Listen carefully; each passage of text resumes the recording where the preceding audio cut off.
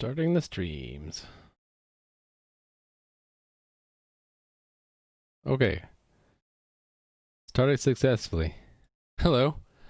This is stream number 417.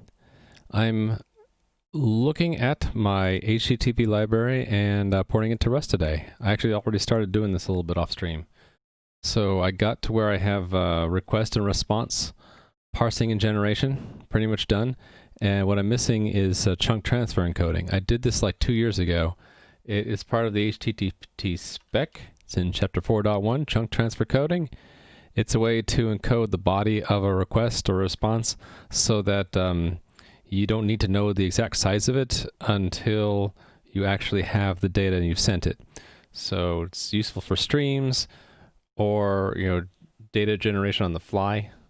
And hey there, Sarah Yen, you're first here. How are you doing today?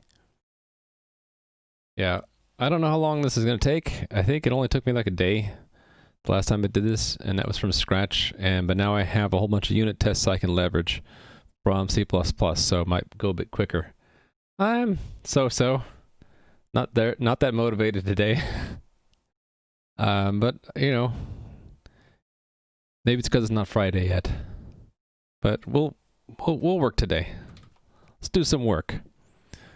So I think what I want to do is establish a chunkedbody.rs file that goes along with the chunkedbody.cpp file, and we'll pull this in from the top level lib here. My keyboard is like not set up quite right, I think. Chunked body. All right, so I think that's all I need to do to pull in tests, right? Configuration test, mod tests, use super everything. All right. Hey there, Rally Monkey, you're second today. Halo. Hope you're doing well. Okay, we're going to have a struct chunked body. This chunked body is going to be thick too. Impl chunked body. Function, I guess, do we need it to be new yet? Actually, it doesn't even need to be publicly available, right? Yeah, not yet. So new self make one.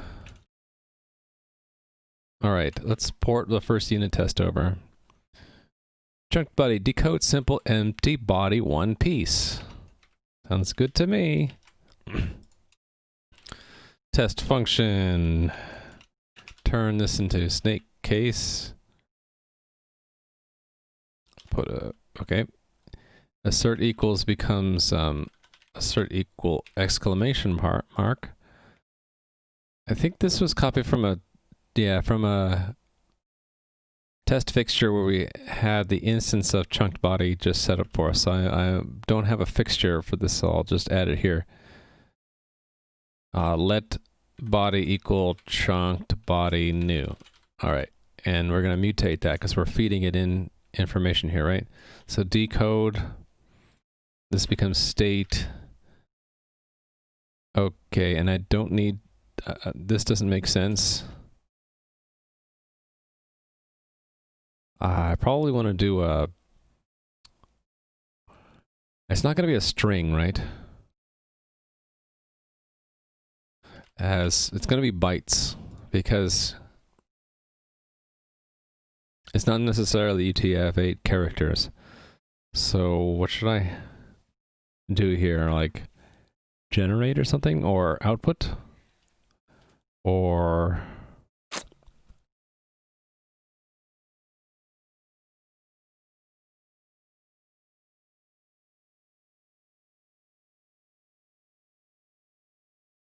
as bytes maybe? That as bytes is from a trait, right? Also as bytes. Hey there, Silent Z. I was thinking the same thing. All right. Just out of curiosity, is this part of a trait? How do I see if, or is that just a, okay, that's just a method. Okay, so just by convention we can say it's as bytes. All right. Okay, so let's add some stuff that we need. Function, decode, mute self. And we're pulling in what? Probably makes sense to pull in this as bytes, right? So decode that input t where all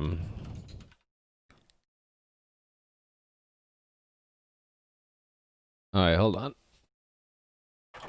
Which one? Bro. There you go. Sure. There's a conversion for names like to type, as type, and the likes, a convention. I found something like that when I was looking at crate stuff, right?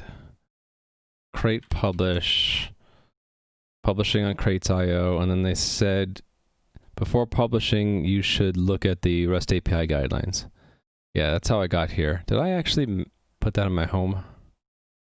Maybe I should. I think that's sort of a neat thing to have, right?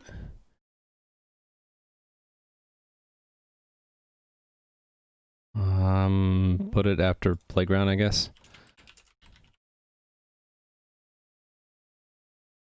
API.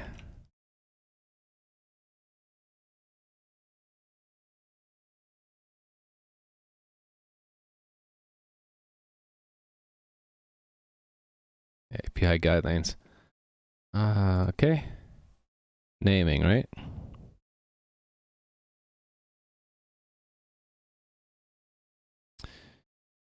This is a little bit large. There we go. I guess it's not under naming. Oh, here it is. Ad hoc conversions follow as to into conventions. Right. Little helpful table here. If you are considering what prefix should I use based off of, is it a costly function, and how is the ownership going from to, right? So it's a free. For me, it will also be free because I'm collecting them. I may be collecting them into a vector. Yes, so its output's going to be borrowed. Yeah, all right, yeah. Hey there, Romania hate. It's going okay. And Papata still Papa, hello. I'm not too motivated today. We'll see how it goes. This should be as ref bytes, right?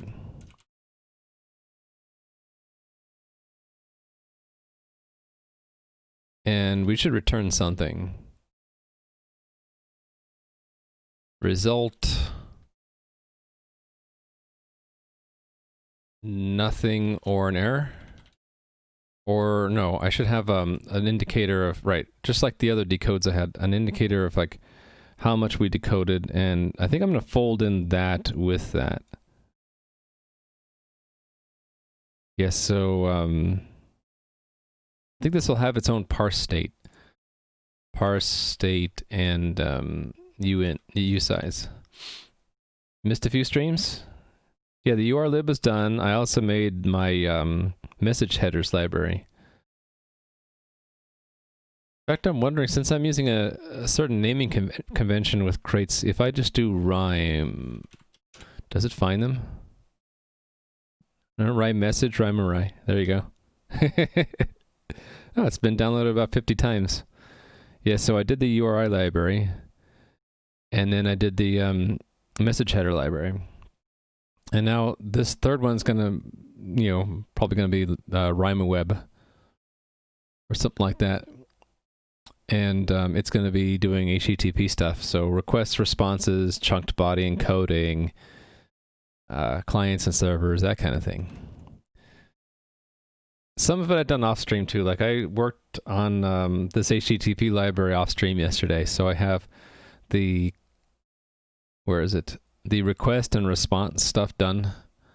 So just a little pass through here. So like you can make a request and set its method, target, URI, and headers and tell it to generate, and it'll give you a HTTP request. Do you switch the C++ implementation, or that's not planned for now?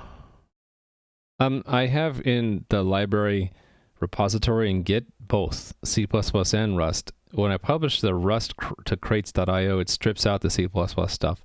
But you can still get to the repo for the C++ implementation. As far as what I'm going to use, I'm hoping to use more Rust, so kind of migrating away from C++ and towards Rust, since I really like it and I'm really into it. Yeah, I figure for the version numbers, it's always been my convention that when you publish it to other people, you should move the major version to 1. I never really was comfortable with published anything being version 0. It makes it, to me, it seems like it's like beta or something, like not really published. It's like out there so that people can test it out before we publish it. But with Rust, I think they get a little carried away. Stuff that like people consider foundational is still version 0, and it's like, eh. In fact, there's even a joke about it, right? The zero version,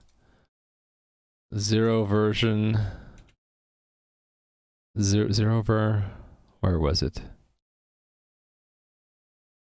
I don't know where it was. Someone showed it to me. I thought it was funny. Like there's a joke on Semver, but for 0 versions. Maybe someone in chat knows where it is. Hey there, Red Sky One. Look, it's my golem waving at me. Hi.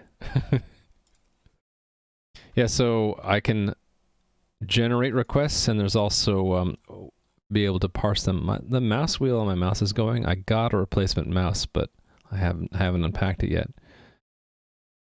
So yeah, here's parsing right here, right? So you're given this raw request, and then we parse it, and then we know the method is get, we know the URL, we know the headers, and it even handles the body. So one of these that has a body would be done here. So headers is this part, and then there's a body, and then there's some extra junk after. We make sure that when we parse it, we get just the headers and the body, and we can get the body back out down here, and we can get all the headers and the method and URI, all the good stuff. So I did that for requests and responses. They're separate because there are slightly different rules between them, and I haven't really gone over any strategy to combine the common parts, although all the headers, it's leveraging my messaging library. Hey there, Atomic Nibble and Nui. Hi. Hello. So, yeah, yesterday off stream I implemented these two, or ported them from C++, requests and responses, and I'm doing chunked body now. That is part of response is going to use chunked body. So if you have a, where is it? Right here. A response with a chunked body in here, which is signaled with transfer encoding chunked, it's supposed to decode that using the chunked body module. So right now this unit test doesn't pass because it doesn't use the chunked body. I can't even compile it because I'm in the middle of editing, but trust me, this test doesn't pass because it doesn't correctly decode the body. And the size of the bytes consumed is wrong. Rust not have raw strings? They do. So what I do when I call parse is it takes an asref bytes, and string slices naturally can be referenced as byte arrays using as bytes, I think. And I think they implement the asref trait to they implement this for a slice. So even though I'm passing in this huge slice of UTF-8 string, my library sees it as a byte string. So I think of a raw like byte string as either an array or a slice of an array of uint8s. It works out pretty well. You can easily go to this from a string or a string slice. To go from that, where I occasionally need to do that, you do from UTF-8, and I make a special error called not valid text if it doesn't, if it's got invalid UTF-8 characters in there. Oh, I have strings. Yeah, it's just because a string. It's just because it's easier to read. I think you can't. There's no binary string version of concat, so I would have to like cook up my own or something. And I just like the way this looks. And there's no penalty really for using a string, because again, the string can be referenced as a byte array. So, are we talking about raw strings? I didn't think I needed to do raw string. I guess if I did a raw string, I would need to do this business here. I don't mind escaping characters. I hardly ever use raw strings because I don't mind escaping strings. If the escaping becomes absurd, then I'll probably drop down to raw. Okay, so yeah, the word raw is here, has several meanings. Raw string as in R hashtag. That kind of string I don't tend to use, but I could. When I'm saying raw in this other context, I mean that it is just the input bytes. We don't know if it's a valid response or request or whatnot until we ask the type to parse it as one. So that's might be a little bit confusion over the terminology there. Yeah, and I use I don't use what Rust calls a raw string because I just not really used to doing that. Yeah, now I know what you meant. Yeah, so I could use that here. I suppose like I would just do this.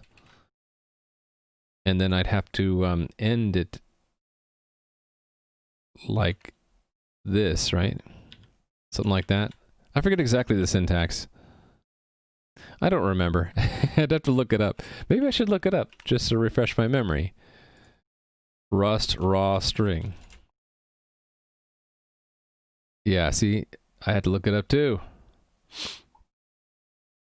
Strings Rust by example.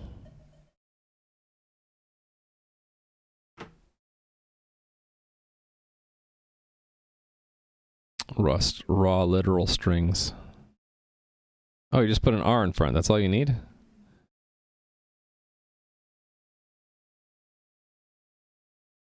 You can have a BR.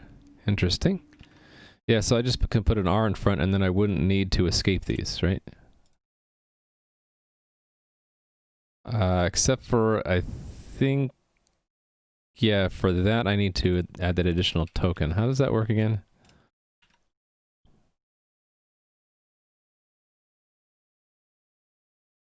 Oh, you put another one at the end. There. Sure. I have a problem with my new lines though, right? Anyway, I'm just trying to remember how to do raw strings in Rust. That was all what that was about, Chucky Man. But in general, what I'm doing today is I am porting some code from C++ that I wrote a couple years ago that handles chunked body encoding.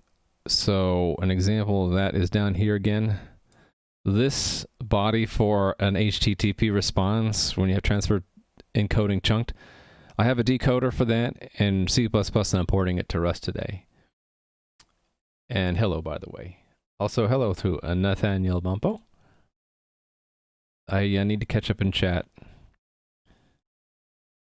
Yes. Right. Okay. Port back to C++. Never! Never going back to C++. Rust forever!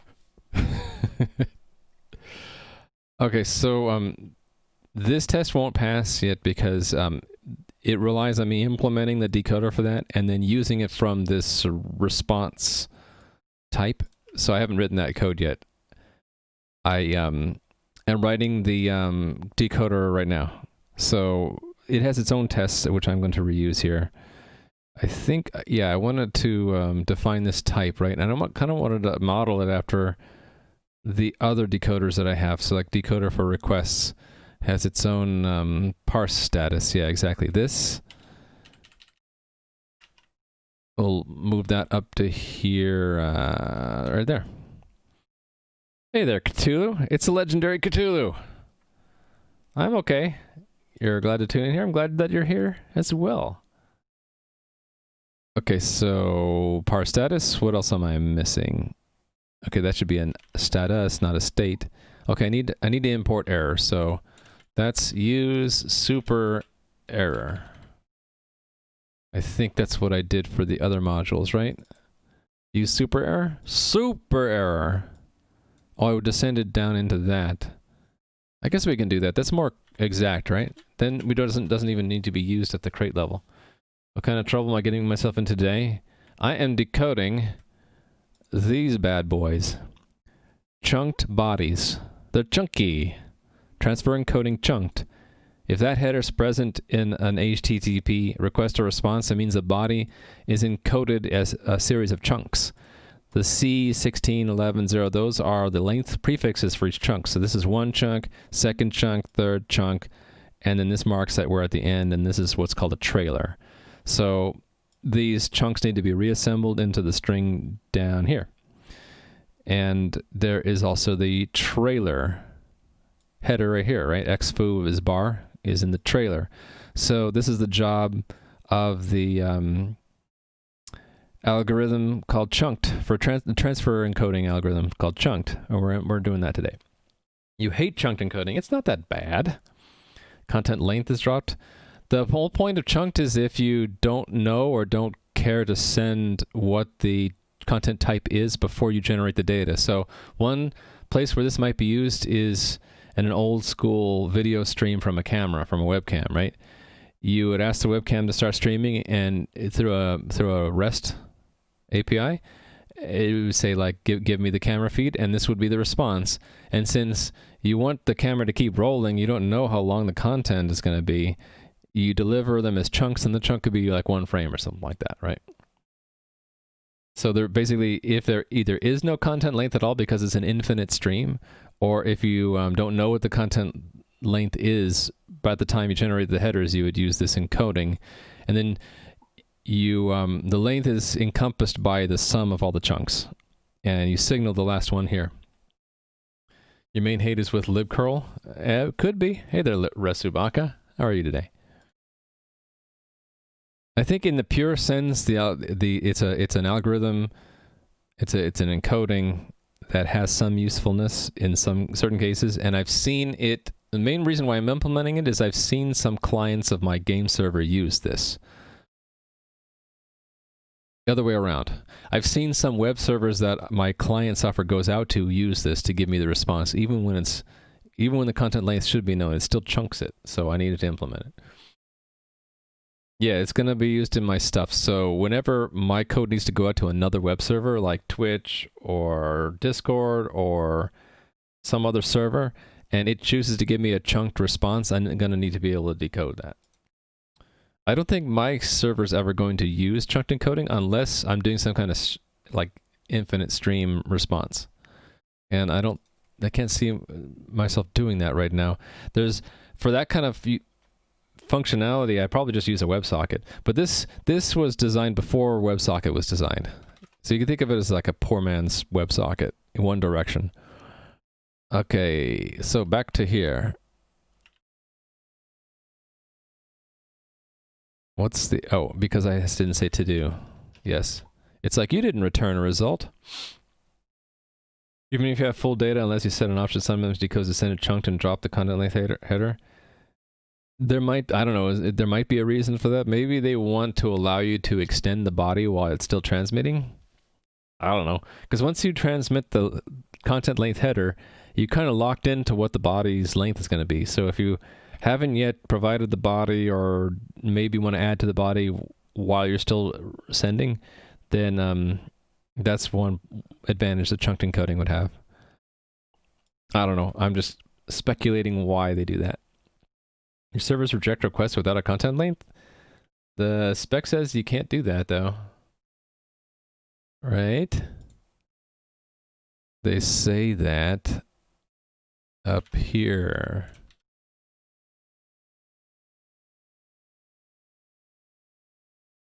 Let's find where it says, thou shalt. A recipient must, in all caps, be able to parse the chunk transfer coding because it plays a crucial role in framing messages when the payload body size is not known in advance. There you go. So it must. Your servers must. They can't reject it. They must. I always get a kick out of that in these specifications when they put it in all caps. It's like yelling, you must be able to parse it. It's like, yes, we will parse it. I promise we will. Thou shalt. Yeah, they should use thou. Thou shalt. Okay, so when we're calling decode, we can't just see 5. It has to be a little bit more elaborate than that now, because it's going to be okay, parse status complete, and 5 bytes consumed, right? And then that takes care of that. And then we need an as bytes. So let's add that. Function as bytes for self yields a slice of bytes. To do. All right, so now we're able to run our test. It's going to say that we didn't implement something, which is great. This is the way I like to develop. Test-driven development, where we implement just the minimum to get it to compile and then run it. And wherever the test stops, then we're going to fill in the empty code. The specifications start going on for entire paragraphs and all caps, and you know they're serious. I've never seen that done, Rally Monkey, but yes, if they did that, I would definitely pay attention. You control your client and want to reject oversized requests before your server allocates 4 gigabytes of RAM trying to handle some bad request. Yeah, I have that in my server code as well. I have it as a as part of request. No, response. Request, right? Yeah, because we usually, my code will trust a server but not trust a client. So I think I have it in request. There's a max message size. It's optional, but if you set it, then as it's counting bytes received, if it ever goes over that total, it will stop parsing and say that the message is too long. And so we do that in the headers. So while we're parsing the headers, we'll count the bytes and error out if you go over the limit. And this is if we get the content length, and we count the content length before we even receive it. So we will abandon a message if they say that they're going to send us 10 gigabytes. We're really big. Nope, we can't take that. Too big. And I think also it's even possible, for it to happen when we're in the request line. So the request line could be enormous. So actually, I think I catch this in 2 places, right? I catch it there, but also I catch it here with the request line limit. Just because it's possible that they might send the same characters and never send a character return line feed. So we need to catch it there as well. Yeah, so I try to make the server code which handles parsing of requests resilient to that bad clients overflowing my buffers. Hi, Anakin, Luke. How are you doing today? That's why you want content length? Yeah, so if we get the content length, I can immediately count them and error out before we even receive it. So you're right. If they don't send me a content length here in the request and they try to use chunked encoding, we won't really know if the message is going to be too big until we actually count the bytes, and we can't count them until we receive it in the chunk decoder. So yeah, we'll end up wasting our time going up to the limit and abandoning it out. So yep. My code actually doesn't support chunk transfer encoding for clients in the first place, though. So since the way I've done it is for requests, if there's no content length, I don't even look to see if there's a transfer encoding. I'll just say we're done and we've consumed the whole message and there is no body. So no body at all.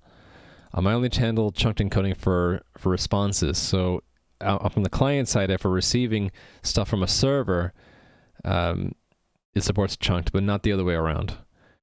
Because my server has never actually seen a chunked encoded request. I suppose the moment I see one and I determine that it's valid, I'm going to be like, okay, I guess we need chunked encoding on the request parsing side too.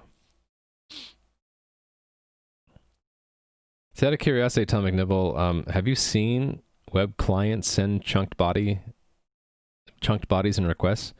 And would that be in like a post? Because normally in our GET request, there is no body, right? It would be like in a post or something like that. Or a put, I suppose.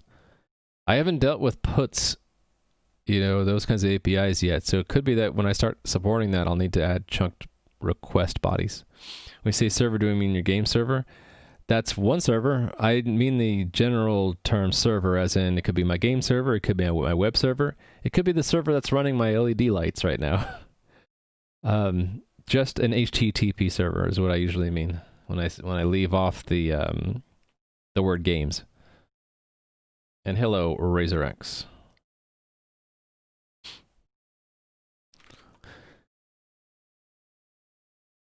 Yeah, so for now, only supporting chunk bodies and responses, not requests. That's fine. Okay, I need to implement decode. So I've already done this. I'm gonna cheat and just copy the code over. Right here. Yeah, my mouse wheel is starting to flake out. I have to roll that mouse wheel a lot more than I should have to. Okay, just pasting this C++ code in here. Characters previously accepted. So we're gonna have a reassembly buffer. So I might as well add that now. Buffer, I guess. Do I need the full word name reassembly buffer? I feel like shortening it to just buffer. I guess we can look and see, do I have any other kinds of buffers, or is it just the reassembly buffer? There's the trailers, the decoded... Why do I have the decoded body and the reassembly buffer in the same place? Why do I have this? This seems redundant with that, doesn't it? Huh. Hey there, Skin Cell. Why would I want to ban you? I want to welcome you to the community.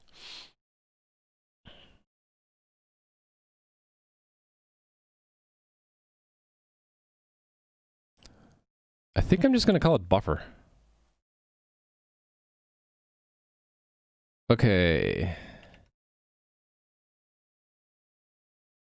Is that a meme to say ban me, thank you? Because I've seen that a few other times, and I don't get it. Remember, I'm old. I don't get the memes. These days, I have to ask my kids to you know, I have to come to them like with my head down and say, "Son, could you explain this meme to me?" I'm an old guy. I don't get the memes all the time. All right, I'm just gonna call it buffer, I think. Vector of bytes, which means we have to say something about it in the new, right? Buffer is a vec new.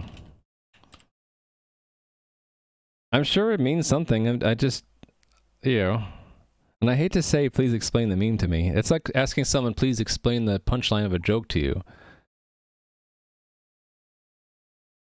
Cthulhu must be a meme.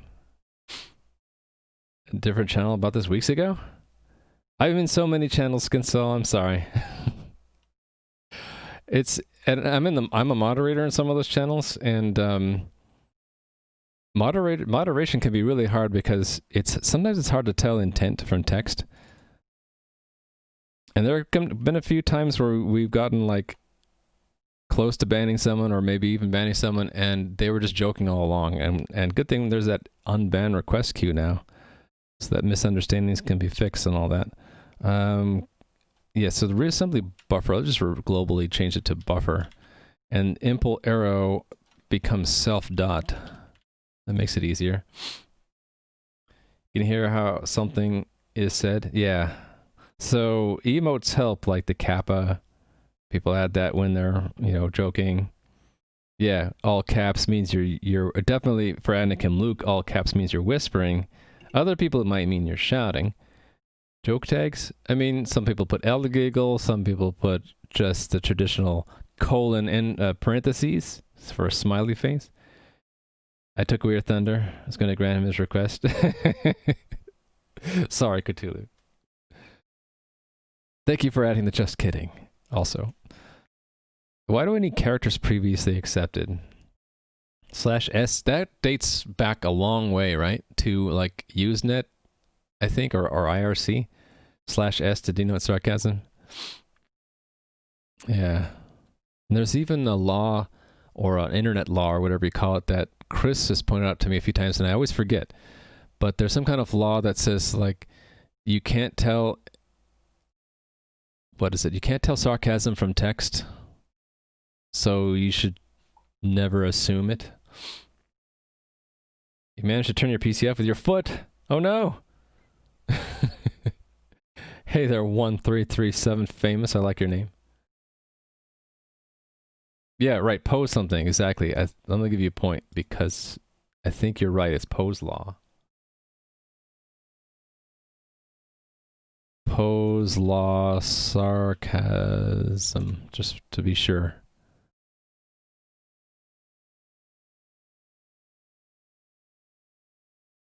Online parodies of sarcasm on religious views are indistinguishable from sincere expressions of religious views. So it's an internet adage.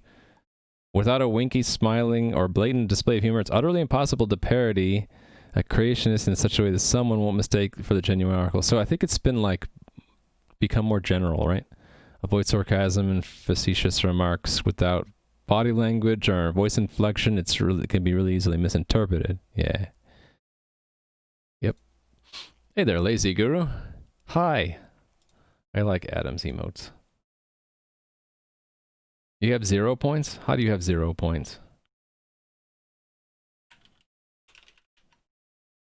No, you have 5.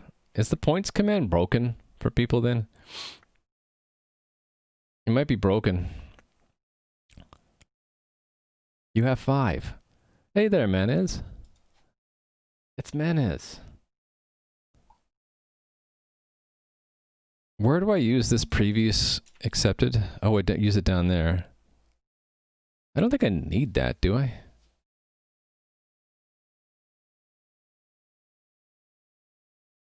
I'm gonna assume I need it for now. Until I learn otherwise. So let it be equal to...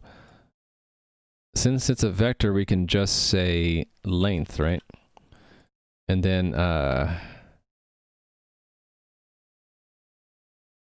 oh, did the original decode have a length argument? Wait a minute, how come I'm not finding the decode function? Oh, here it is. Oh, there's an offset and a length? We don't need that though, because that's going to be tied into the slice we get, right? So we don't need that. All right. No, weren't you here like the day, the last stream? So that would have been Friday. Weren't you here on Friday, Manez? You had mental health problems? I'm sorry to hear that. Yeah, that sucks. Hope you're doing better though. Hope you're getting the help you need. Finding content like mine is pretty rare. Oh, thank you, Cthulhu. But, you know, there are a lot of good streamers out there. There are actually a lot more science and tech streamers now than there were a couple of years ago. I'm starting to lose track of them. More are starting streaming than have stopped. So with mental health problems, it's really important to have a support network. So I hope you have one. And always remember that that's what they're there for. So your support network is there to support you. So you should never feel alone. If you do, then you need to go consult or improve your support network. Yeah, it sucks. A lot of people have to deal with it though. So just remember that you're not alone, that other people have to deal with it too.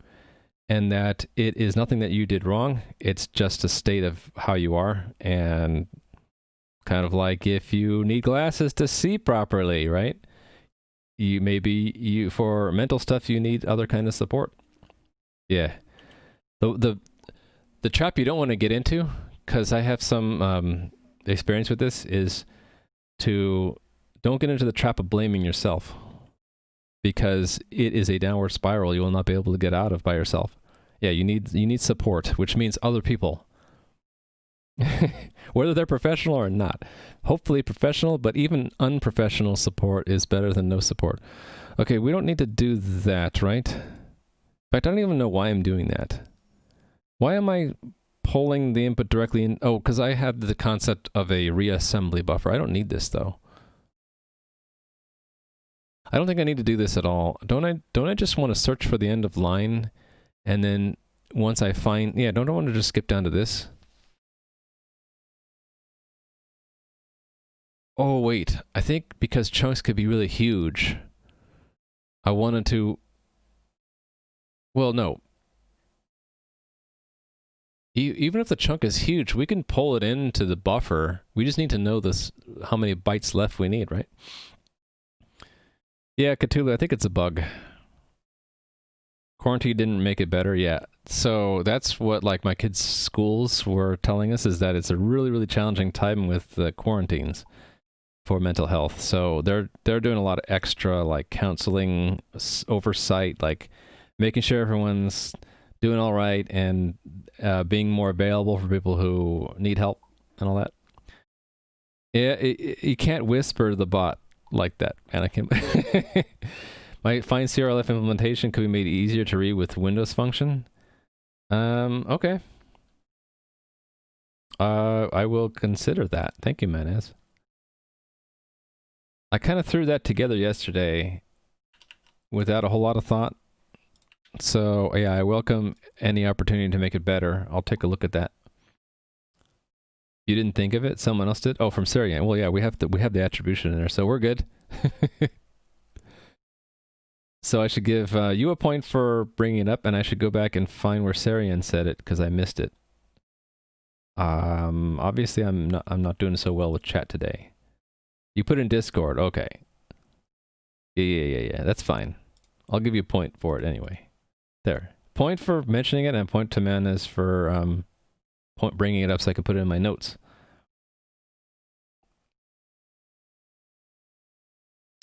The points command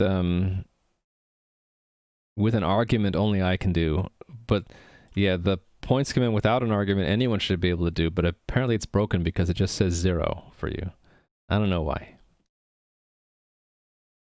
Yeah, you have to just say exclamation points. Okay, so that maybe it works for some people. It could also be yeah, I'll have to look at that. There's something that it works for some people and others it doesn't. I think it's a bug that has to do with either name differences or changes.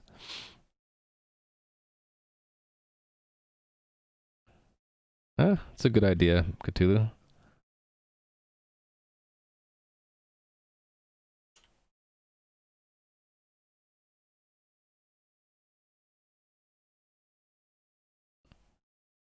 There's a bug some time ago that didn't work because someone was a VIP. Yeah. Yeah, we'll get to that. We'll fix that. Let me make another note. Fix the points command already. because I'm doing that because as a sort of a joke, because I probably already have that note 3 or 4 other times in my past streams that it's broken. I just haven't gotten around to it. So all this junk I really don't need, right? Yeah, I don't understand why I made this more complicated than it needed to be.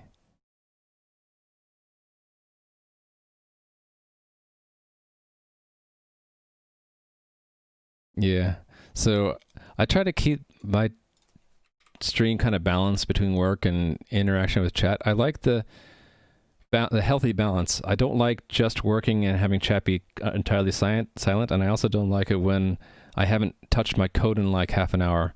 So if I jump back into my code and don't completely answer every question in chat, it's because I'm trying to strike that balance. It's tough.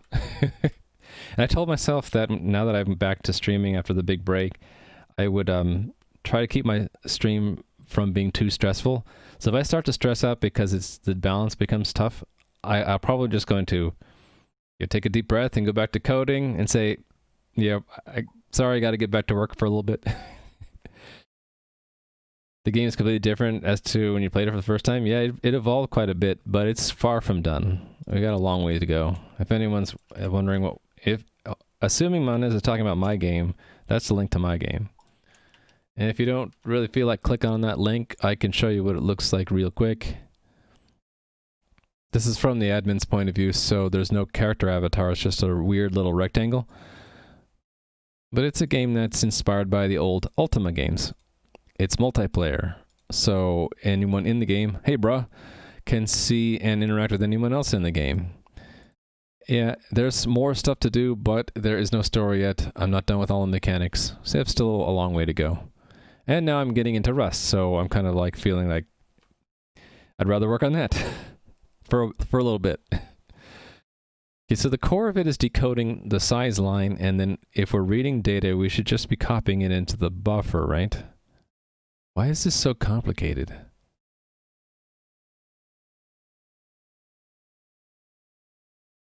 I don't know why I made this so complicated.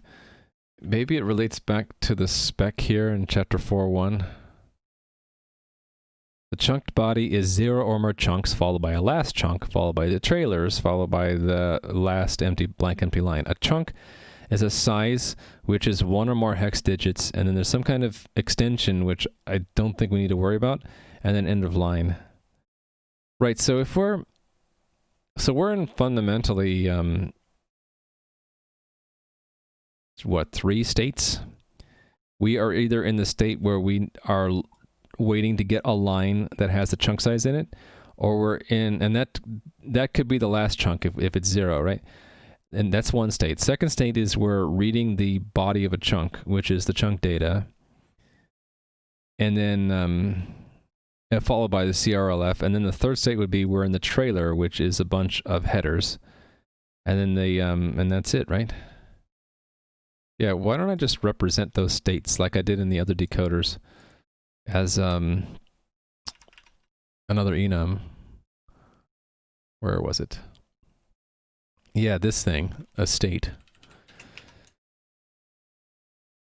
So this would be like a chunked body state.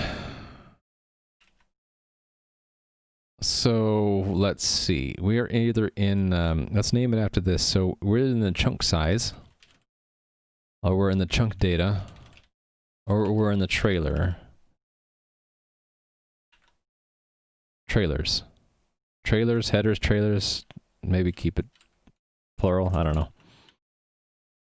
Found your long lost twin in the game? You did? Wow.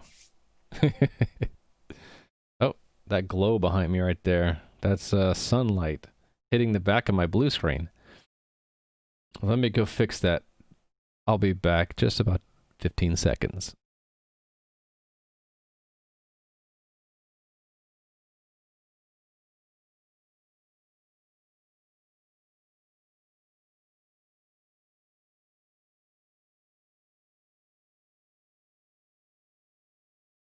Okay, no sunlight behind me hitting the blue screen. Your old skin is the beggar skin? You still want a beggar NPC? Oh yeah, he'll take your gold, by the way, Manus. If you have extra gold and you don't want it anymore, he'll take it from you. Through one of the dialogue options. Okay, so then internally this is going to have a state, right? Chunked body state. And we're going to want to initialize that. So go to the new state, chunked body state, chunk size, right? Okay. I feel like ditching this old code and just rewriting it cleanly. So I think this was just way too elaborate, over elaborate. Yeah, let's, you know what I'm going to do is I'm just going to comment out the old code. Keep it there for reference for a little bit. I keep hitting the wrong key. No, I'm keyboard challenged right now. Comment on all that stuff. All right. Oh, someone's coming home, so the dog's going to start barking. I'll have to mute it for a while, unless you want to hear the doggy bark.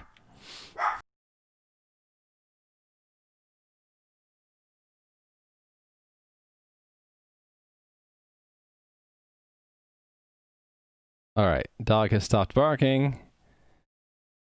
We can keep going. Uh-oh, dog's barking again.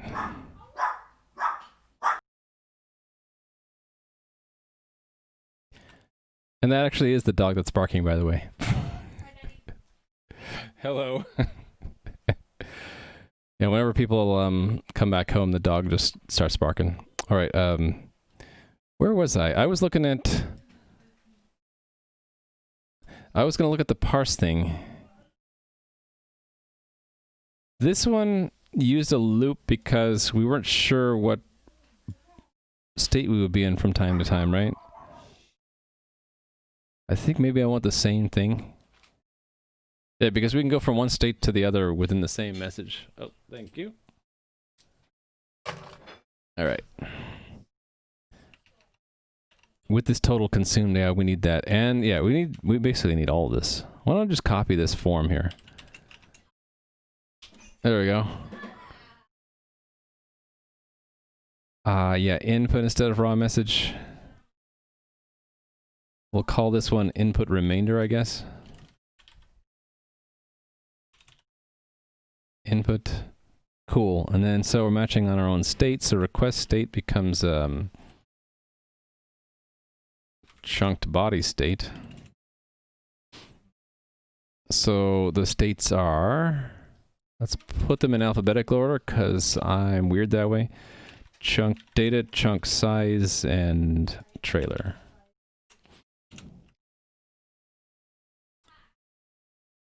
Dog was typing a password, yep. You know it. Okay, what's wrong with this? Expected struct, tuple struct?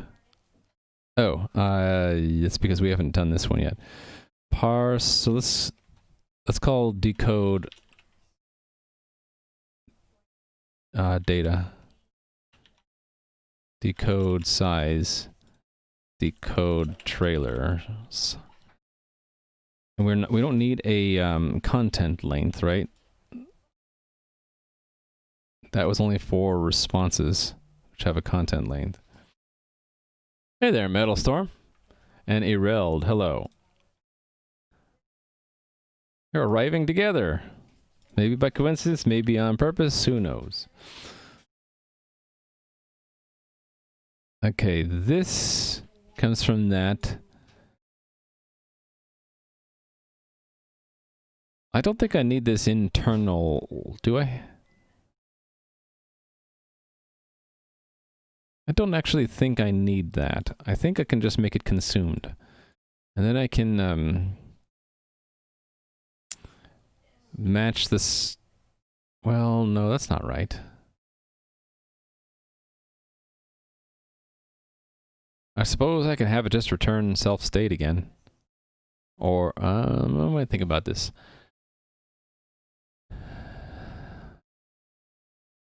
Yeah, I think I do want the status back again.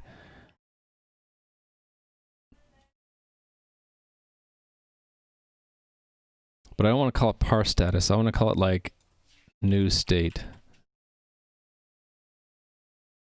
And then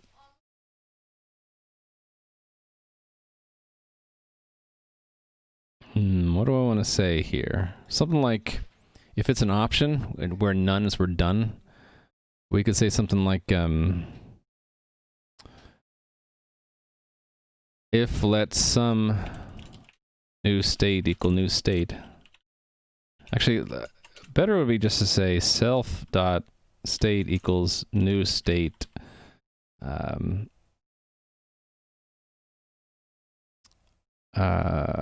was it? No. Let's just keep it like this. I'm thinking too hard. Self.state is new state. And then return okay, it's incomplete. Total consumed. No, not okay. We just do that. Otherwise, it's complete.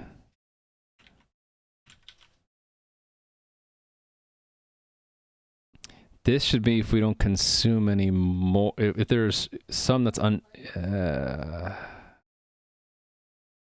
maybe I should use this style. This style was better. So, what to call this though? Names are the hardest. Hey there, recursive chat. For nuns we're done. Yeah, but I need to know the difference between complete with one part or complete with the whole. Complete with one part. Complete of one part means we loop back to the top and try again. Complete with the whole thing means we're done.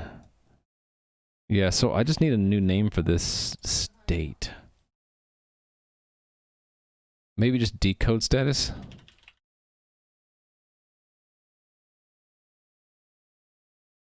Why did I call it parse status? It shouldn't be. It should be decode status. And we'll just use decode status internal here. Because I can. Right. Decode status.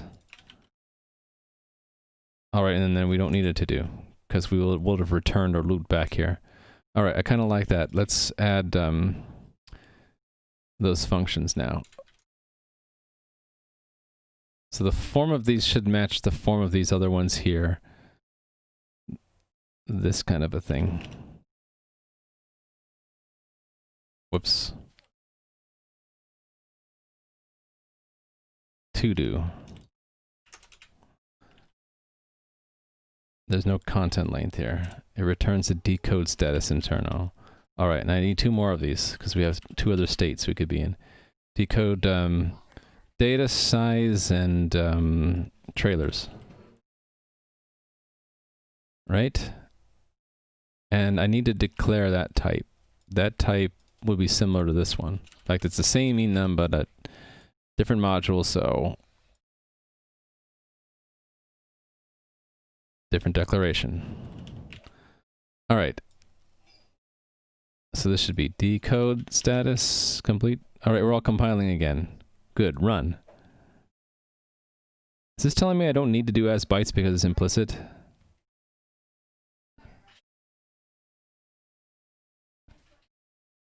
Oh, we're just getting calling as bytes and string literal. Actually, do I even need that?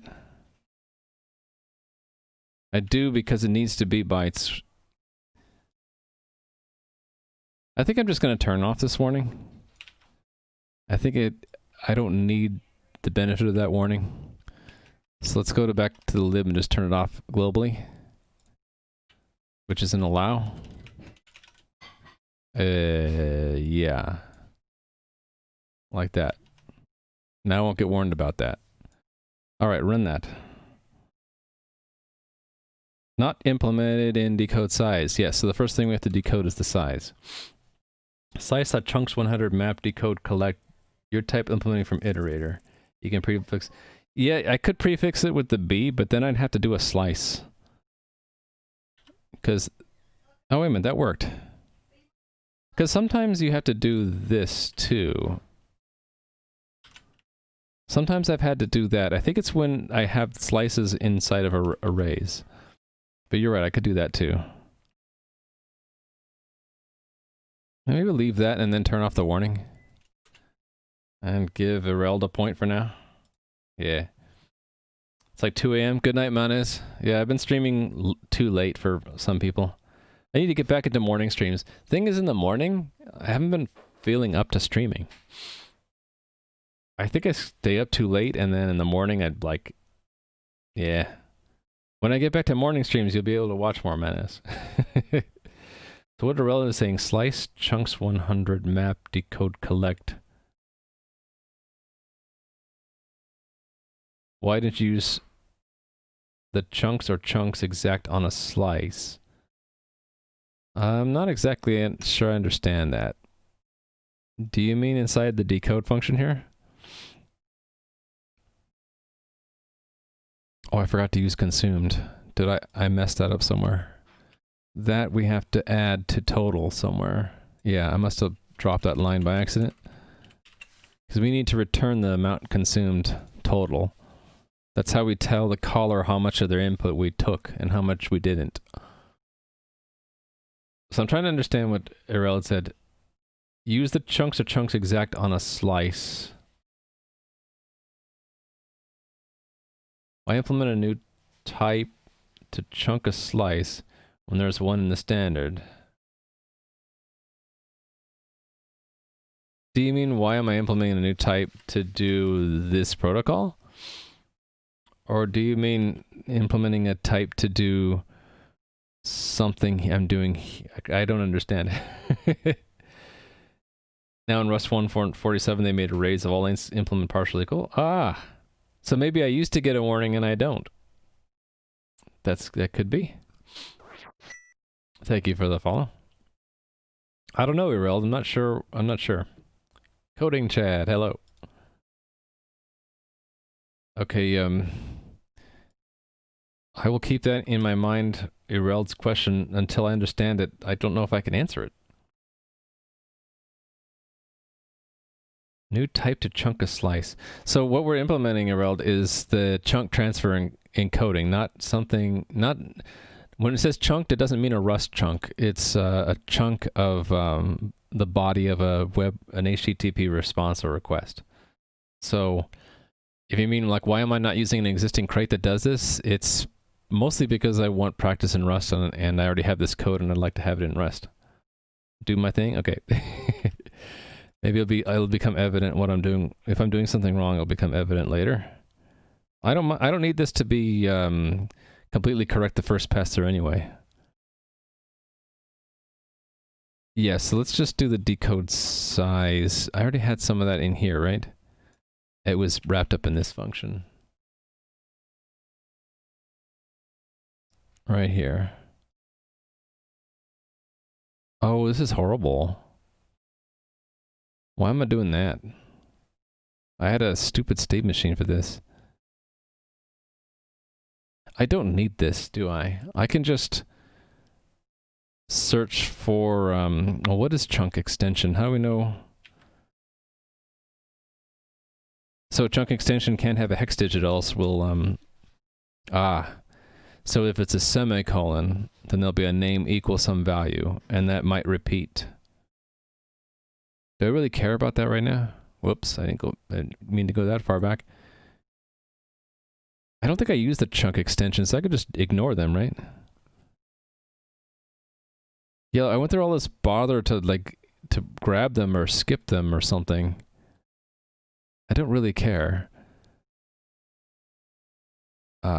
I will just keep reading until we either see a character turn or a semicolon. Those are the only valid characters, right? And then interpret that the characters we did find as radix 16 number and move on. Yeah, why not? So then I'm going to copy from the request line, actually, or yeah, this one. Because this has the find CRLF, which we're going to use again. And I think we do want to take the line length into consideration.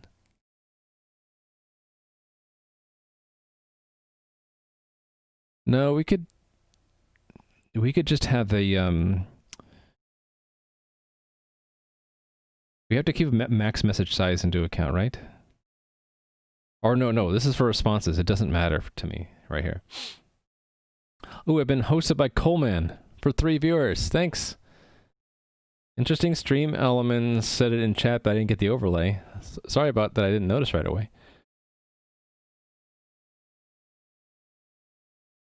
Does that mean you were streaming if you had 3 viewers? What were you streaming? And hey there, Ismat. I've eventually written my own version of everything. I did skip a few things, Ismat. I did not do UTF-8 because Rust has that all well under control, and I'm not going to do system abstractions, which I'm actually happy about. English only, please, Adam. I don't know what you're saying. ETS2? ETS2, I'm not familiar with that, but okay. Hope you had fun. Thanks for the host. Yes, so it's more appropriate to look at response, right? And look at parse status line. No, not this one. This one, right. This simpler one. Let's just grab that and move it over here. Decode size. There we go. Hey, and hello, Coldman. Oh, it's a trucking simulator. Oh, Europe Truck Simulator 2? I was watching someone else play that. That's the game where one of my friends thought Paris was in Germany. We teased him, or Italy. We teased him for no end for several weeks because of that. Yep. I no longer show the uptime on my overlay because I think it's built into Twitch chat now. You can just see how long I've been going. And hey there, Uber Unix. You don't have to be sorry you're late. My schedule is completely unpredictable these days, so it'd be really hard for you not to be late. Okay, that function which is due for refactoring, I just need to pull it in for now, right? Super, there we go. All right, so it's not a status line end, it is a chunk size end, or line end. And And this is chunk size line. I want to call it that. Do I need to convert from UTF-8? We might as well, right? And then I need to have an error for this. Chunk size line not valid text. Sure. We'll add that. Thank you for the follow, by the way. I don't have errors open. Now it's open. So let's add another error. And I'm just going to copy from one of these other things. Not valid text. Where are you? This.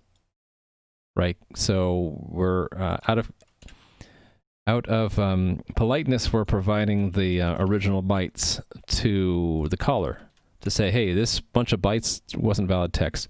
So chunk size line is not valid. The attached bytes do not parse as a valid chunk size. The attached bytes do not parse as a valid chunk size as valid chunk size text.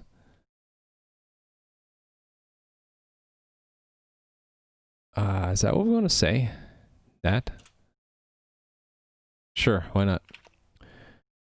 And then we're going to return how many bytes we consumed. Oh, we need CRLF also.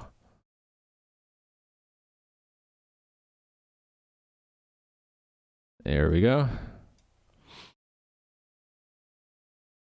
Yes, we are changing our state to chunks body state after this line, right? And sure, we could put it into another function. Parse chunk size. Chunk size line. So we'll just be getting out a number, right? Chunk size. And yeah, I think we do want to store it in self, right? So I don't even need to do a let. We're done with that part. So decode status internal, done with the part. Otherwise it's incomplete if we didn't get a whole line. And so I need a chunk size variable. So one thing leads to another. Chunk size is a U size. Should that not be an option?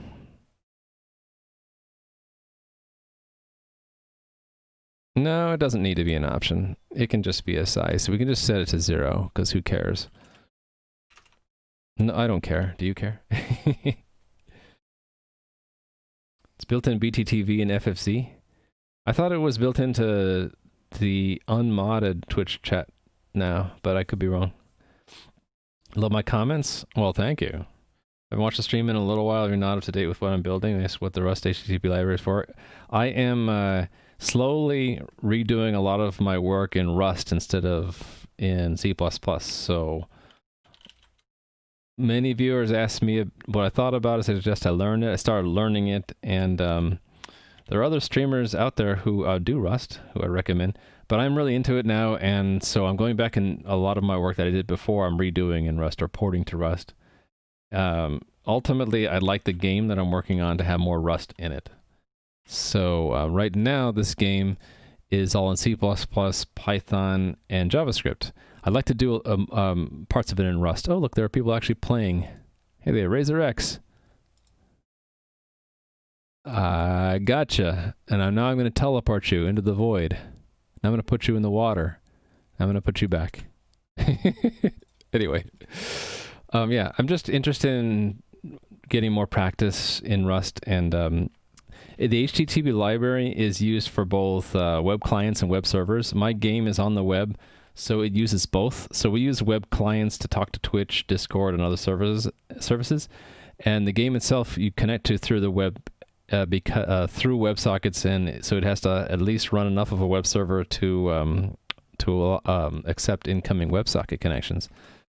So that's what the library I'm going to use it for. Also, I wasn't 100% happy with the crates out there for Rust for HTTP that existed, especially the URI library. It just wasn't spec compliant, and it didn't sit well with me. What library does the game use for graphics? It uses Phaser, React and Redux. Mostly it's Phaser though. And there's not a whole lot of graphics there. It's just 32 pixel square tiles picked from a tile map or atlas. Okay, so I need a parse chunk size function. Yes. So this takes what? A slice and gives me back a result size, right?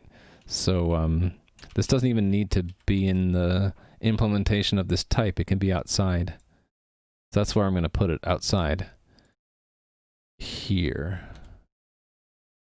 It's going to take a...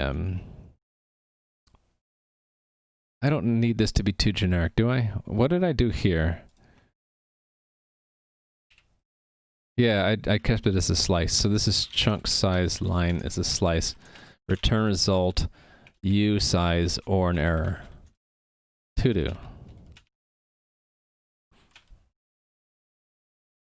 Hey there, Mr. Demon Wolf. I was lurking in your channel for a little bit. And I tried to go to your videos to see some of your coding streams, but sadly I couldn't see them. How was you were playing Fortnite, right? How'd that go? And DC17 ER4. Hey, what's the improvement for me using Rust instead of C++? I got a page that I've been cooking up for that. Why not use string parse to parse a string into an integer? I'm going to do that. Yeah, I will do that. I don't need all this junky code that I had in the. I don't need any of this. We're going to use parse for the built-in one in the standard library. You did a coding stream on Monday morning. Is it? If it, you had a few VODs, but it's like sub only, so I couldn't watch them. I'd have to sub, and I don't know. I don't know. I kind of set a cap on myself of how many streams I sub to. I think VODs are limited. Yeah. Oh, you have them on YouTube. Great. Yeah, I'll have to check that out then. Check out Mr. Demon Wolf. All right. Yeah, so the compiled list of why I like Rust. So this isn't maybe the easiest to read, but the number one point I felt about the improvement in using Rust over C++ is that the compiler is very strict and rigorous compared to C++. So that once I get code to compile, it usually just works. And also feel a sense of accomplishment because it was hard work to get that Rust code to compile. It's cool that your game detected that one of your... Oh yeah, we use the Have I Been Pwned site. Yep. Definitely easy to do. And I found the guy who made that site has a blog about how to use his API, and it was really nice. Yeah. So there's an API about that I use for that. We'll just find it again. Have I Been Pwned API? I thought he had... Wasn't it in his blog? Okay, I don't remember where it is. Maybe you have to go to his, to this site. Ah, yeah. Why? There's a version 3? Really? Okay. This is either what I read or I read his blog, which led me here. But somewhere the developer behind Have I Been Pwned had a really good, really easy to follow examples of how to use his API, and it's basically Rust-based and uses hashes, so you don't even need to send in the whole password. You only send in like the first 5 or 6 characters of the hash of the password. So it's actually a really neat API example. Yeah, you don't send the password, and you don't even send the hash of the password. You send the prefix of the hash, and they send you back the hashes of all. They send you the full hashes of all the ones that match, and then you on your local end see is any of those the full hash. So you don't even it's pretty secure. Even if someone were to be snooping on the line, you're not revealing more than 5 or 6 characters of the hash of the password. Yeah, exactly what DJC 2002 said. And hey, also hello to... Hold on. There's another new name I don't recognize I want to say hi to. Oh, you're at the I don't know how to say your name, so I'm going to say HRI. Hello. I feel like I've fallen behind in chat. Let me know if I missed anything. Okay, anyway. Yeah. I didn't fully answer why I use Rust. This is the biggest point, though. The other things are that there are a lot of just cool features that come along with the language. There's built-in unit testing. You don't have to mess with header files and macros unless you really want to. But there's not a whole lot of there's no pre-compile step that lets you do like crazy things like in C and C++. It's a lot more straightforward, I think. It's got built-in. This is a really powerful one. Built-in tools for managing dependencies and packaging. It's super easy to publish a package once you have it ready, and super easy to download dependencies. The linter is really nice. It teaches you a lot of things. And their standard library in the language largely abstract away platform differences, which I love because I've always liked to make cross-platform code.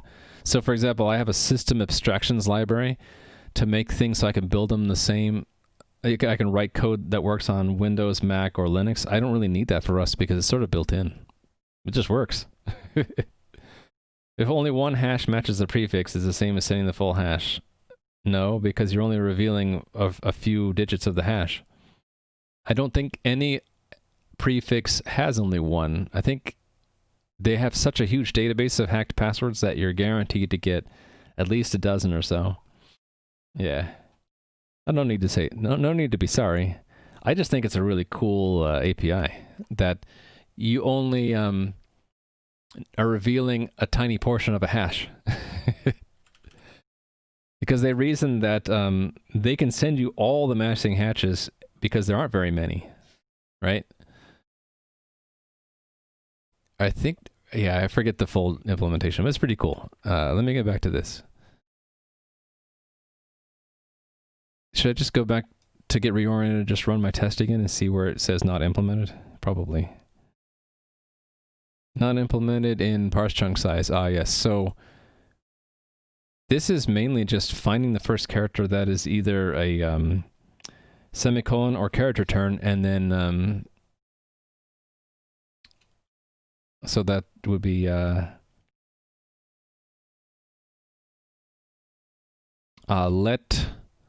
delimiter equal the string semicolon character turn find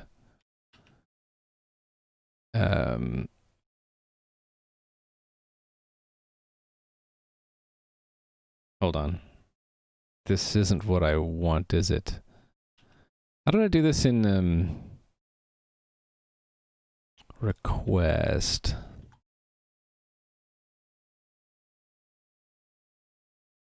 Or was it response? Okay, I forget. So I'm gonna totally cheat and just look up every time I used find. Is this it? That's the old C++ code, never mind that.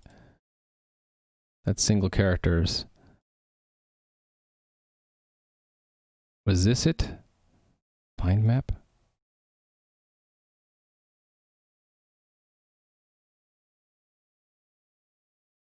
I don't know why I don't know why I'm having such a hard time right now.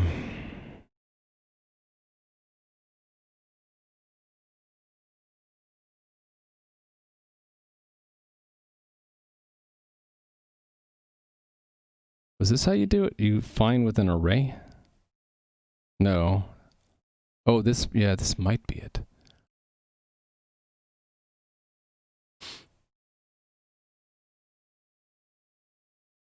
Yeah. I think I just need to hydrate.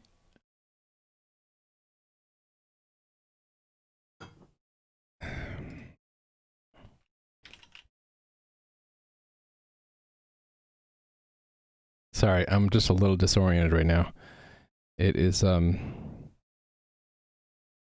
want to do it the other way around, like I want chunk size line find, right? And can I, if I pass it that, is it just going to find that sequence? I really want to say find one of. Don't think that's what I want. Let me just search this like I would normally do. So Rust string find first of. Looks like I've been here before. That's not the right one. I want to find the Rust equivalent of find first of.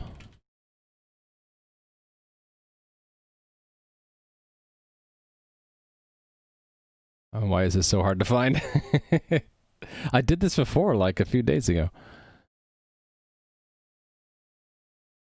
Docs find.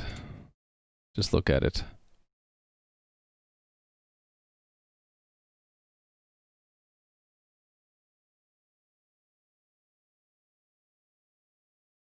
Do I just want to do a closure then?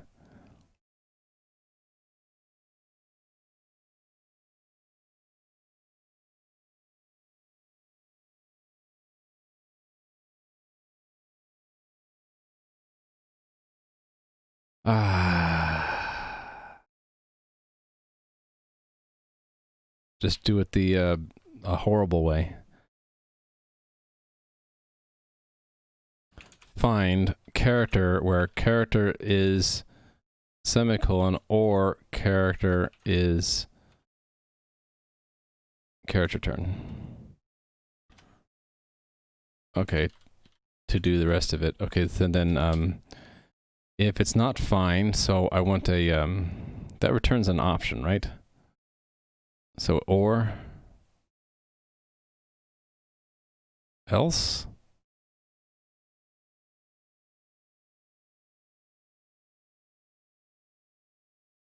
This is hard. This I have a hard time keeping straight. Is it or else? I want the version that, is it unwrap or?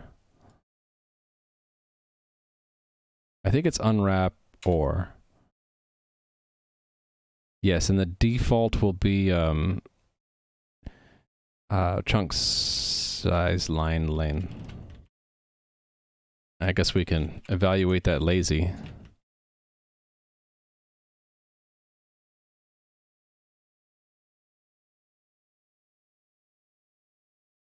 Yeah, we don't want to look for the sequence. We want to look for either of those characters marks a delimiter.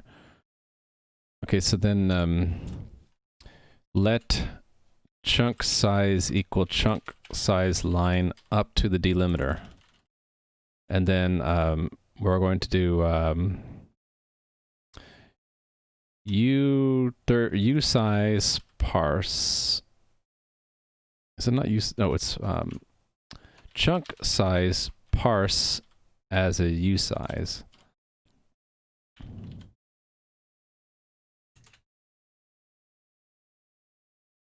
And we need to borrow that. And that doesn't work because I need to do map error.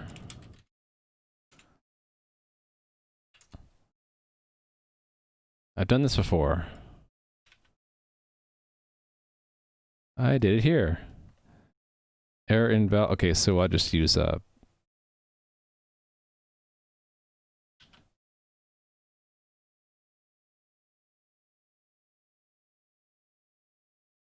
hold on, what?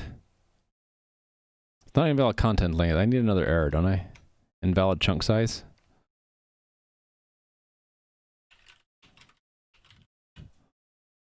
Oh, I'm containing it. All right, so I can just do, I don't even need a map.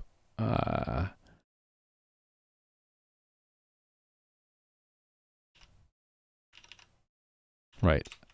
That is the closure. There we go.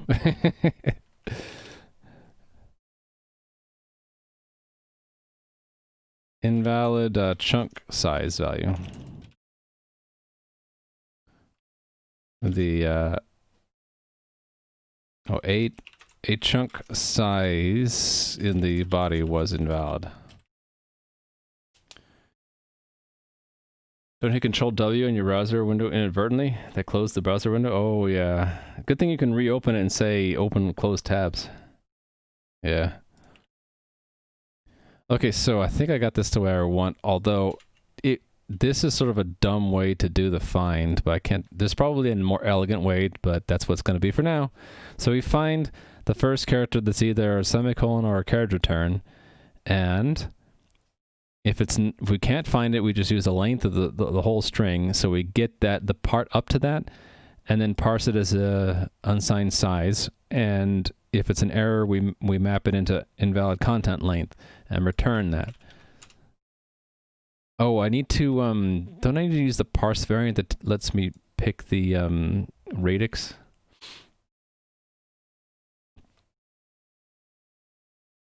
There's one that lets me set the radix or radix, right? What one was that?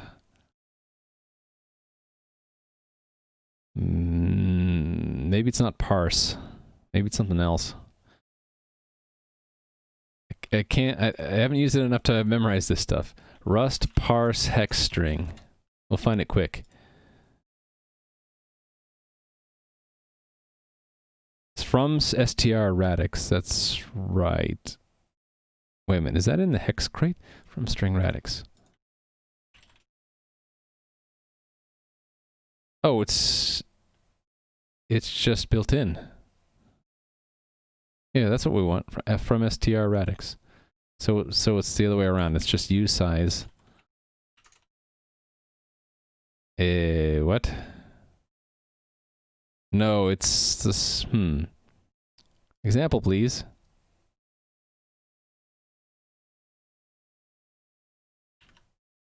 From string radix 16, right?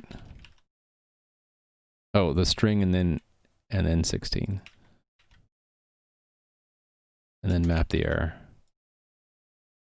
What's interesting is it didn't give me the oh, it did. Okay, I don't. If for some reason I didn't think it was auto completing that. All right, so now it interprets it as hex. All right. I guess now run the test again and see if we get further. Actually, we shouldn't because oh, do I have a case where it's 0? I don't think I do. I think it's gonna get stuck. It's probably gonna get into chunk data when it shouldn't, right? Yes, so here we should have a special case for 0. If we see a 0, then we should consume the part, but we shouldn't go to the data state, right? We should go immediately to the trailers, I think. Yeah. So maybe put this there. If self chunk size equals 0,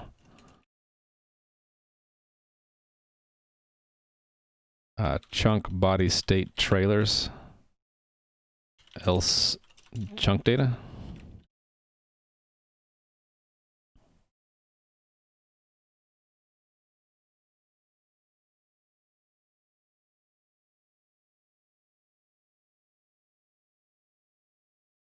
I think it's easier to see if I do this, right?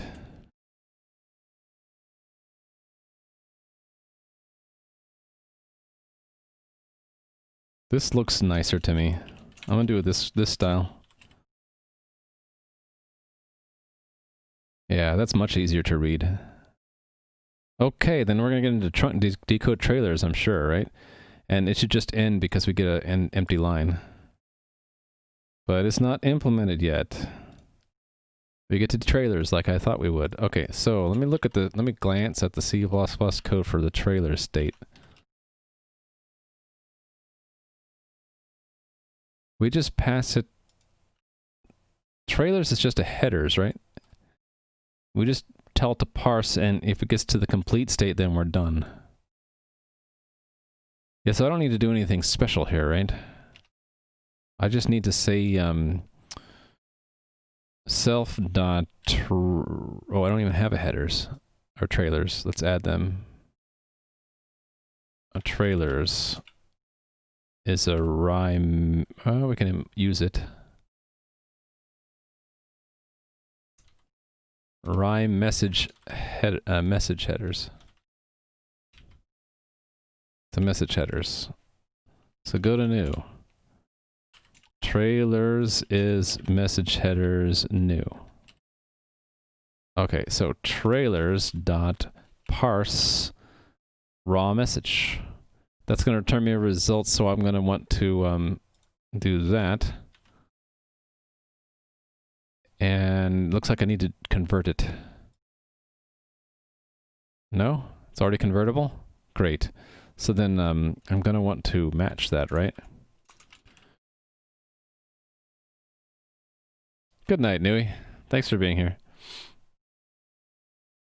Drawbacks of having multiple monitors. You forgot your browser screen had the focus, not the other one. Yeah. My problem is I slip on the keyboard all the time and I just hit the wrong keys. Okay, so then this one returns a structure. Right, so I think I wanted to have let parse results equal that and then match parse results dot status. And so this is going to be RY message parse results. Oh no, parse status. Complete or incomplete, right? If it's complete, then we are done. So then, okay. Decode status internal complete whole. Parse results dot consume. This is really long. I hit the wrong key there. And again, I hit the wrong key. Consumed. Okay, so this is really long. I'm going to just go break it up into another line, like that. I'm trying to search in Nano and instead hit Control W on the monitor. Whoopsie! Unlucky key binding. See there, Chris, 2018. Okay, so then the other possibility is incomplete. We're going to match that to OK. Decode status internal incomplete. Parse results consumed as well.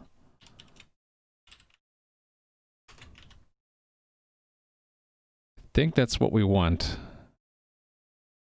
So it'll go until it hits that blank line, so this should work now. No. Not yet implemented in as bytes for chunk body. Ah, yes. That's easy. We just say self.buffer, borrow it. Done. Try again. Hey, it passed. Thank you for the follow. You followed right when I passed my test. How lucky. Or planned. Let's pull in more tests. Here's empty body multiple zeros test. Test. See, I don't even have to think about the tests. I just need to port them. It's almost like a mechanical thing. Almost like a robot could do this. So then it's actually easier to just copy the other test and then just copy the input in there. Because we should get exactly the same thing out, right? An empty body. Run that. And it failed. Oh, because it has 9 instead of 5. 9. The other way I could do it is make... I should just do this. I don't have to hard code the 5. I can say let input equal that. And then have this decode the input and have this be input length. And do the same thing down here. This is input. Let input be that. This is input.length. Run those tests, they should be fine. Yeah, okay. Okay. Chunk body with extension, no value. See, my code doesn't care about the extension, so this should not need any more coding, right? Okay, so that's the input instead. So we get exactly the same results, right? Yep. Easy peasy. Next test. Decode empty body with chunk extension with unquoted value. See, all these things don't matter because right now I'm ignoring the chunk extension.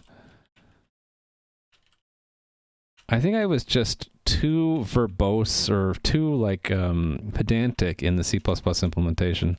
I didn't need to do any of that chunk extension parsing nonsense because we don't actually use it if it's present. Anything after the semicolon is just ignored. All right. I think that's as it should be too. That's what extensions are for. They're for like, ignore them if you don't, whoops, I didn't mean to delete it. Ignore them if you don't support them. That kind of thing. Something, not repeating code again and again. Did I say something? Did I misspeak? I misspeak a lot. I admit it.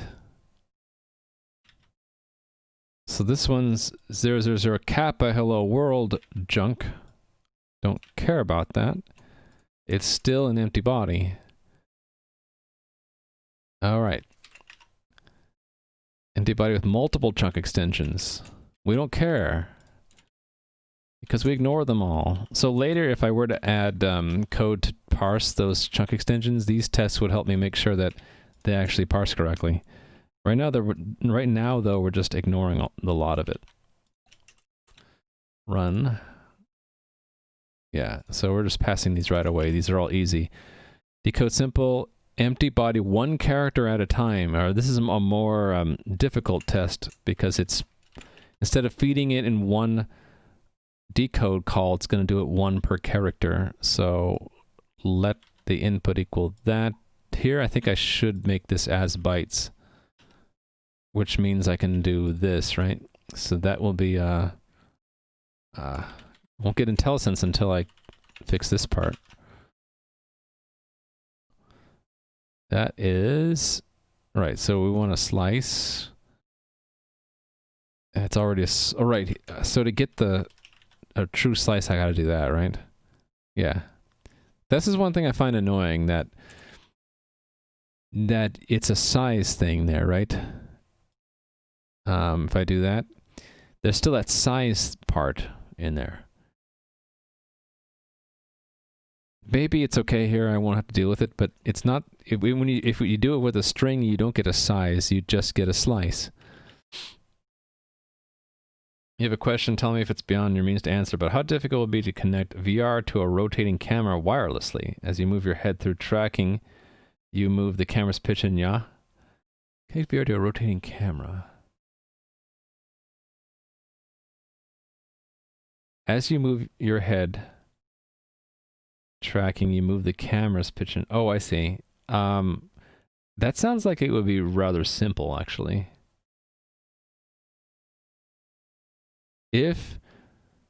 Well, so you have a kind of camera that has motors you can control with software, the pitch and yaw? Because but my understanding is most VR APIs allow you to easily get the orientation vector of the VR headset. They'll just tell you a 3D vector. So you can just take the 3D vector, decompose it into pitch, yaw, and roll, and then just send the pitch and yaw to the camera. I think it should be fairly easy as long as you have a decent API to that VR and to the camera itself. Do you think by doing this there will be a sort of performance upgrade? It should be an upgrade, Cthulhu, because in a lot of cases I am removing explicit heap allocated strings and using string slices, which are just pointers in lengths. I don't think it will get any worse. It should get better though. It's just easier to do zero copy, zero allocation stuff with Rust, in my experience so far. Do I need this accepted variable? I don't think I do. What is this lesson 2 junk? Oh, right, to see what state we're in. What if I just have a array of states? What if I reorganize this to be, we have a byte and then an expected state?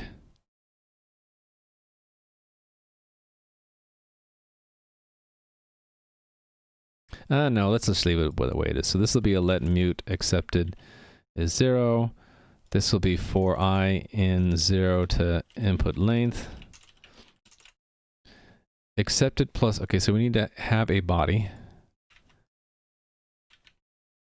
And we ask it to decode the substring. So substring is slice it from accepted through I plus 1 minus accepted. Sliceroo. And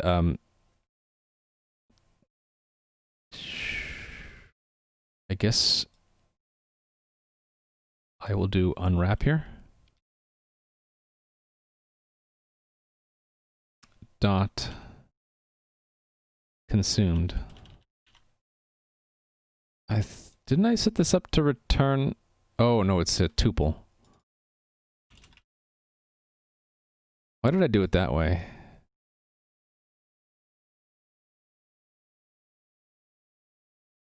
This time I decided to have a tuple, whereas in the other library I made it a structure. Oh, because this isn't a public API. I didn't want to clean it up like that. Would it be possible to use it via an internet connection, for instance, as in if the hardware is connected via 5G and yourself? Well, I think if you're given APIs to do it, the fact that it's on an internet connection doesn't matter, as long as you have an API. How responsive would the set system be depending on the connection speed? There would be a little bit of lag. I'd expect like a 50 to 100 millisecond lag, which might be disorienting. The problem with VR, or one of the problems with VR, is the human senses are very sensitive to lag in a closed loop system like in VR. So when you move your head, you expect the image you're seeing to instantly shift, and if there's any kind of lag at all, it makes people dizzy. So I think there would be some problem with lag if you have to go over an internet connection. Usually VR is a closed loop system where there's like minimum lag, like sub millisecond. In your bio is that, do you do this for a job referring to programming or streaming? The programming, yes. The streaming, I don't think anyone does streaming for a job unless they have like, they're partnered and they have like hundreds of thousands of followers. So I think even if I had 10 times the number of followers or subscribers, it would be less than minimum wage still. So fairly safe to assume there's no way I could do this for the streaming for a job. I do the programming for a job, yeah. Could that be reduced at all? By having a very low latency network, but I would just always assume that it would make people dizzy. If it's a closed loop system, like if you're seeing what the camera is seeing as you move your head, I think it would be disorienting. Yeah, maybe with Musk's Starlink. I don't know how good the latency is with that. Okay, so I think I'm just removing parentheses here, right? So if we haven't put two characters in, then we expect certain states, right? Oh, wait. When I unwrap this, I need to capture that. Let state consumed equal that. And then this is consumed. And then these are all state. Or status? Status. Well, thank you for the follow. I appreciate it. Status. Decode status, right? There's only two, right? Decode. Oh, wait. This is not looking at decoded status. This is looking at the internal state. Okay, then scratch that. We should have, yeah, I want to have a method used internally called state that returns the state. And then these should all be chunked body state.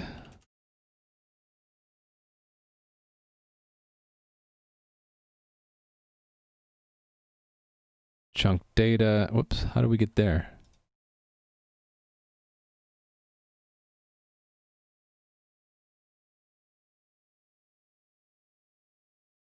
This would be chunk size, right? And then it's trailer. And then here it doesn't matter, right? Because we're done. Right. Actually, I should have another assert because we should check the state. Or status, I mean. This is status. Decode status. Incomplete.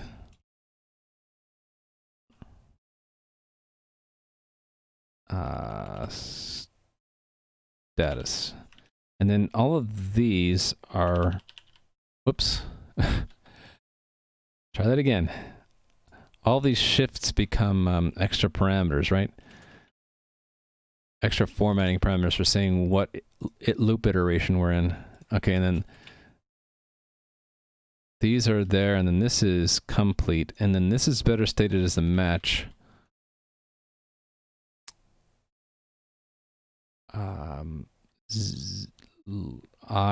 If I is less than 2.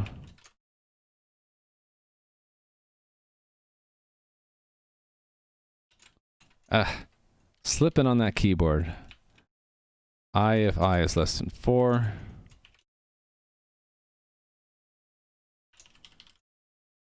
And then otherwise, done.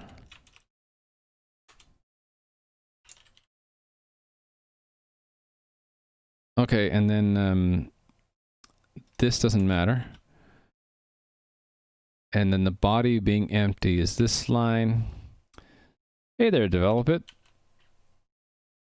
How are you doing? I will stay hydrated. Could you do the match patterns of range? Oh, that's a good idea.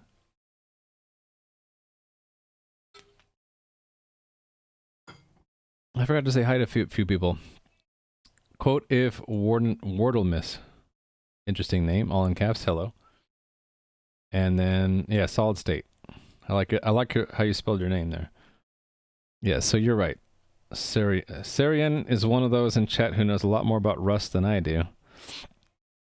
So yeah, this should be 0 to 2, right? And this should be I can just say 3 to 4, and this could be 4 ... right? Or and do I need to put parentheses around here for ranges? Always have parentheses? No. Why does it not take a range? Exclusive range pattern is experimental. Ooh. It's an experimental feature, Sarian.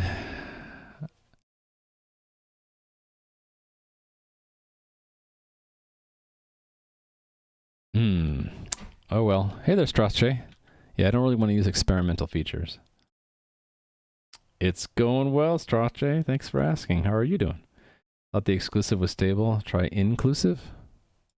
We can try inclusive. 0 ... equal 1. 2 ... equal 5. No. 3, right? I'm getting confused. Right, so this would be 4, right? Oh, that worked. Interesting. So why would inclusive be experimental and exclusive be... And why would exclusive be unstable and inclusive be stable? Weird. Okay, I just need to have this accessor method state to... Actually, do I even need that? Can I just look at body state? Yeah, I can. Okay, it was going to say it's not exhaustive, so let's make it exhaustive. There. Made it exhaustive. Let's run it. Oops.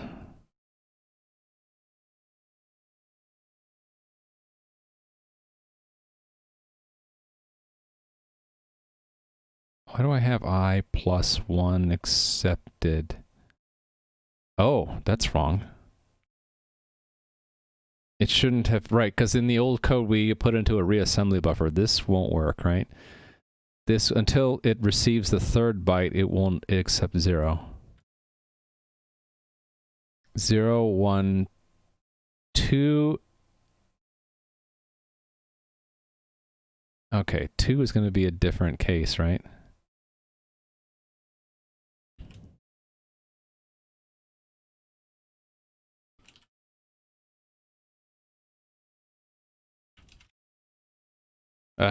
Can't type. 0, 1, 2. The accepted will be 3. Actually, it won't be any different. I think this is right. I'm not right. Panic. Slice index starts at 3 but ends at 1. Ooh, found a bug here. Oh, okay.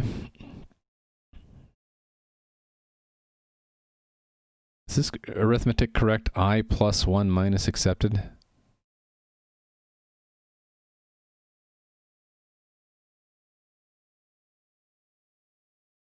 It should be accepted through I plus 1. Yeah. Run. Yeah. So why do I get a... It showed there a warning for a moment, but now it's gone. Okay, well, it passes. Great. So in other words, for the first two characters, we're still incomplete. We're still in the chunk size state, and we haven't accepted any characters. Only when we pass in all the first three characters, then we are in the incomplete state, but we're in the trailer state, and we've accepted 3 characters. And then once we pass in all 5 characters, then it accepts all 5, and we're done decoding. Yeah, all right, good. That took forever, didn't it? Numbers are hard, yes.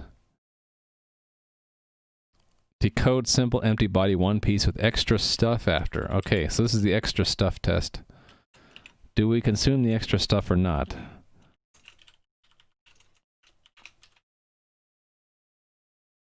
Okay, so we need a body. And let's use that. Oh, okay.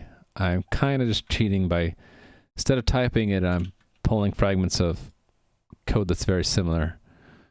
So let the input be that, get a body, try to decode it, and we should not get the hello, right? So it should only be 5. Like it says there.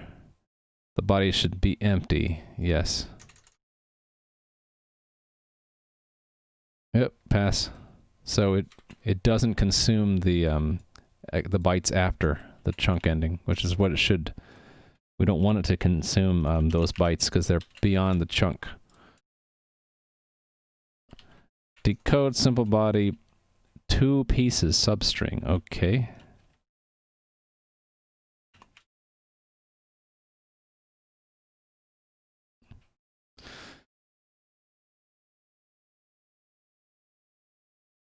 Hold on, what? Oh, this is with substrings. So this doesn't matter anymore, right? The substring part doesn't matter because with Rust we're using slices. So let's just say let input equal the entire string here. And then make a body. And we'll get 3 characters out incomplete when we pass the slice of input from 3 to 4. No, starting at 3 and going 4, so that's 3 to 7, right? I think so. Numbers are hard. Should I add this part in here? So that would be assert that we're in chunked body state trailers for state. Okay, and then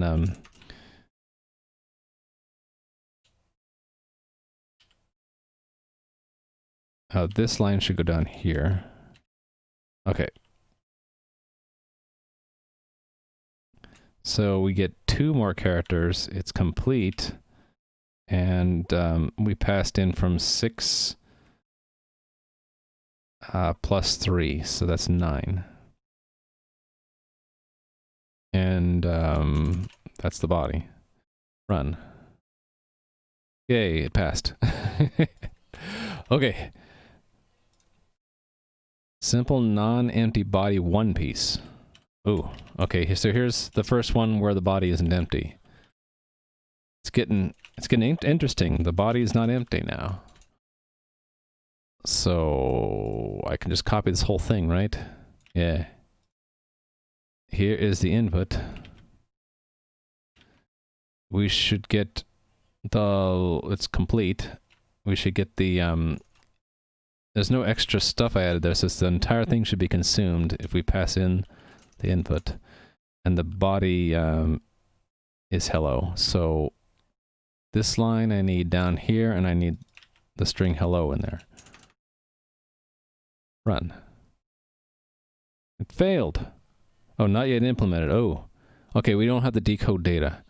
That should be easy though, because we know the chunk size and we know how many bytes we have, so we will feed in how many bytes we need. So match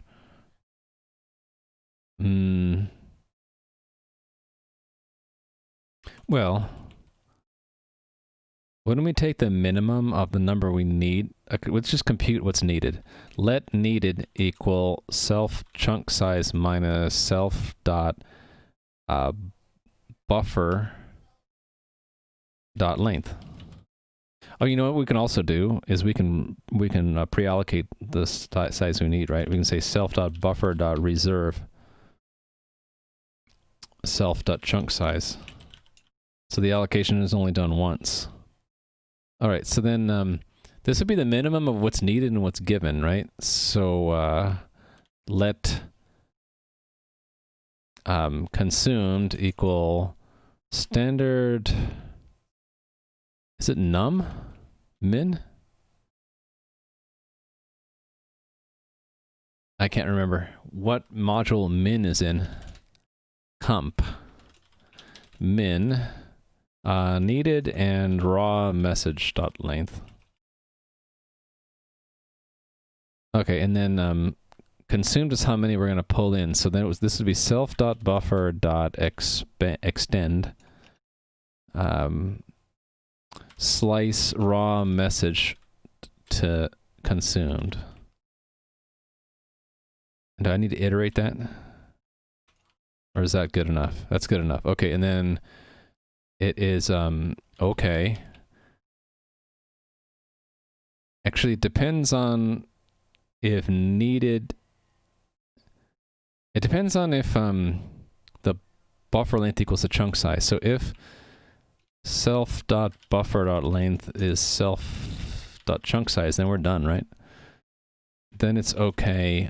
Decode status internal complete part and consumed.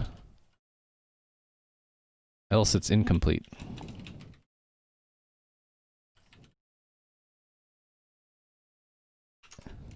And then we also want to advance the state, right? State equals decodes or chunk body state to trailers, right? Yes. I think I did it. And we don't need parentheses. Thank you, Clippy. You could also do needed.min raw message lane. Would that be easier? Oh, right, because then needed, I don't need that anywhere else, right? See, Sarian, you're awesome. Another point for you. So I can remove this variable completely by saying consumed equals this len dot min that. So we take the length of the message and we say a minimum between that and however many bytes we need to get up to the chunk size. All right, let's test. It failed. Oh, we consumed the wrong number of bytes. How did that happen? 1, 2, 3, 4, 5, 6, 7, 8, 9, 10. Oh, we said it was complete when it's not complete. Right, it's only complete if we get a 0. Yeah, so I'm wrong about the complete thing. This changing the state. That's wrong. The part is complete. Oh, wait. We don't go back to the trailers. If we got a decode body, we're going back to chunk size again for the next line. Oh, also we need to have a character return line feed.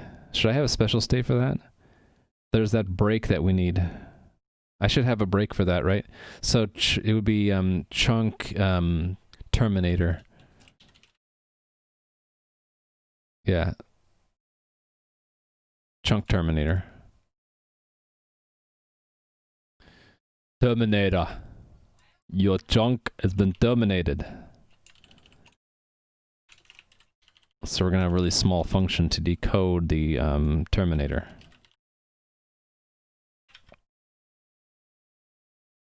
Alright, function decode terminator. Terminator. My awful voice impression. And really it's just matching CRLF, right? Actually, it has to be, the raw message has to be equal to it. Yes, so then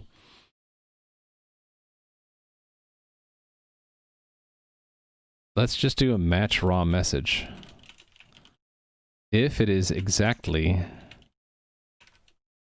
CRLF, then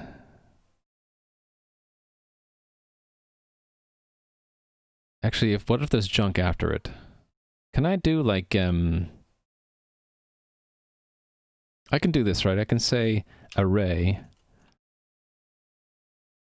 that byte, and then 0 or more following bytes. Right? Otherwise, it's okay. Actually, it's not okay. It's only okay if there are the only okay state is if it's just a single character. Right? Only that character. Then it's incomplete. Decode status internal incomplete 0. Here it is complete. Okay, it's two things. It's complete part 2, and we had to move the state. So self state goes to the size of the next chunk, right? Yeah. And otherwise, it's an error. It's an unexpected character, so error invalid chunk. I don't have a code for unchunked terminator. Terminator.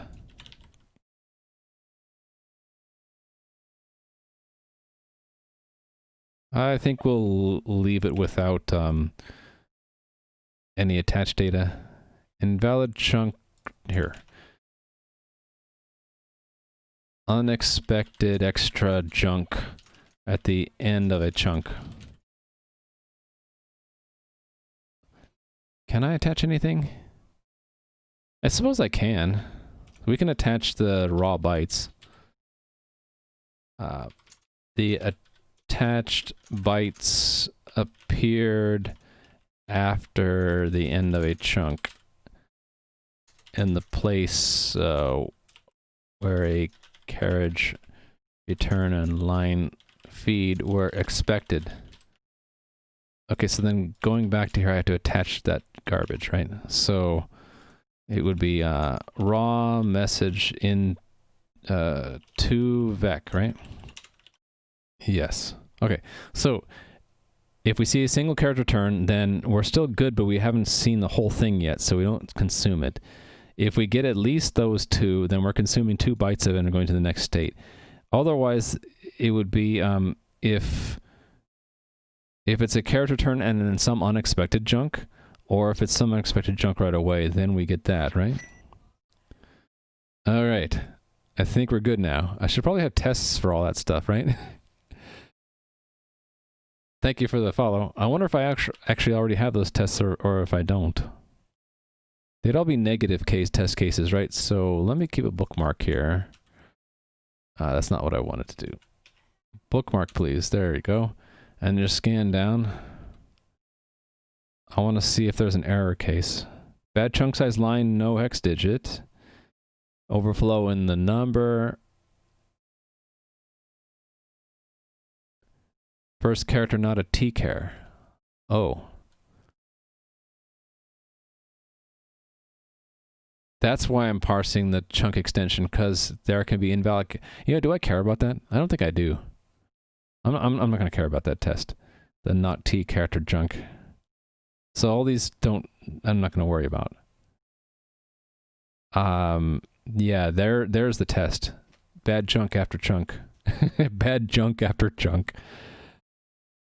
Okay, yeah, I like the name of that test and everything. Let's just pull that test in here. Yeah, because it kind of goes here, right? It doesn't. I don't know. I can pull these last two tests in, right? And it's just, I just don't want to accidentally forget to port some of the tests in. When I hit these, I'll know I've already written them.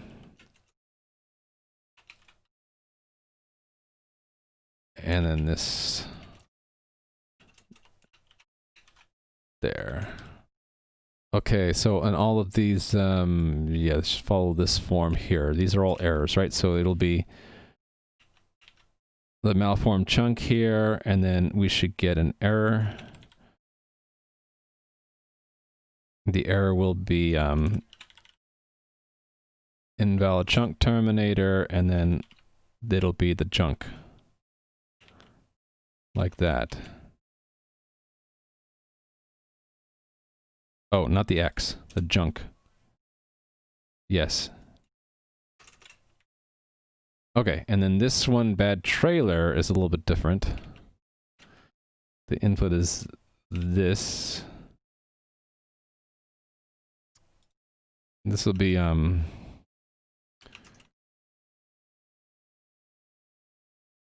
I have an error for that yet?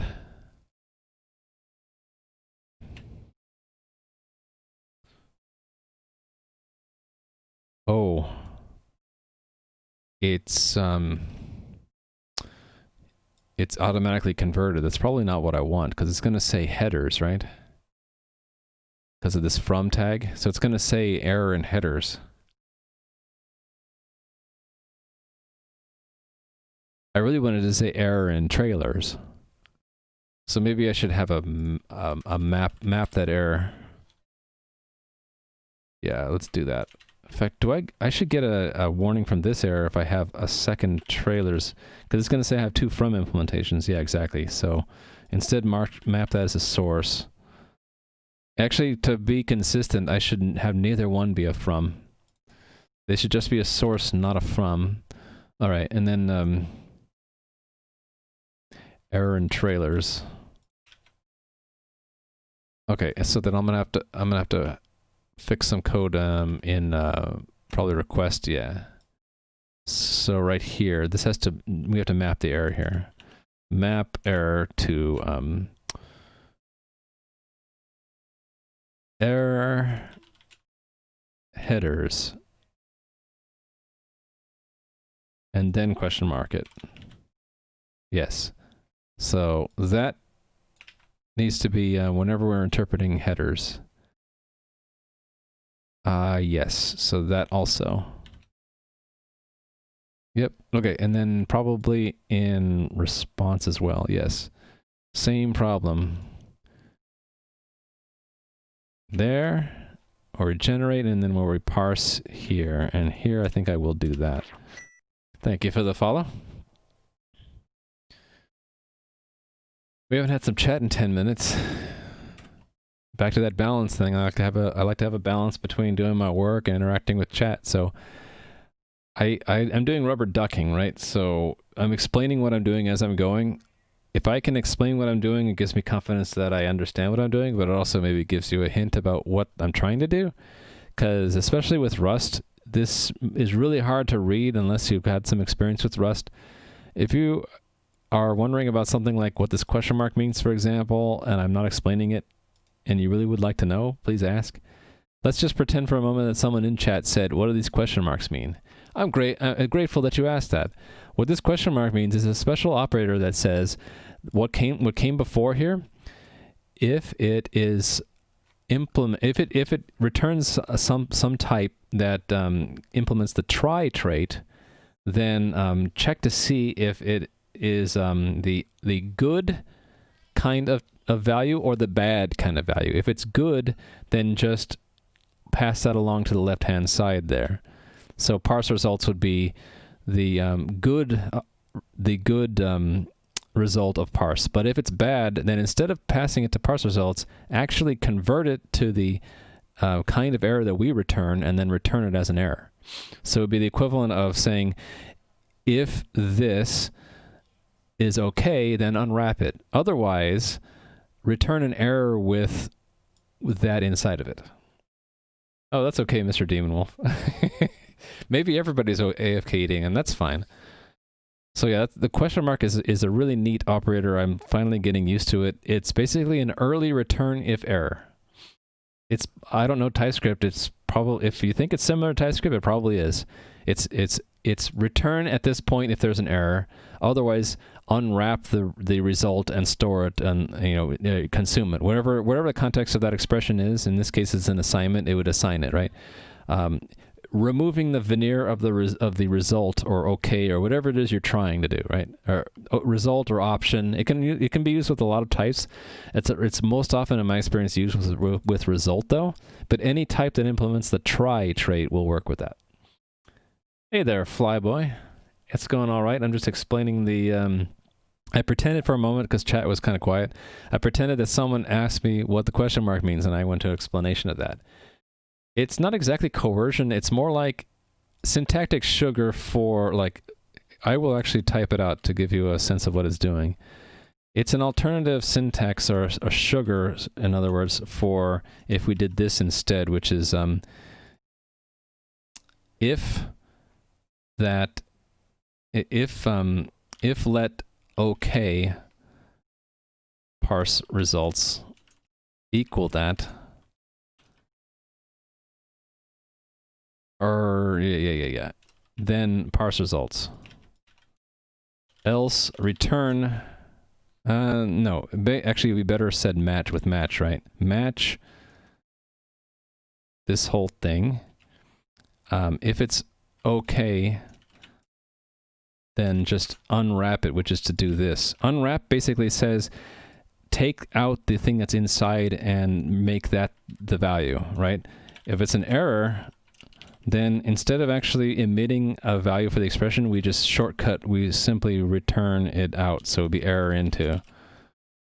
And you might ask yourself, what the heck is this into here, right? I mean, this is, if I type this right, which I didn't, oh, match. Oh, right, because it's that.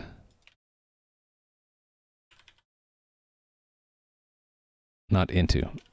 Yeah, so never mind that I said into. Wait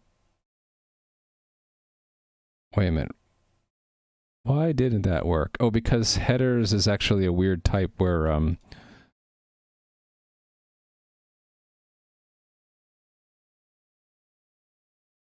because I already mapped it. Yeah, so then I already mapped it, so it's just error. Yeah.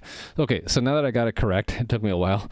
This question mark is syntactic sugar for doing a match, and then doing this block of code where if it's okay, you just unwrap it. If it's an error, then you return it immediately. So it's if you get past this line, this question mark line, it means it was not an error.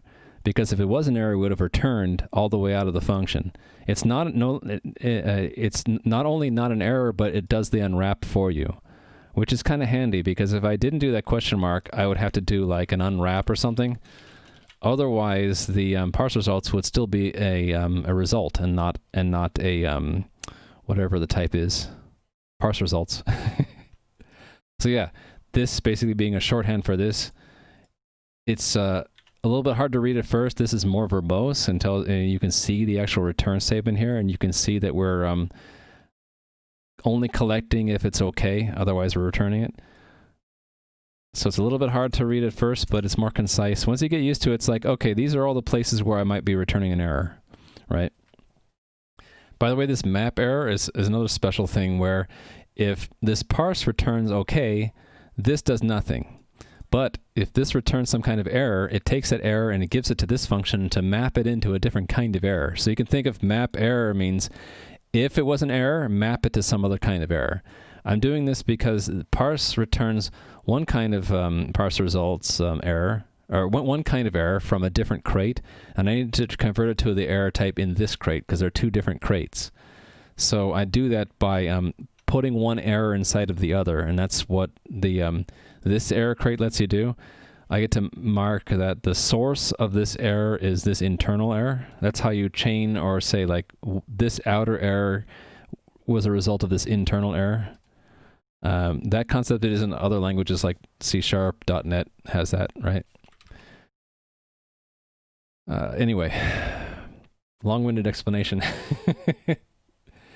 You like the question mark better? It looks cleaner once you know what it stands. Yeah, once you know what it stands for, and you're like, okay, that's an early return. That's an early return. It's one good way to avoid unwrap. You see, I didn't have to use the unwrap function ever here because the question mark operator is doing that internally and doing it with a check that doesn't panic, but instead returns early. Question mark uses from. I thought it used try. Oh, you mean the return, like it does error from, right? Which in this case would do nothing. I thought it did an into. Into and from are opposites, right? So I could do an error into here. Those are just different ways of saying the same thing, right? That's another thing that I'm still kind of wrapping my brain around is the difference, the complementary natures of from and into. They want to do into, but need specialization, it seems. Okay, yeah. It's like into and from are related to each other through a trait was it blanket implementation? There's a blanket implementation for one of those traits in terms of the other, so that they're reversible or invertible or whatever you want to say. Whatever correct word you want to say there. All right, anyway, I'm kind of lost, so I don't know where I was. Oh, I remember what it was. I was making sure I map it to headers, because we're going to have the other error, which is for trailers, which we get in a chunked body right here, right? Yes. So that I need to map the error to error trailers. And then early return it. There we go. Okay, so then the error down here, it should be trailers, right? Actually, I need to go remind someone about something. I'll be back in a few minutes.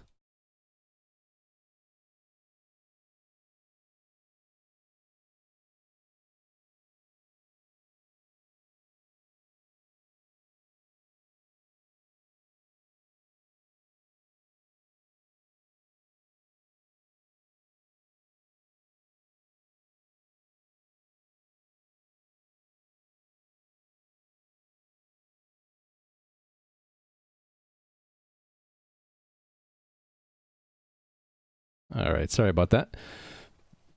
Needed to make sure someone didn't forget something. I'm like the human alarm clock reminder combination. Okay, what did I do here? Expected a vector. Okay, we can turn it into a vector. Into vec, right? To vec. Yes. So,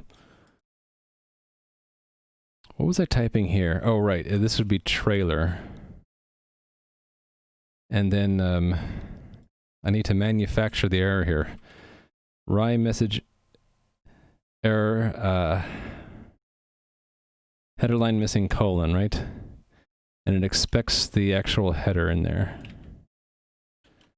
There we go. We'll make it a little bit easier to read by doing that. And then we're done, right? Okay, run.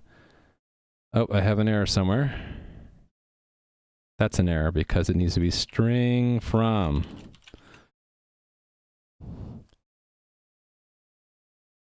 Okay, that one's okay. And that one's okay. See? Everything usually works once I get it to compile.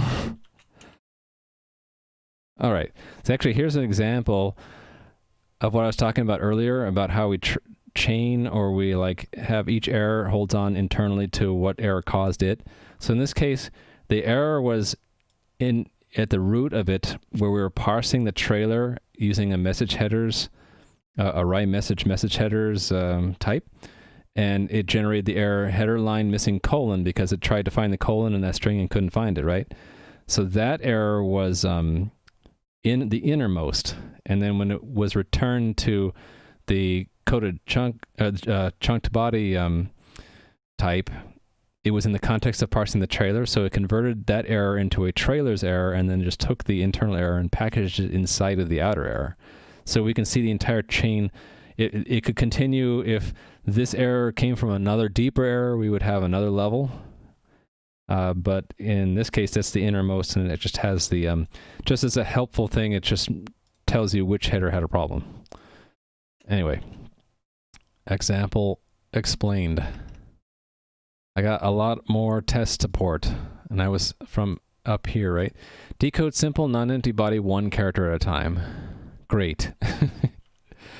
Sounds like fun. Not. That's okay. These are like thorough tests where we make sure we do it in one piece, and then in the other extreme is 1 byte at a time.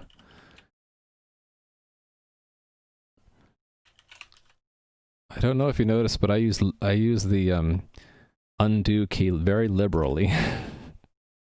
I use it very often. Is that the same string? Okay, just to be sure. Yeah, actually, the editor tells me it's the same. Okay. I can actually steal from this up here, right? Let's just steal the framework of this and copy it down here. And all that changes are the numbers, right? So from 0 to 1 inclusive, and then 2 through 6. And then 7 through 8. 7 through 8 inclusive. And then 9 through 11 inclusive.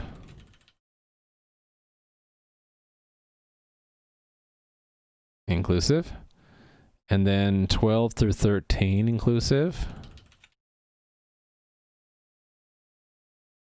And then the else case. Okay, so then let's see if I can figure it out from here.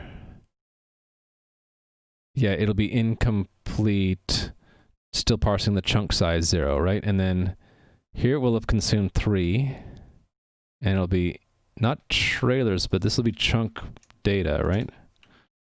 And it should actually accept 1. It should actually accept each byte as we read it in. So this would be 3 plus, no, this should be I, right? No, I minus 3. Let me think about this. So it would be I minus 2. So when I is 2, we should say it accepted 0. Then it accepted 1, 2, 3, yeah. Because we're accumulating it each time. No, but this isn't right then. This should be I. Gotta go now. Say, see ya, Anakim Luke. I forgot to say hi to Pure, Piter, and Virax I didn't say hi to. All right. So when we get to the end here, we will be in, not in the trailers, but the chunk terminator state, right? And that'll only be for 7. No. 1, 2, 0, 1, 2, 3, 4, 5, 6, 7. 8. Yeah, 7 and 8. It will be 6. No, 8. I'm off by 1. Yes, it'll be 8. Chunk terminator state. All right, and then And then it should be back into the chunk size state again. And it would be, at this point, 10. Yes. And then it'd be in the trailer state. I forgot a dot there. 13, right? And the accepted all the way at the end would be 15.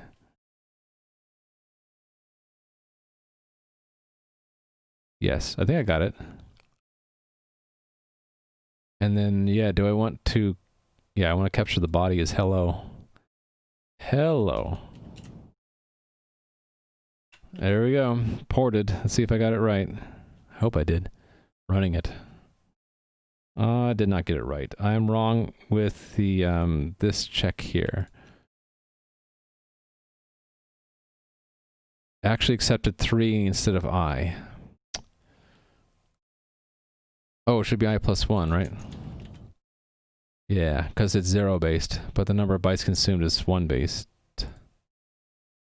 No? Oh, I got an invalid chunk terminator.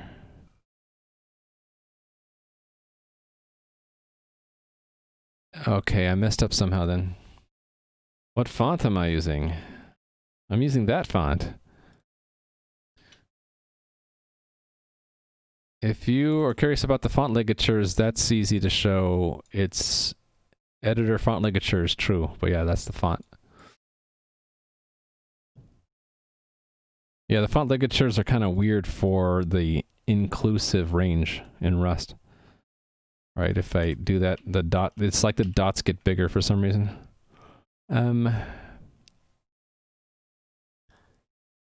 Inclusive range would be more readable? Oh, for sure. There, inclusive range. So, why did I get invalid chunk terminator?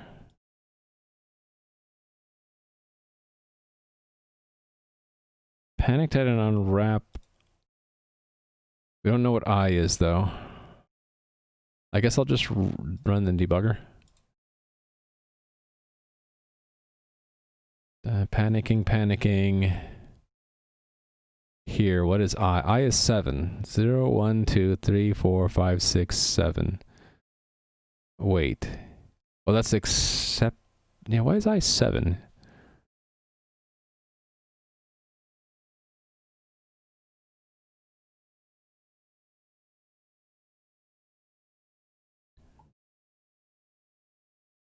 Why did it get... Oh, wait. I think I know why. It read that in... It read in this character, the lowercase o, and said, okay, chunk is done, let me read the terminator. And there were no characters at all, and that's the bug. Yeah, okay. Yeah, sorry, I don't have a commands list in chat. Yeah, you don't really know what commands exist. They're more for my mods and regulars to get answers to frequently asked questions in chat without them having to type it. But at some point especially when I have commands that actually interact with the overlay and stuff like that, I think I will have that command list available. That's because match is an expression.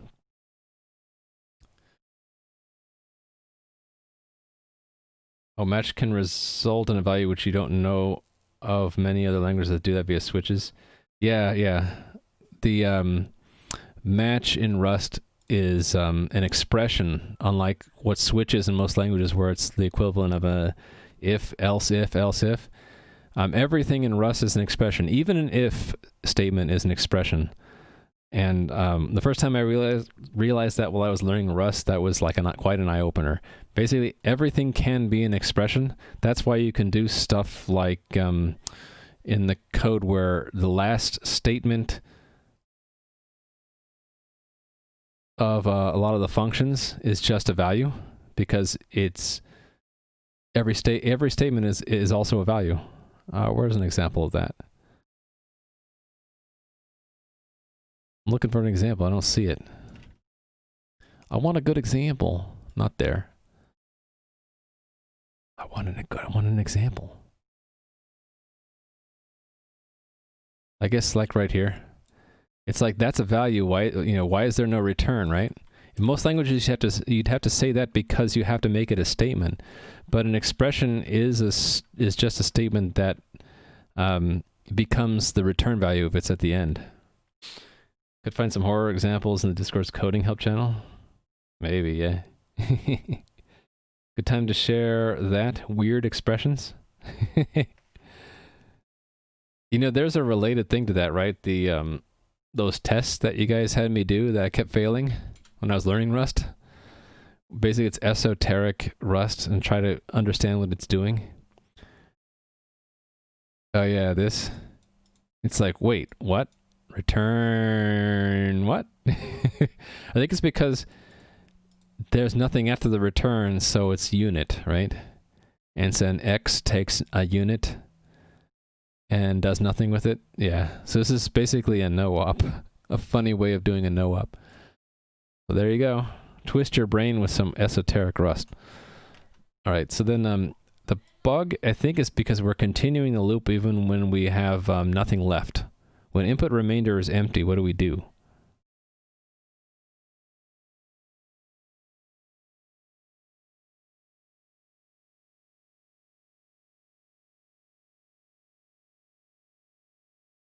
Can't we safely handle that by adding a case here for empty array? Yeah, what if I just do that or that? That would handle it, right? Either empty array or array with just... Either one is okay and complete, right? Yeah, I like that. Let's try that one. Try again. Yay, I did it. Did it scroll down so we could see the really good ones? I could do that again. What's a really good one then? Will it just make me laugh when I see the really good ones? Zombie Jesus. What the heck? All right. I don't know why they called it Zombie Jesus, but okay. There's a loop, while return, if return, match return. Wait, what? How could it be one? Wait. I don't even understand how this is possible. How do you do a while with... Wouldn't this return out of the function completely? I don't get it. Okay, yeah. See, this is where I just don't get it. Not sure.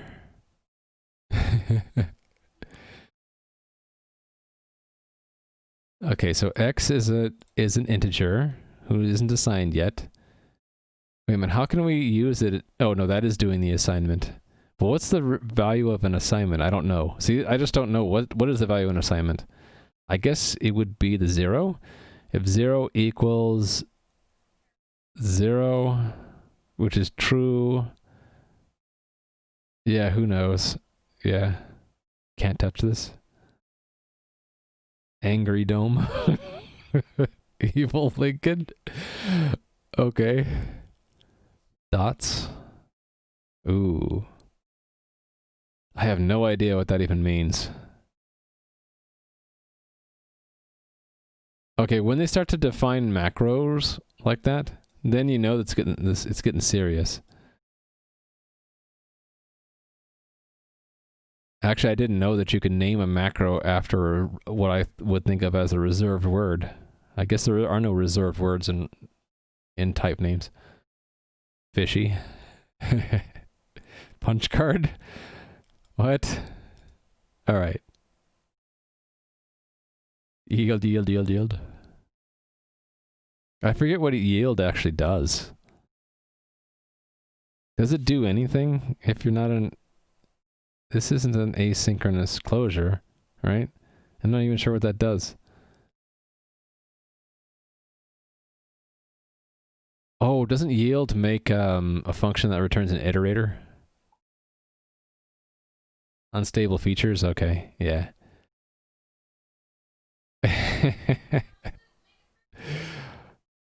I remember what that is. That is so that you can make a function called something that's usually you can't call it, right? Yeah.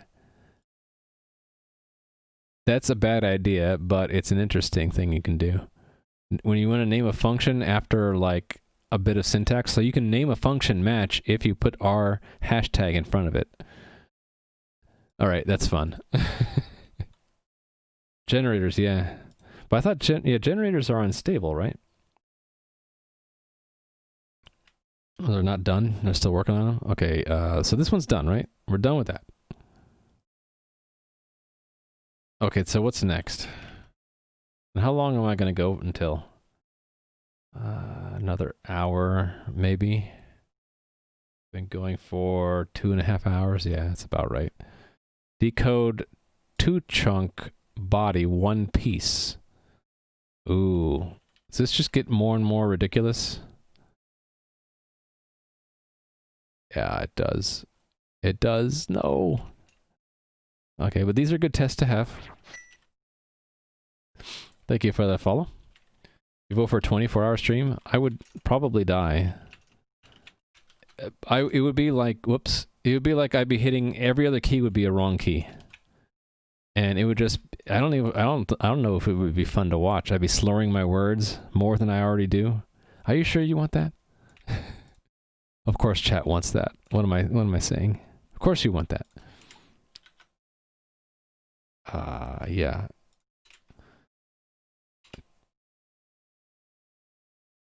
I'll tell you what, a 24-hour stream is definitely possible, but you know what it would require is the rest of my family to be gone on some kind of trip. Because otherwise, like, yeah, my kids need help with homework, I need to cook. So it would be, the family would have to be on a trip without me, and I'd have to have like a bunch of food in front of me, or you'd have to endure me going on break for like 5-10 minutes at a time to eat. All right, so then it's Hello World. For sure. Run that test. It failed. Invalid chunk terminator? Wait, how?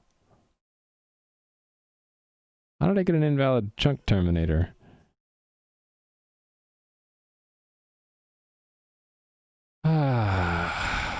And see, it's hard for me to decode that. Okay, there's character turn line feed.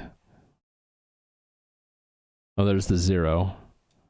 Character turn line feed. There's the, okay, that's, it's world. It's this right there. Why does it think that that should be a chunk terminator?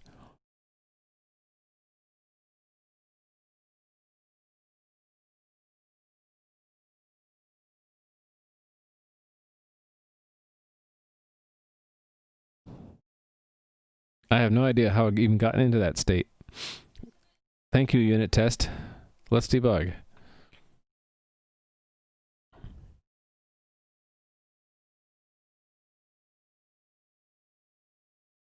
I suppose we'll go to where it gets thrown. Right here. Oh, here. And re-roll. There we are. What's the raw message? It's world. How do we get there? Total consume 15. Input is, I mean, it shouldn't have gotten that far, but okay. It should have got 7 character turn line feed. I wonder if it has to do with that space character. I don't know. I suppose we'll just do this one loop at a time. So re-roll again. Okay. Doing it one loop at a time. So total consumed is, so we don't need this, is 0. So we decode the chunk size. Consume 3 bytes. Next loop. We're in the chunk data. We consume 6 more.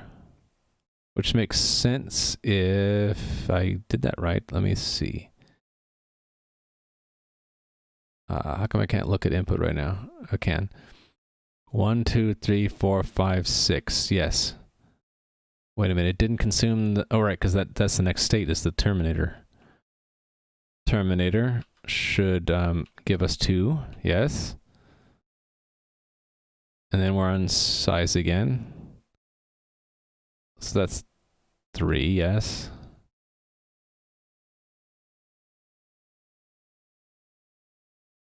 Oh, wait. I think I know what the problem is. Yeah, I know what the problem is. The chunk is different from the buffer. The buffer contains all previous chunks as well. Yeah, so my calculations for how much to read are wrong. Right here, this chunk size minus buffer length is wrong. This should not be buffer length. We need to have another variable here. There needs to be like how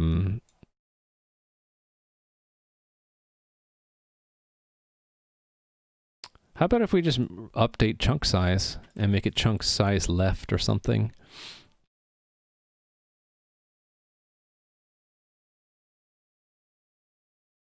Yeah, and then I can just say if chunk size left is 0.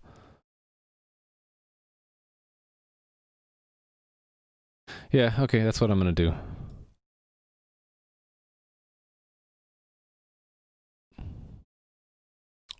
Where's my structure again? I'm lost. Oh, here we are. So it's not chunk size, chunk remaining, chunk needed, chunk bytes needed. Sure. It's as good a name as any, right? Chunk bytes needed. Okay, so down here, it would just be that. So put it all in one line.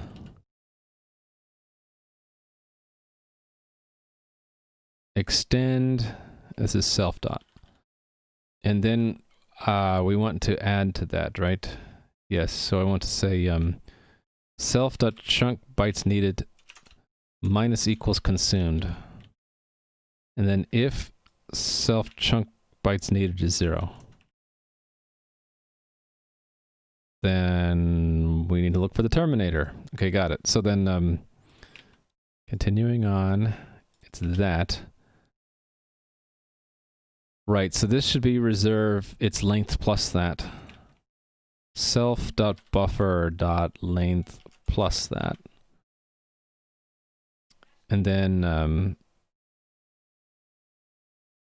oh, this was just a trick to skip the, no, this is detecting the last chunk, right? So then, I can just do that. All right, then down here, that. All right, I have a warning here. Oh, that is true. Let's just run all of our tests now. They all pass. Okay, that's it. Nice. See, this is why we have unit tests. Because I make mistakes. All right.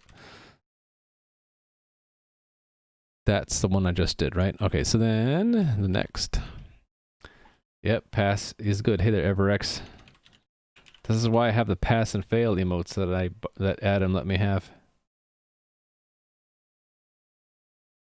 Oh, and I should say hi to Restrained. PhD Horrible. And I didn't say hi to Fafi either. Who asked about Rust switch statements. Yeah. All right.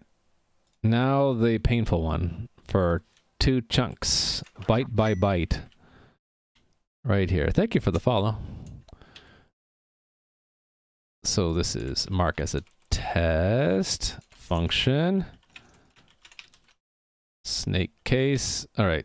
And then I'm gonna just steal from the last test case similar to this one, where it was 1 chunk byte for byte, right?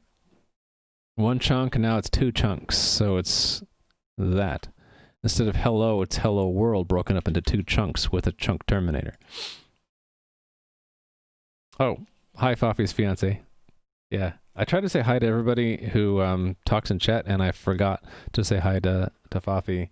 My little stream helper reminded me, though. It's like, you forgot to say hi.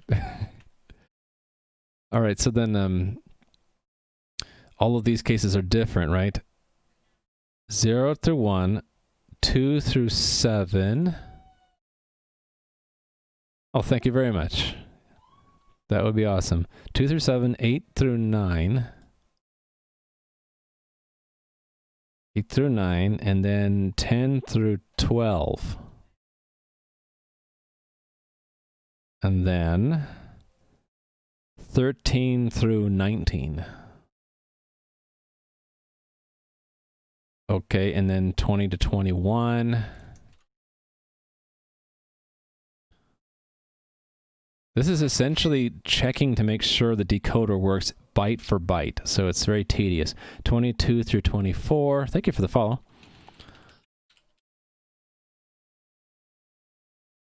It's a good thing we get to do this, all these in separate arms of a huge match. 22 through 24, 25 through 26, right? 5 to 6. And then the last one is else, right? 27 on. Okay, so then let's see if I can get it. So 0 accepted, and then when we get into the data, we're accepting a 1 byte at a time, true. And then we're in a chunk terminator. This should be 9, because hello, comma is 1 more character at that point, right? Yeah, and then, yeah, these are bumped a little bit. That's 11. That's 14. And then we don't go to trailers. We go to chunk data. Actually, this is not 14 anymore. It's I plus 1 again. And then another chunk terminator state. And it would be, what will it be? 20? I think. Yeah, and then chunk size again. 22. And then go to trailers where it's 25. And then the trailers is empty, so it's just a character turn line feed, so it's 27. I think I got it right. And the assembled body be hello world, exclamation mark. All right. I messed up somewhere here. What is the problem? Match has identical arm bodies. Really? It's the same as 466. Oh, yeah. Okay, so it wants me to fold those two arms together because in both states we see, or in both of the chunk datas we see I plus 1 for accepted ending. So we basically get the same state. I'm not going to do that. I think I'm just going to suppress the warning about this one. Warn Clippy match same arms. So let's turn that off. Allow Clippy match, what was it again? Same arms. And I think I have to put that at the correct scope, like up here or something. And whenever I do an exception to a rule about warnings, I usually put a comment. This warning would have us collapse two arms together, but I think it makes it easier to understand the decoding process if the arms are left in chronological order. In other words, this I, these values for I are in sequence because the 4 is in sequence. Otherwise, the way to do it would be I would grab this arm out and put it up here, and then instead of that, I would say an or. That's the equivalent. That's what it wants me to do. So if I turn that off, now it's happy, right? But I think this looks out of place. It's like we have a jump back to here for the 13 to 19 case. So I'm gonna just turn off the warning and say, yeah, we're doing that on purpose. All right. We pass everything, right? Where is my? There it is.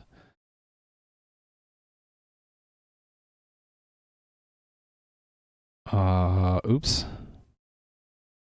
Oh, I'm off by one on one of those numbers? What's that okay there doing there? Okay.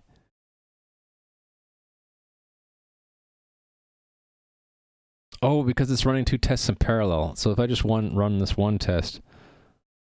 Okay, there we go. So, yeah. I'm off by one here somehow.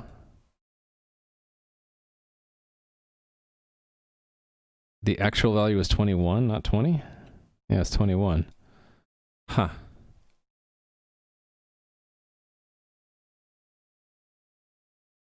It's up here. How many characters is that? 27 minus 1, 2, 3, 4, 5, 6. That's 21 characters in. Oh yeah, it is 21. Okay. I'm off by one. So that means these other ones are off too, I think. Yeah. So that would be 23, 26, right? 26, 28.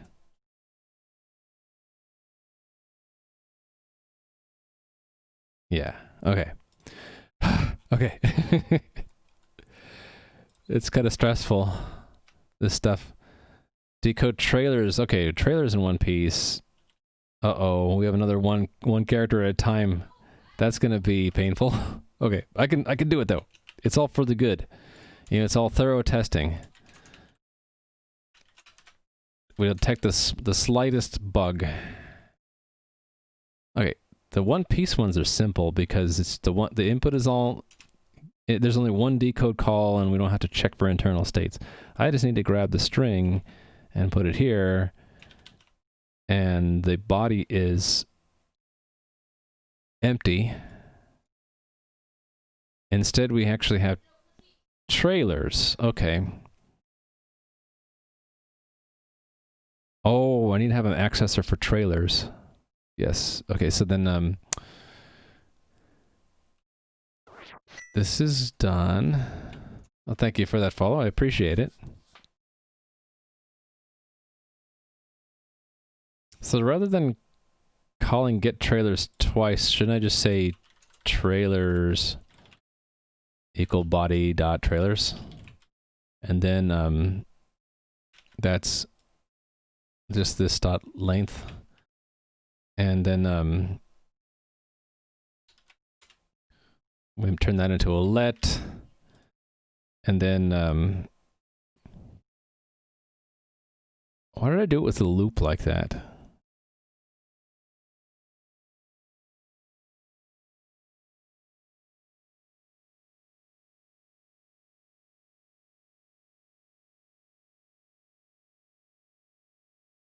Oh, shoot. This had to do with how I designed the message headers, right?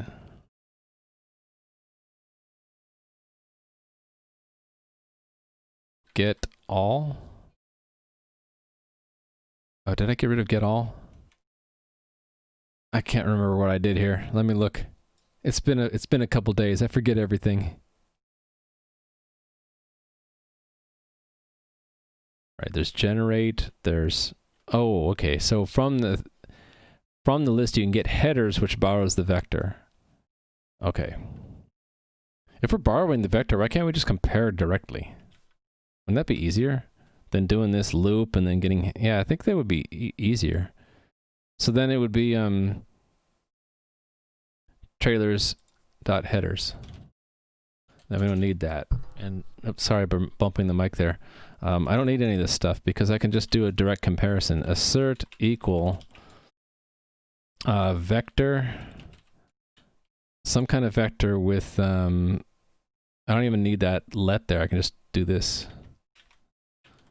Okay, and then inside the vector, it's a vector of headers. So can I construct a header directly? It would be a RY message header. All right, name xfoo value bar.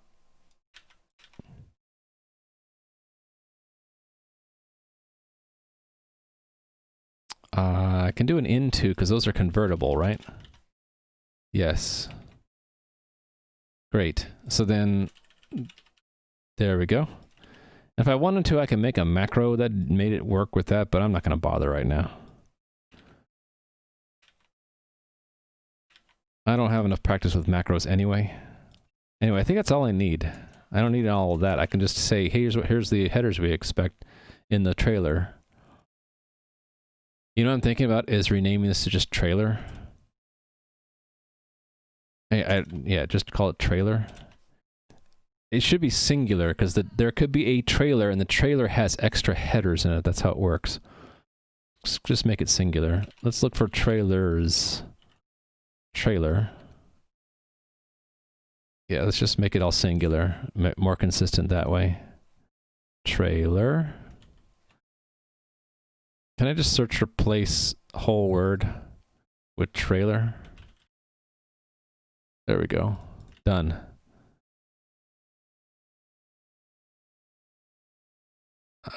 Yeah.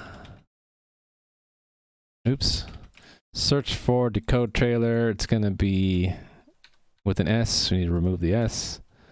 Remove some of these S's. Oh, the error needs to be updated.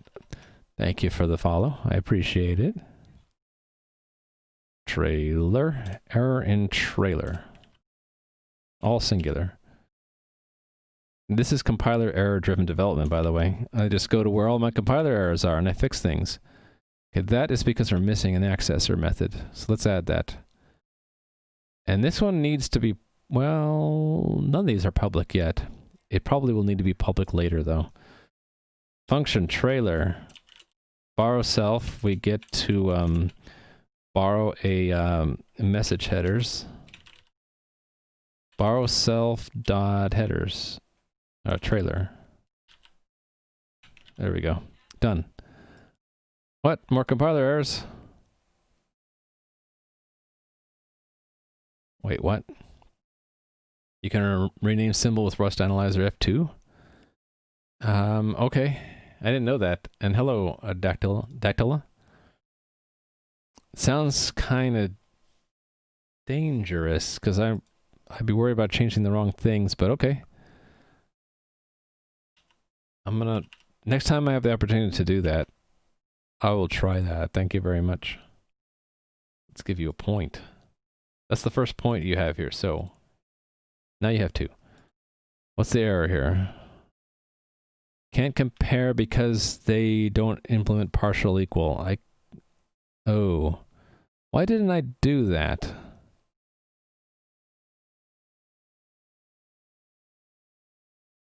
Oh, is it because one is by reference, the other one is not? So if I do reference... Yeah, that's what it was. Hey there, 715209. I run into this all the time, where Rust is very picky about references versus values. So the trick is when you see can't compare and you look at the two things and they're the same except for one has a borrow in front, a reference, and the other one doesn't. Like, yeah, that's what you need. Because I'm not used to having to do that in other languages. Okay, so let's try it. Hey, it just worked. I like it when tests just work. Moving on. Decode trailers one character at a time. Okay. Let's do it.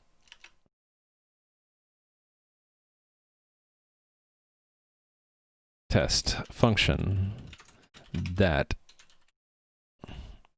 Really fun type error is when it gives you two identical type as. Then you're like, what? I think nope, my mic is still working. I hit my mic doing that. You're like, what? Those were the same. What? Okay, I'm going to copy this mess and paste it here. Ah, what did I just do? Nothing bad. Okay, paste. The input is different. This has oh, I made it easier on myself. There's only going to be a few steps because there's no body at all. It's entirely a trailer. Okay, so it's 0 and 1, and then 2 through 37. and then 38 through 39. And then onward. So remove all of these lines. Okay, so then that's chunk size. This will be chunk.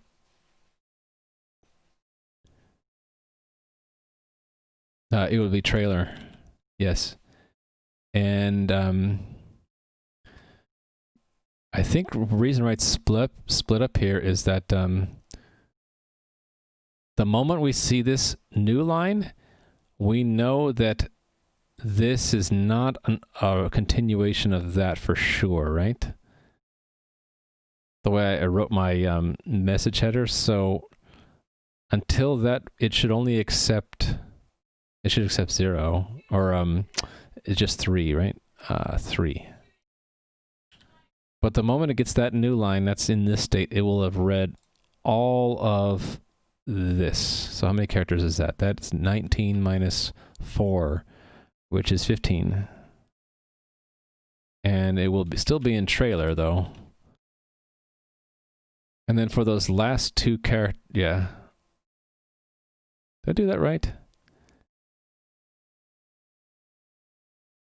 Yeah, for these 2 characters, that's what we'll get. And then once we see that final -n, we are complete, and it'll have added all the rest of it. So all of that. 49 minus 1, 2, 3, 4, 5, 6, 7, 8. So 41. Yeah, 41, 15.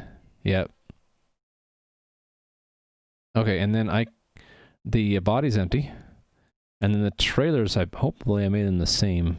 Xfoo bar xpoggers feels bad, man, so I can just copy this assert down into here. Overwriting this.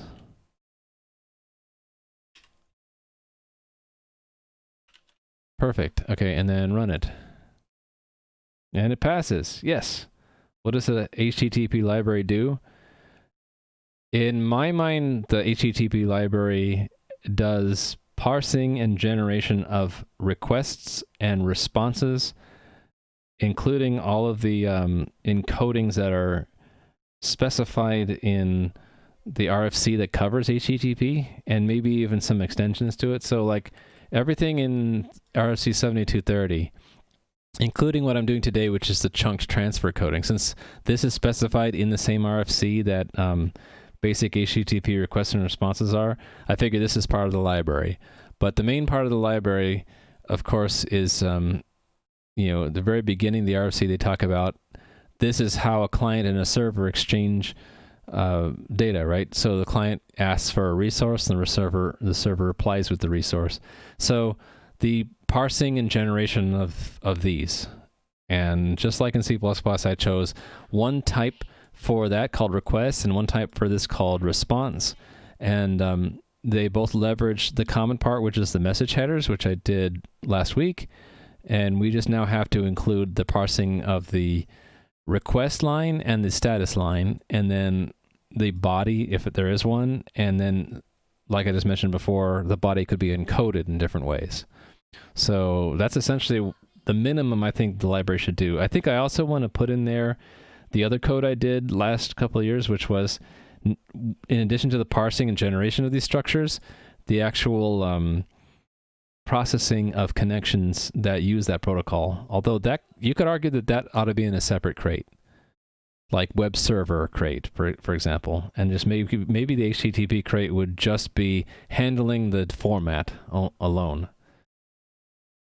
Actually, now that I think of it, that is a pretty good separation, right? Just have one library for the data format, and any kind of web server stuff, that should be in a different crate, shouldn't it? I still have to decide that, but minimum it should be handling the data format specified in the RFC. Okay. We're done with that. Moving on. How many more do I have? These are all the negative test cases, right? Can I just pull them in one huge... Whoops. I didn't mean to do that. Yeah, here, pull this in one huge lump. Yeah. If I convert all these, I'm done. So can I just do that globally and do test, enter fn, go 2 words over and then one more space over, delete, go 1 word over, snake case, go 1 letter over that. Wow, look at that. That's awesome. All right, so then a lot of these error cases are the same, so I could probably work myself up from the bottom. These are all error cases, right? So this error case has, the only difference is the content and perhaps the error. Bad chunk size line, bad end state, unterminated quoted string. Oh, wait. I'm going to remove all these test cases because I don't care about what's after that character, do I? Yeah, I'm just going to not care about these cases. I wonder if that means I'm going to delete everything I just did. Actually, I think I might, because all of these are chunk extension. Okay, this is not, but these are. All these ones that are invalid chunk extension ones can go. Yeah, they can all go. You can all be deleted. You're deleted, and you're deleted. That one stays, though. So there's only really 2 left. All right. 2 is much better than a whole bunch. So this one is not a hex digit in the chunk size. So I believe the way I coded that, it's going to give me a parse int error, right? So that should give me an invalid chunk size. And because that contains a parse int error, which has a kind which is marked unstable, we can't actually compare that. So I ran into this yesterday. Instead of doing an assert equal, I need to do an insert equal matches and then make it into a pattern. So basically that goes, it's like a whatever inside there, I don't care. And 2 parentheses and we're done. I think. What am I missing here? Unexpected end of macro. Is it the pattern goes first and then the code?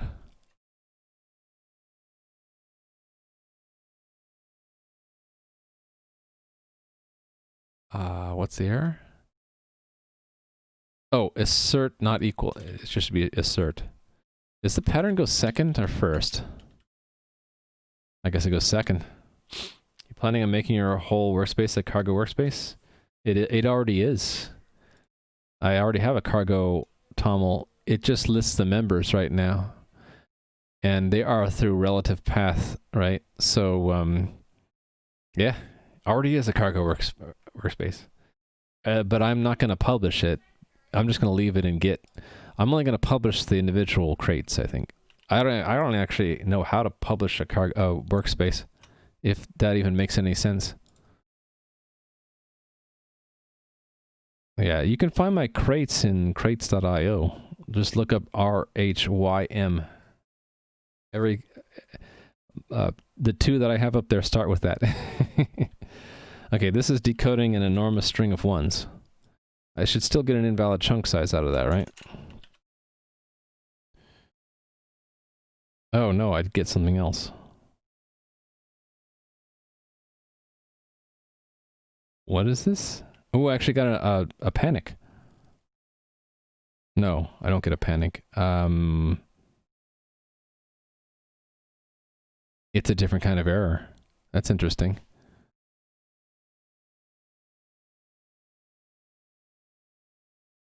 What's the error I get? Remove breakpoints. Call stack, please.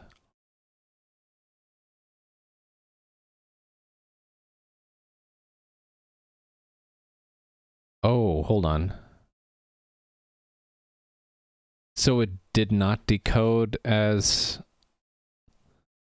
Oh, it didn't match that. So it was a different kind of error?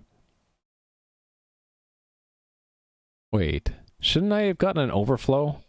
That shouldn't parse as a U size. Now I'm curious, did it parse as a U size? It shouldn't. I made that number purposely insanely big. So that would be in parse chunk size right here, right? Right here. Debug.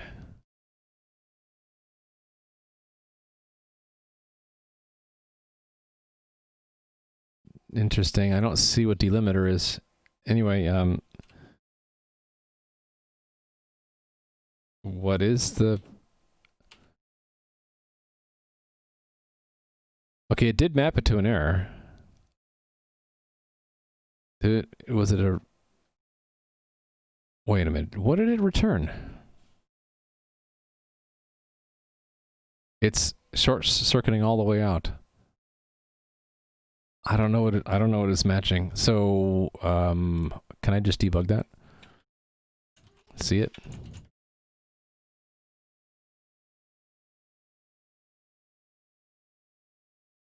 Parse int error, invalid content length. Wait a minute.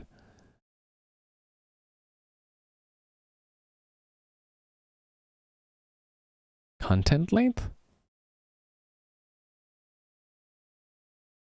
Valid content length.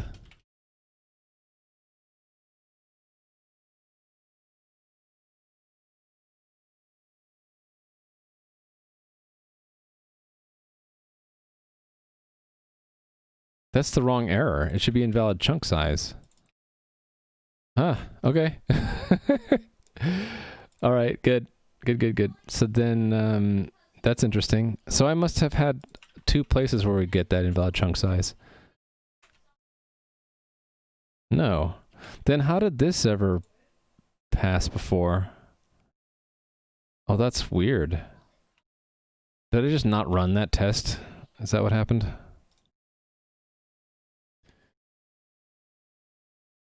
I guess not. Okay, so both tests would have failed unless I changed that to invalid chunk size. All right. Good to know. Now they both pass. Okay, that's all I care about. Let me run all my tests. Run them all. All 19 passed. Nice. I should probably check this in. Thank you for the follow. I think I'm done with the initial implementation of this module. I guess I can try to integrate the module into the response type now. But I really should check this in. Oh, I never even made a shell for myself. I've gotten over 3 hours into my stream without opening a shell. HTTP get GUI. All right. So I'm going to say added chunk body. What else did I change? I added a bunch of errors that had to do with it. Added chunk body. And these had to do with changes to the errors, right? Yeah, there are two different places where we parse message headers now, and there are two different errors that we want to generate that into. Okay, so I want to say that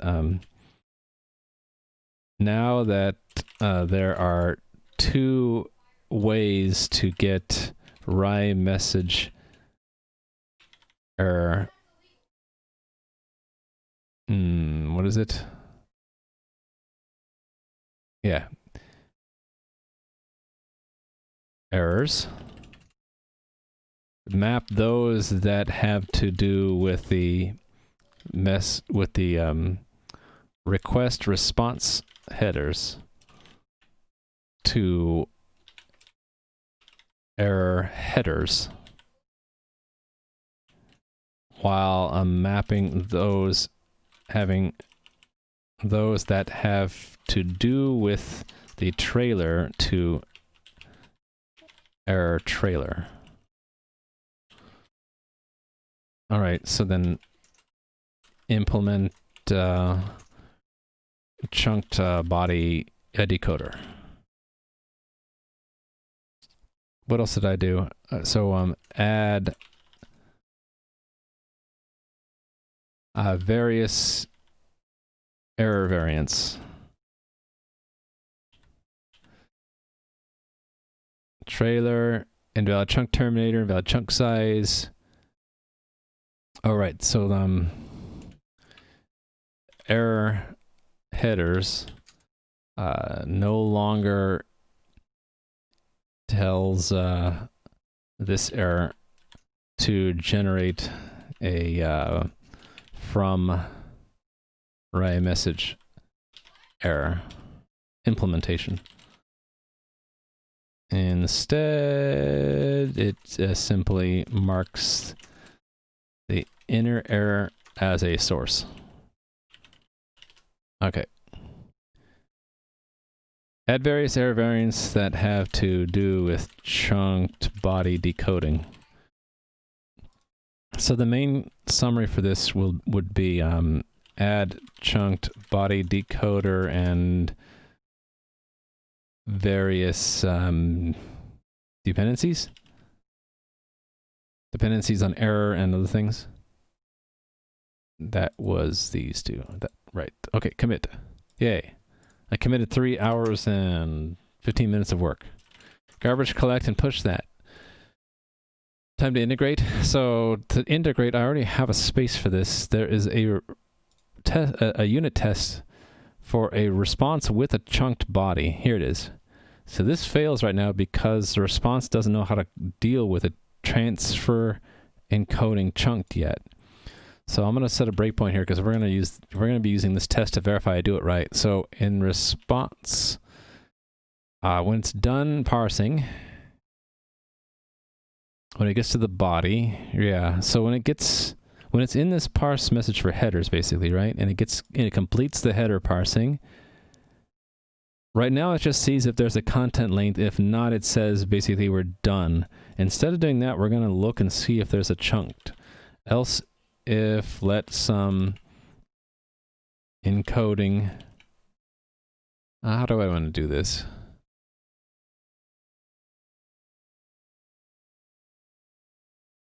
Basically, there has to be both an encoding for the transfer encoding header, and it has to be chunked. Oh, wait a minute. I know how to...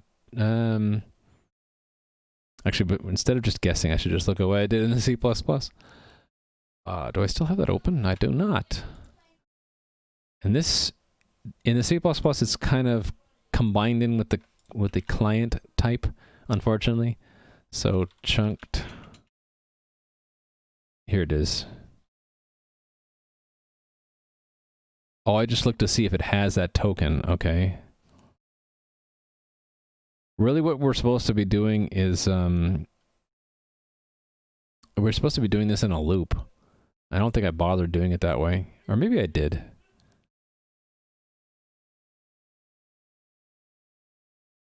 But yeah, because it goes and it removes the token from the transfer encoding. Does it add the content length when it's done? Oh, it does. So it removes the content encoding, adds the content length. Or it removes the transfer encoding, sets the content length. Does that mean it loops back up to the beginning? No, it just says we're done. Really, it should loop because it's possible for there to be several encodings. Do I want to do it the correct way or just do it the same way they did here? This one just assumed that there's only one encoding, really. Although it did do the correcting and just finding and removing the token. Would if let some chunked equal... Oh, can you do that with patterns? I guess we can try that. You should host Brooke Zerker once I'm done streaming. There's going to be a presentation about a Rust project that's very similar in nature to Apache Spark. Oh, that's interesting. And hey there, Matt CDF. I don't think I've ever seen Brooke Zerker, but yeah, why not? If Brooke Zerker is still streaming, we can raid them, sure. I'm always open to raiding people, especially if they are Rust developers or doing something similar. Okay.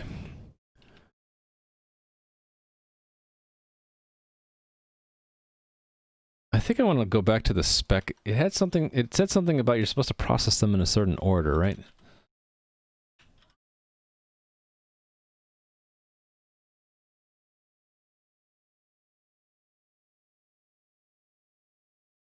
The presence of a message body is signaled by a content length or transfer encoding field.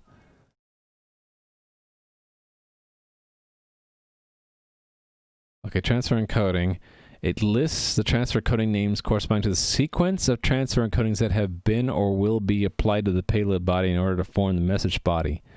So it is a sequence, and we're not treating it like a sequence in C++ code. We could in this code, though, because it's easy. I hold the body in a buffer. We could just loop through the transfer encodings one at a time. What do we do if we skip one we don't understand, though? I guess we stop. I guess that makes sense. We would pop it off the front and do the decoding if we understand it. Otherwise, keep it in there, right? I could also, you know what I could also do is I could have this be a secondary function of response, so that you can see that it's encoded, and then you call some kind of like decode after you call parse, and it would do it. Just occurred to you that if this is parsing, then we can fuzz it, I suppose, but it would be kind of hard to generate the expected results, right? Unless you're just fuzzing it to see if it panics. Sure, you could fuzz it if you only care if it panics or not. If you wanted to know more than panic or not panic, then you'd have to know what to expect from every random input, I guess.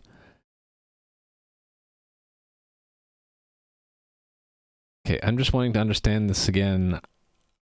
How are we supposed to process this header? Recipient must be able to parse the chunk transfer coding. Sender must not apply chunk coding more than once.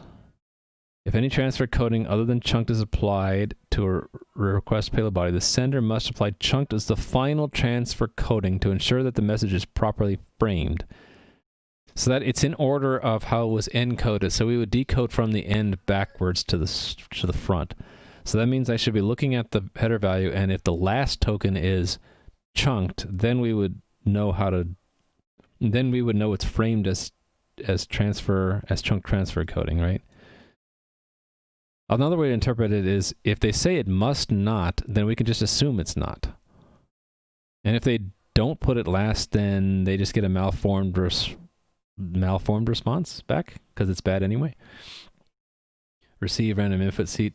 If it transforms to the correct thing, if it does pass your program. Yeah, but how do you know if it's the correct thing or not? That would be the hard thing, right? Yeah. It would be easy to see if it panics or not, though. It should never panic, basically, because I return a result. So at worst, you should get some kind of error result. You should never panic, though. Structs, basically. But someone would have to either manually figure out what the expected output is or have another correct implementation that generates those, right? That'd be the way I would do it. Have a bench, like a standard, or a known correct implementation you tested against, and you'd run the randomized input through both, and you'd expect like comparable results. And then you could also benchmark it and see which one's faster for random input. Okay, for example, indicates that it's been gzipped and then chunked. Got it. Unlike content encoding, transfer encoding is a property of the message, not of the representation. Any recipient along the request response chain may decode it. That's fine. I'm kind of leaning towards making the decoding optional as a secondary function.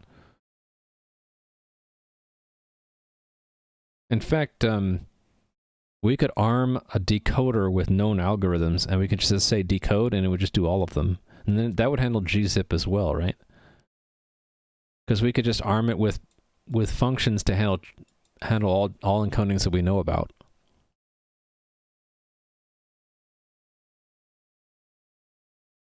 Okay.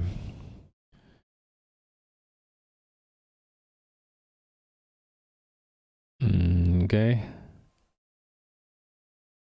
I think this is pretty self-explanatory. We would encode left to right, decode right to left.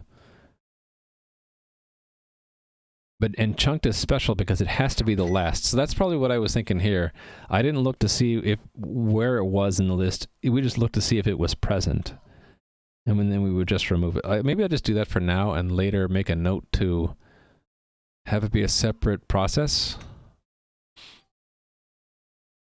Because we need to know if it's there for framing, right? Right. So we can't do it as a separate process because we don't know we don't know if parsing is done unless we do the deframing. So this we have to do it this way, right? So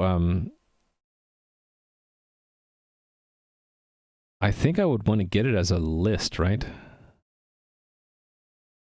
Or no, I can just do the Boolean way of doing it. If self.headers.has header token transfer encoding chunked. There we go. So I don't need to do the pattern match after all because I actually have a function that gives me a Boolean result. So then we would now delegate to the chunk decoder. That means I'm going to want to have a special state for that, right? So we would say, okay, actually it would be complete part. It would be this one. But before that, we want to set the state to be, yeah. Oh, that's why I had a sum here for the content length. I did that on purpose, right? I remember this. I wanted to have body none here signal that we were doing chunked encoding. Yeah, that's what I meant to do that. I meant to do that. And we can't reserve memory for the body because we don't know how long it is, which was the problem was that Silent Z had, that they didn't like, or it was someone else who didn't like the fact that chunk transfer encoding, we don't know how long the message is going to be. Okay, so don't need that bookmark. We'll go to the body state, so it should be in for body, right? So then we get to this else. Yeah, this was placeholder code. So here we need to pass it off to the chunk, which means I need to have a decoder actually. We need one. So let's add one. Chunk decoder. Optional, or not option. Would it be a cell? So I can move things in and out of it? Is that how that works? Cell, it's like standard ref cell, what is it? Cell of,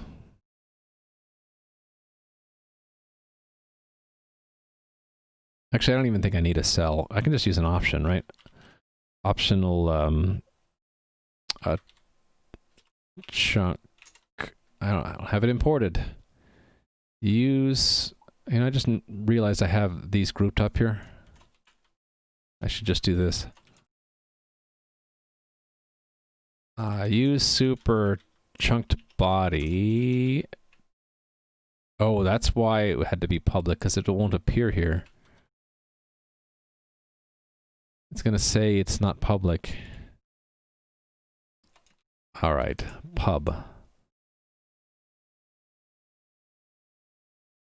And that means that I will need pub on some of these functions, right? Well, let's make them public as I need them. Chunked body.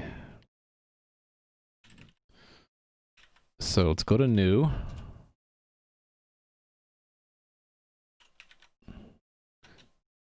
Chunked body new. Which is not public. Now it is. And what's wrong with it though? Oh, some. Oh, so this should be just be none. All right, we're gonna make one if we get into that state. So that was here if we get into that state here. So then self.chunk decoder is some chunked body new. You only need a cell if you need to mutate from behind a shared reference. Yeah, that's why I kind of stepped back. So I'm like, I'm pretty sure I can use option here. If I needed interior mutability, I'd use a cell, right? And then you move in and out of it. Or a ref cell, you cell was you use you move in and out by value, and ref cell is you borrow from. I can't remember. It's been a while. But anyway, this is what we want, right? Yeah. We're lazily constructing the chunk decoder. But why don't we call it just chunked body?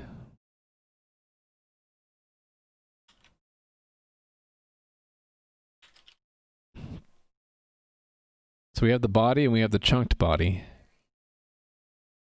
And I guess at the end we're going to fold it in. We're going to move, yeah, we're going to extract it out. I should have a method to swap out the buffer, right?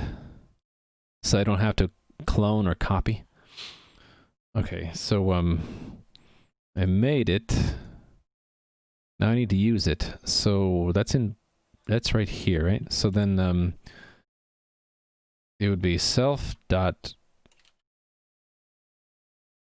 chunked body dot as mute.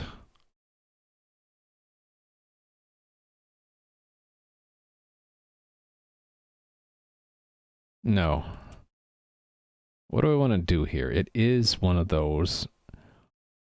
I don't want to just unwrap it. I want to. I do want to do an as mute or as deref mute. I can't remember. As deref mute would get me an optional reference that's mutable. Oh, to the target. So I just want as ref, right? As mute. And then unwrap. And then I can use it. So like so let chunked body equal. So we're basically going to borrow the chunked body here for mutability. With Musin. By the way, I've been saying his name wrong for about a year now, at least. I kept saying Musean, but then I was corrected. It's I think it's actually Musin. Musin learned about temporary ownership with option take, swap, and replace. I guess we could do that here too. Instead of doing as mute unwrap, I could just take it out. I could swap it out and put it back. Should I do that? Just because it's not as complicated as mute unwrap. I would say let chunked body. Well, how do I get it? Do I have to declare it and then swap it? I would say it's none, right? And then self chunked body swap. Standard mem swap chunked body, self chunked body, right?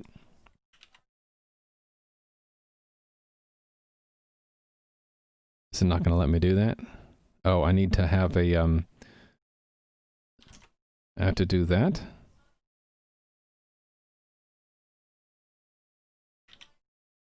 Why not? Cannot borrow it as mutable. It's declared as is not declared as mutable. I have to do that too. I'm going to want to do that anyway, right? Oh, and the type is not right. Okay, I don't know how to do with an option. We should do an else if let sum. Yeah, but it's always going to be sum if we get into this state. So I might as well do an unwrap. I think I'm just going to do what I was doing before. It should never be none at this point. So unwrap is actually what I want. I want to panic if we ever get into the state where into that state, because it would be a wrong state. Which means it's sort of mixed with content length. So, really then what it comes down to is I really shouldn't have it be separate. I should have it be part of this. Shouldn't I have it be just part of this variant? Yeah, what if I do it this way? So there would be a like fixed body that has a size in it, or a chunked body. In which case, oh, is that the same name? Actually, can I do that? Can I have the same name again? And it just knows that's the type of the inner one? Oh, that's neat. Although slightly confusing.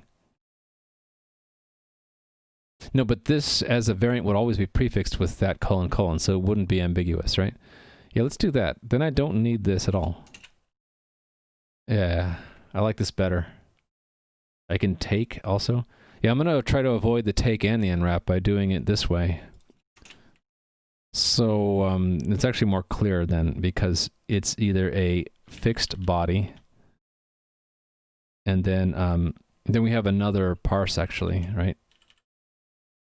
We have a chunked body as well. Chunked. Because then I can just pass that mutable reference, right? This is borrowed, right?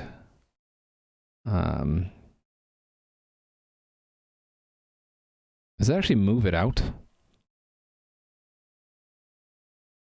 I guess it's going to tell me, it's going to give me a problem with it being moved out, isn't it? Yeah, let me fix this. So this is the size now, and I don't have to have an if let. So it's a little bit easier on me. And then I don't need to have this warning about can't use that. That's actually, I actually prefer that. So this is fixed body. Yeah, it's the different logic anyway. I should have thought about that. Different logic calls for a different function, right? And this is chunked body, which alphabetically goes first. Okay, and then I need to fix the names we called. Chunked, fixed, chunked body there. This is wrong. This is chunked body, and this here's where I want to borrow it mutably. Yeah, I'm gonna want to dereference it mutably to modify it. Chunked body. So I'm gonna get compiler errors here. Yeah, I'm gonna have to fix that in a second. Let me fix this other thing first. So this is fixed body, and then I don't need the sum anymore, which is neat. And then here I can just do chunked body new. I like that a lot better. That makes more sense to me. Okay, now to fix this interior mutability thing. I think what I gotta do is do a mute state. And then I have to do dereference that. And now it works, right? Yeah. So now I have a mutable reference to the chunked body. Ooh, can't borrow self as mutable more than once at a time. Second one occurs here. Ooh.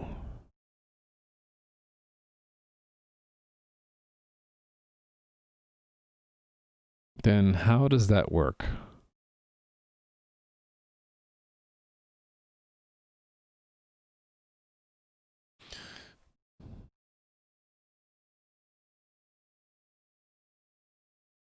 Do I want to just take the state out and then put it back in?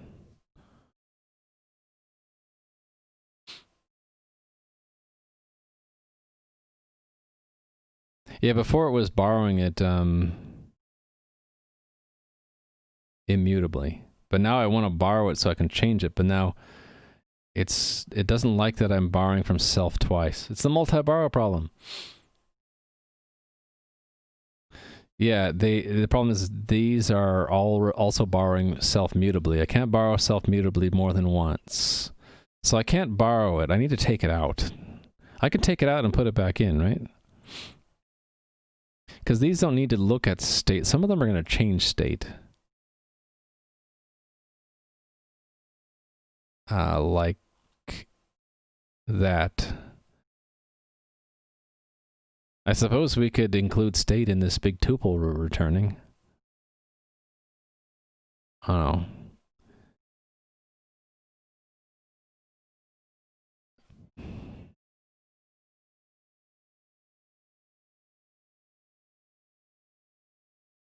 Maybe I do need a cell for that chunked body then. Yeah, what if I just do that? That would be easier. I keep hitting Control A instead of Control S there. Okay, so what if I made this a, what is it? Ref cell is what I want, right? To borrow a reference to it mutably. And that's from standard cell. Actually, let's just use it. It's right here. Use standard cell ref cell. Yeah. Okay. So then with the ref cell, I would do borrow mute. Right? Well, the error is expected mutable reference found structure. Ref cell mute. Or ref mute. Okay, because we can't see that, let me put these on other lines so we can see it. It's been a while since I used ref cell, so it's going to take me a bit, I think, to figure this out. What happened that we're introducing ref cell is that this is borrowing the self state immutably. I have to do that because all of these function calls are borrowing self mutably. If I try to also borrow the chunked body mutably through self, I get a multi-borrow problem. You can only borrow mutably once at a time, right? So the borrow checker is being like, you're multi-borrow mutably. Returns a smart pointer to manage. So do I need to like call something on this? I don't remember how to use ref cell. I should be looking at the examples, right?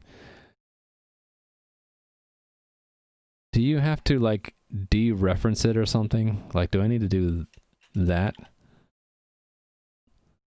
I don't remember how to do this. Oh, it removed the reference.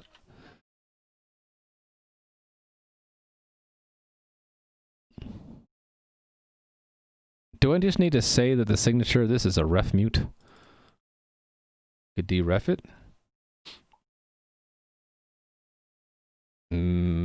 Have the functions return the new state? Yeah, I was thinking about that too, but a lot of these would end up having pass through the state, and I don't know. That might be cleaner, but right now I'm gonna hack it with a ref cell. Do we have to do that? Mute. Oh, there we go. But there's another problem somewhere else here. Right, so I have to do ref cell new that. There. No, one more. What now? Can't move out of cell status by an immutable reference. Move because chunk body has type ref cell, which does not implement the copy, so we just need to borrow it. And dereference content links to copy it. And then what's wrong with this? Cannot borrow self as immutable because it's also borrowed as immutable. The temporary is part of expression at the end of the block. Immutable borrow occurs on 91. Okay, I think I would like to see this as in a terminal window by itself. Can I get it? There we go. That was weird. Had to keep hitting enter.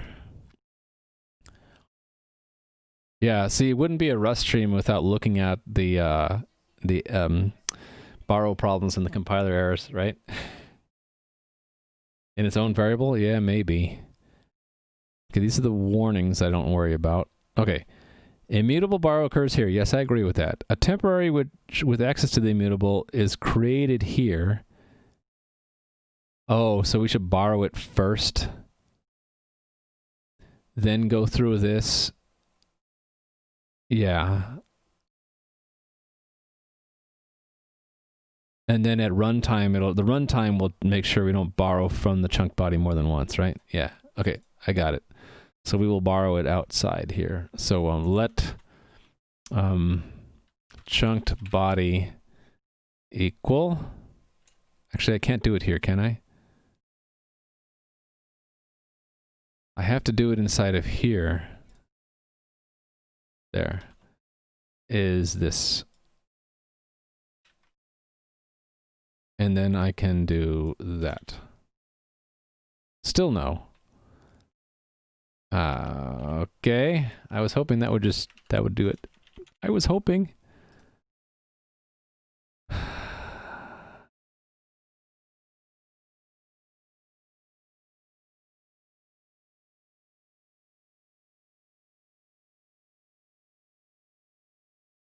Oh, is it because, yeah, okay. I can't borrow that at all. I have to do copy. Well, that's a problem, right? You can't copy a ref cell. So maybe I do have to do it the other way. I can't do the ref cell way because that copies the state. Oh, wait, is it actually gonna work? No, it doesn't work because I can't do that, right? Cannot borrow it as mutable. Oh, it's just because it's not declared as mutable. Yeah, the problem is still here where it can't move it because it can't move a ref cell.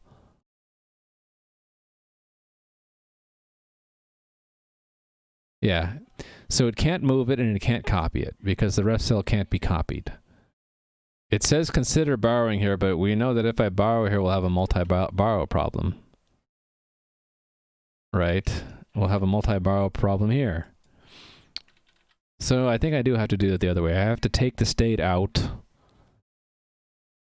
pass it through those functions to get it back. Okay, well, if we have to do it, we have to do it, right? So then I'll take the ref cell out then. This is just a chunked body then. Does that mean I need to have a default? Because when we take it out, it goes back to default, right? Actually, I don't know how enums. How do you take out an enum?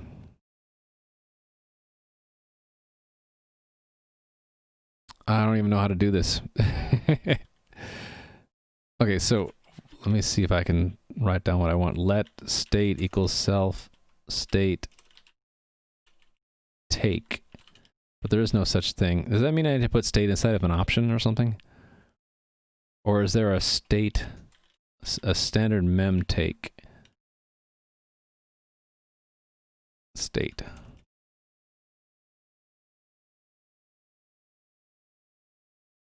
Mismatch expected. Oh, that. Right. I need to implement default for that to work. All right. So we can give it a default. That seems like a hack to me, though. Actually, if I made it a default, then I could use that in the new anyway. So impl default for response state. And then use the light bulb to implement the missing member, and then it will be a self status line, really. Because I can use that in the new down here. I can say just response state default. Because that is true. That is the default state of that enum. That's what we start at, status line. Okay. So we take the state out. Now we're going to match what? Don't I still have a problem where I have to use it in the match? Oh no, but it doesn't. It's no longer in the self. That means I can borrow it mutably. Ahaha. Okay. And I don't need to do this anymore. I can do. Yeah, so this all works now. The only thing is I need to pass it back. So where do I put it? Where do I plug it back in here? Maybe. Let me think about this.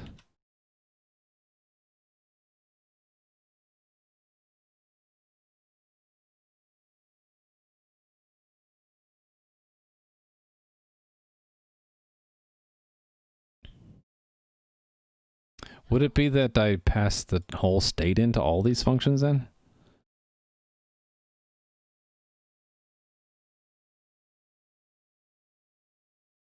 And then the state comes back out, and then I put it back, right?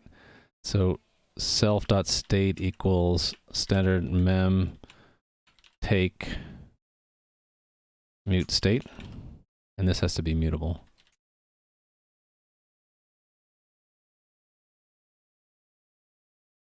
Because actually doesn't, because we're going to have a state here. Right. So we're putting it back in at the end. Okay, and then it has to be added to all these tuples then. So that means, yeah, these can just all get the state. Sure.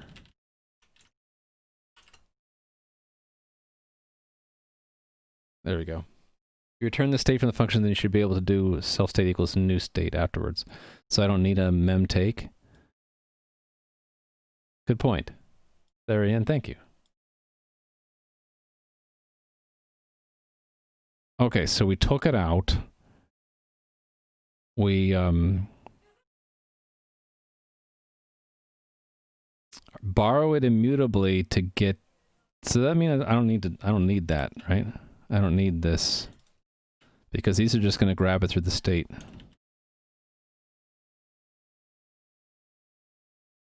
Yeah. And the functions would have to check the state is correct. Yeah, that's true. But I think I'll just do it with unwrap. Let's see how it goes. Chunked body. So this is going to get a state, which is a parse state, a response state. And it's supposed to return a response state.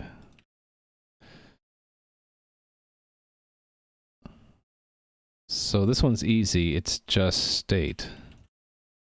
Okay, and then here's where it gets a little bit more difficult, because we have to say if let some content length, not some, if let fixed or response state fixed body equals state, then do all of that. Else, actually, I don't want to do a panic here, but that's what we could do, right? That would make it work. Only I have to add state here.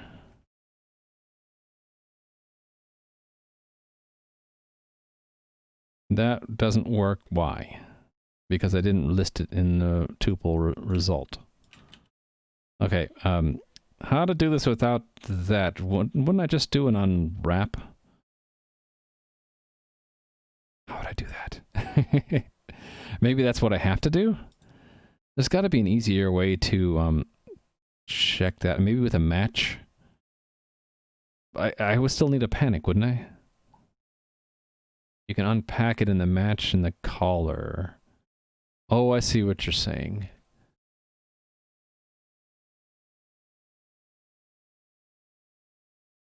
I mean, it already is unpacked. I could repack it. Oh, wait. No, that means I don't need to pass the state. I can pass the content length like I wanted to. Right? We're just assembling a new state then. So this is U size. I don't need that. Yeah. Thank you, Sarian. More points for you. So this would just need to make a new response state fixed body and then repack the content length into it.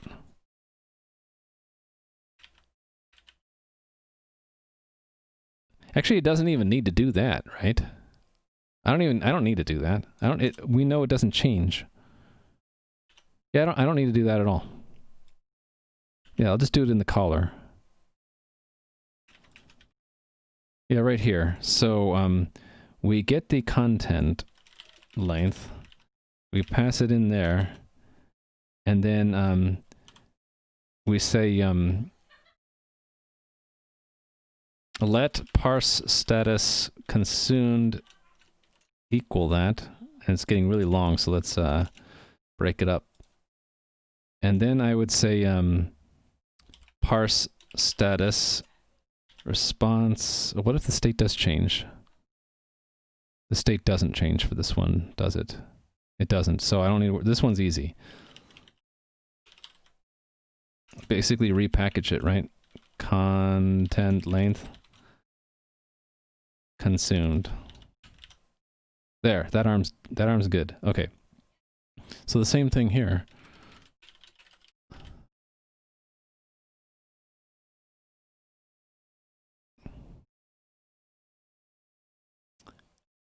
It's going to consume the chunk body completely. And it needs to give me back a state which might have the chunk body in it or might not. So yeah, this one's chunked body. And it returns, so right now it's just going to be response state chunked body, chunked body. Okay, I want to break this up into 3 lines.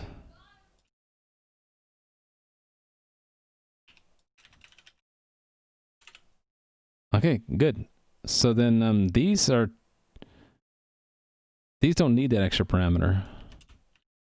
I just need to update them because they're allowed to change the state, response state. They do so here, right? So I think what I need to do is make a state. I have to fold it into these OKs, don't I? That's what I do. Yep, I have to do that.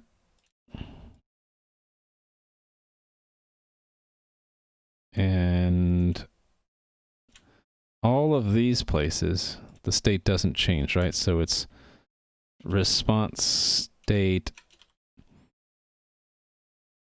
headers, comma. Here it's this one. And then remove the self state equal. Oh, here it goes. Here it was this instead.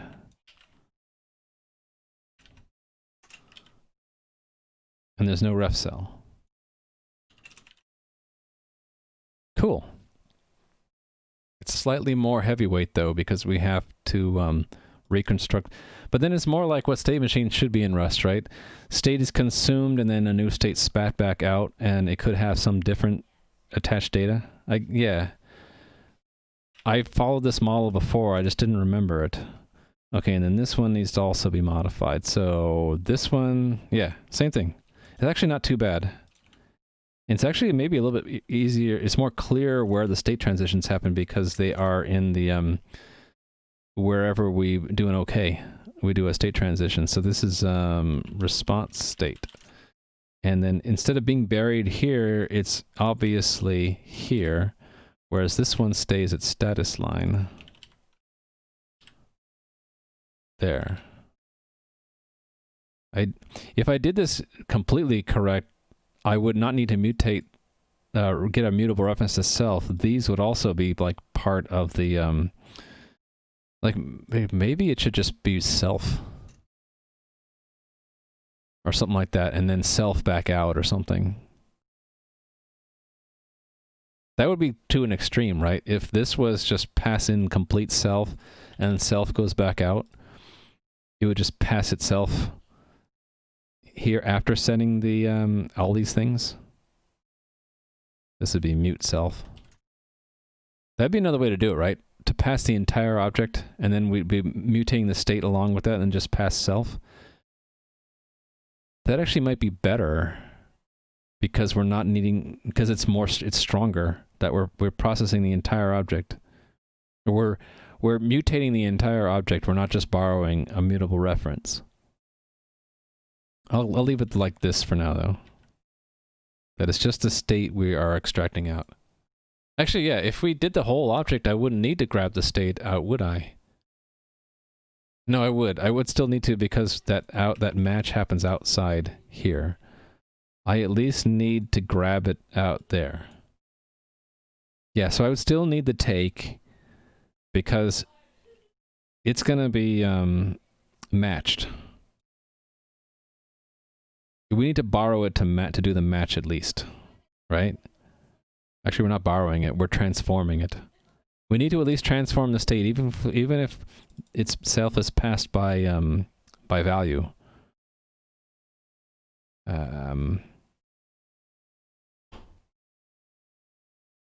Yeah, this would just become new self. Self equals new self or something like that. I don't know. Anyway, this works. Yay. So then, did I just finish fixing it? Do I run the test again? That can't be it. Can it? My bookmark got moved.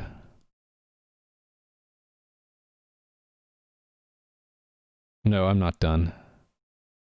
Close though. It consumed the correct number of characters. Okay, I think I know where I need to. I didn't finish the parse message for chunked body, right? Yeah, that's the wrong thing to do. We need to pass it through the chunked body. So chunked body dot d. What? What? Oh, right. It's not public. Dot decode the raw message. And we get back a decode status and a size. I think I want to, so I need to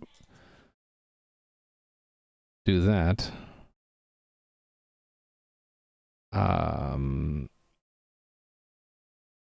Yes, this needs to be mutable. Okay, and then if it's not an error, we get back a decode status and a size. So the size is what we're going to return here, right? So let decode status consumed equal that. I think I want to match on that because it's going to be either incomplete or a complete part. Yes. So match that. So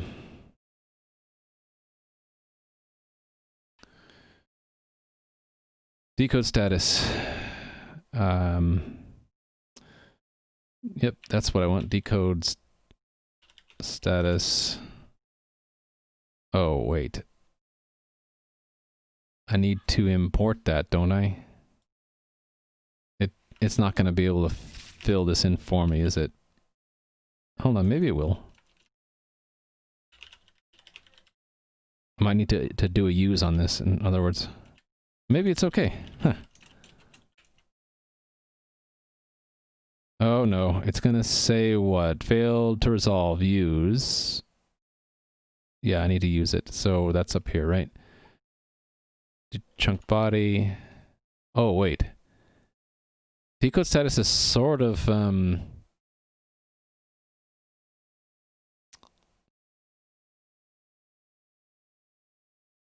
ambiguous, right? Can I say, an as? Can you do a mix and as here? Can I say decode status as chunked body decode status? Can I do that? Oh, I think I can. Neat. I like that. All right. Why my own HTTP library? Hey there, spoofed existence. It's because I am getting really into Rust, and I made my own HTTP library years ago because that's what I enjoy doing. I like implementing standards, like making my own web server, that kind of thing. And it came out of the last job I had where I had to do a lot of implementation of things like standards because we weren't allowed to use open source. And some of the standards were unreleased and experimental, and there were no implementations. So it's just something I like doing. I initially did this for C++. Now I want to get into Rust. And so this is good practice in Rust, is taking existing working C++ code and port it to Rust. But also I want to continue building up my own stuff based on the web, like HTTP. And I just think it's more fun to make it myself. I'm not making everything myself, so things that are built into the Rust standard library, I'll just use. I'm not going to reinvent UTF-8 encoding, decoding, that kind of thing. I did do that for C++ because it's not built into the language, but yeah. There are crates out there for Rust for HTTP, and I considered using some of them, but for example, the URI library, I couldn't find one I liked. So if we go to like libs.rs and we type in URI, I tried URI parse. How come it's not showing up here? Yeah, URI parse, and I found 4 bugs in it. It was disappointing. Also, their API is really strange to me. So I filed the bugs, and I considered maybe helping them fix the bugs, but I really didn't like their API design choices. And then HTTP also supports URI, but it's very focused for their for HTTP URI, so it wasn't comprehensive. So I just didn't like the fact that it was incomplete or had bugs. One crate had bugs, the other crate it's incomplete. So if I didn't already like doing stuff from scratch by myself, I probably would just either live with those deficiencies or maybe contribute back to these crates and help recommend fixes. But yeah, since I really like doing stuff from scratch already, I'm very tempted to just make my own. So that's what it comes down to. I really like making my own stuff, and yeah, also I think it's interesting to kind of teach some of the fundamentals. So a lot of the work I'm doing, I can go back and show you the original specification for HTTP 1.1 and say, yeah, we're implementing that. So yeah, sometimes it's educational, it's fun, and I like doing it. The warning here is probably because I have nothing filled in, right? So this ends up really just doing this, right? In both cases, no, in this case, we're going to another state, right? If we're complete, then our parse status is also complete. No, we're going to the trailer if this is complete, right? No, the trailer is included. What are we going to? Chunked body. Yeah, we're done, right? Complete whole. Yeah. But I'm going to want to move the headers that were in the trailer up before we return this, right? So, yeah, I guess as a placeholder, I want to just do default because it doesn't really care. The state we go to doesn't care if we complete. Get rid of this. That's getting in the way. And then consume goes in both of these. Yes. Okay, incomplete, it's incomplete, and we put the chunked body back in. So here we need to do a little bit more, right? Because I want to move the headers from the trailer out. Because we're about to lose the chunked body. So I think I can just do an extend. So self dot headers dot oh, I can't do that. I have to do an add, don't I? So I'll just iterate. Chunked body dot trailer isn't public either. I need you to be public, please. Thank you. Trailer dot headers dot for header and headers. Headers dot add header, header dot name, and header dot value. There we go. It won't let me do that. Why? Cannot move it out because it's behind a shared reference. Ooh. I have to clone? I should make a variant of add that just takes a header, shouldn't I? Wait a minute, this takes an into. Why can't I just move it out? Oh, I have to transform it. No, that's because this is returning me a reference. Okay, that's why I can't do that. I can't consume. Okay, let me make a note to myself. We have to clone here because I didn't provide a way to consume the headers into an iterator or take them out. Well, this should be all in a big to-do.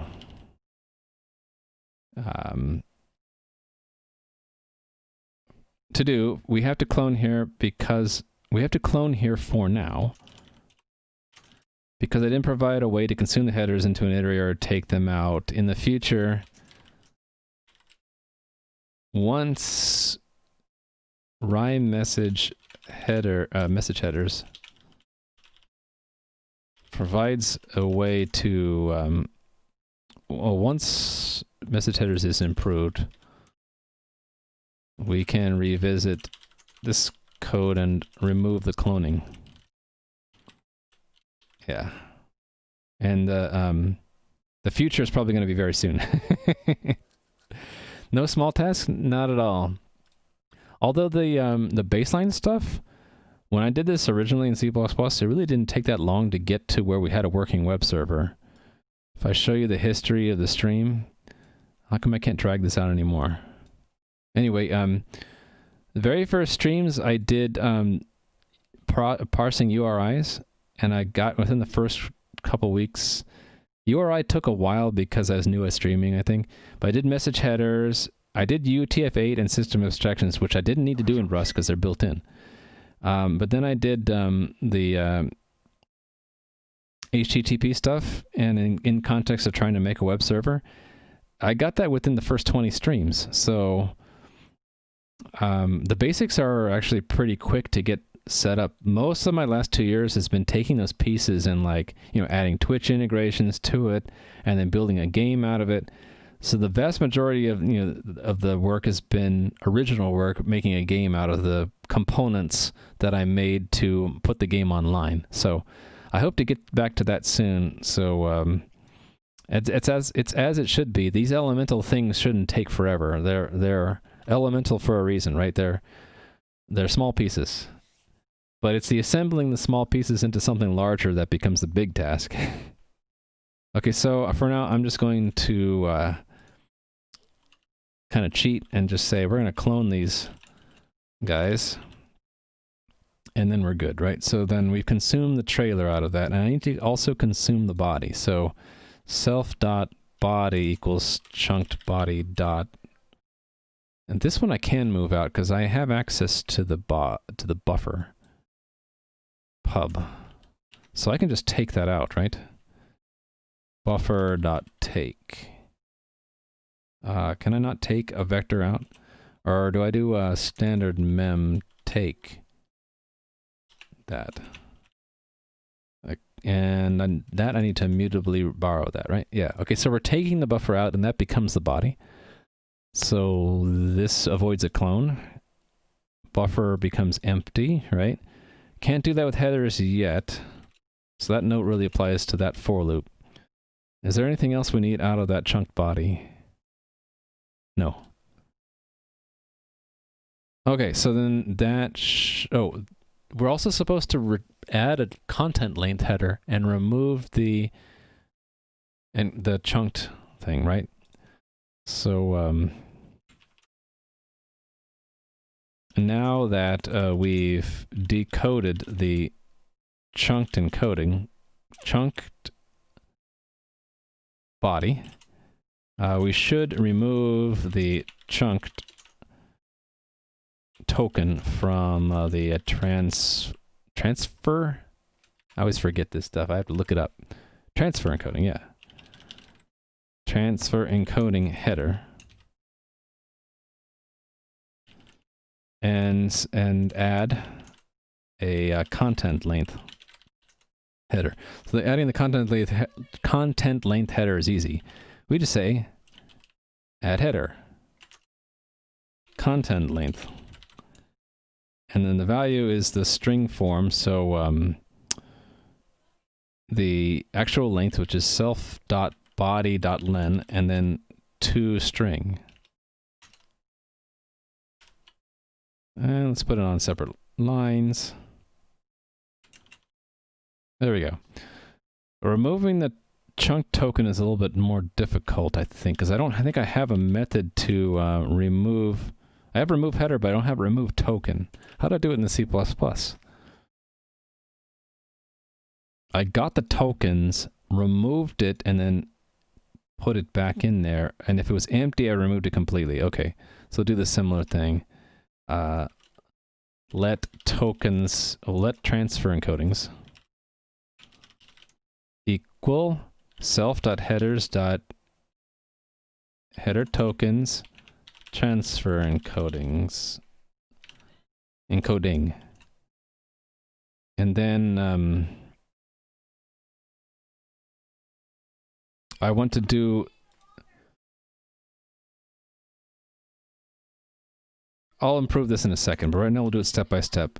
We'll say we want it to be that, but retain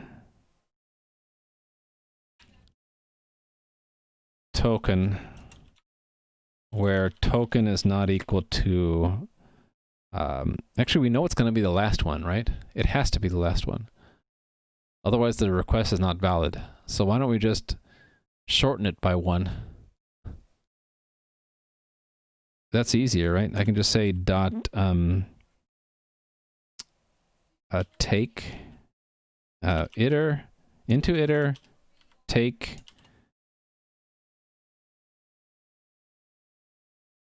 how do you say take all but the last? I'd have to compute the length first, wouldn't I? So let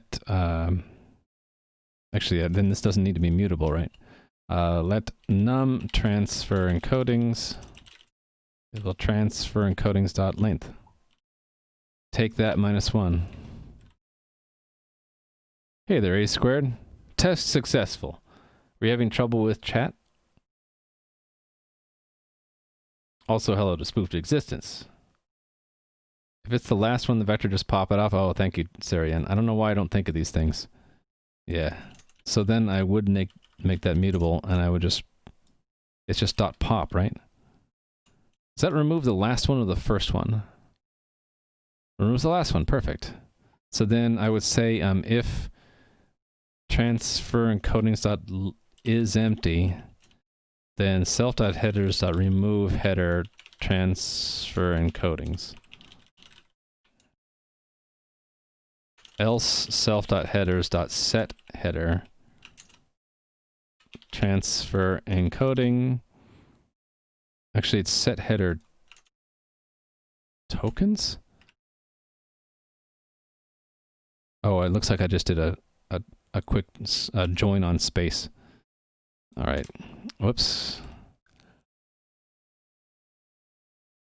Remove it or set it to, the value will be space.join. I always get this wrong. Is it space.join transfer encodings? I always get the join wrong in Rust. Join. Oh, it's only with slices. No. This one. Right, okay, it's the other way around. It's that dot join that.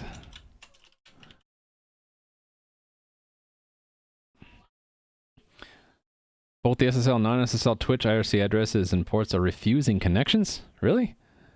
Would anyone in chat mind doing the command line, see if it's something on your end? Oh, it's all working? Okay. I guess I could try with my client. That's still, I still have that.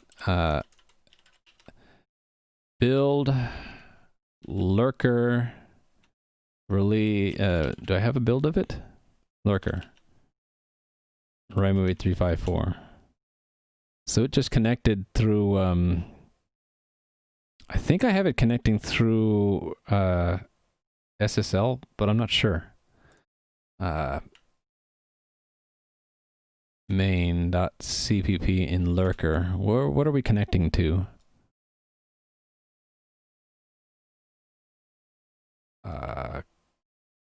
It would be initiate login. Login anonymously. Post action. Login. Connection factory. Ooh. Where's connection? This is really old code. I don't remember how I did this. Oh, I had to do set connection factory. Okay.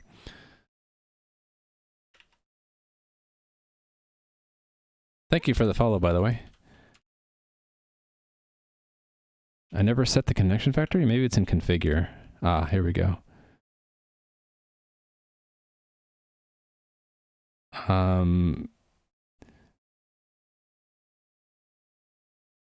Twitch network transport connection. But... Oh, yeah. Okay, so this probably...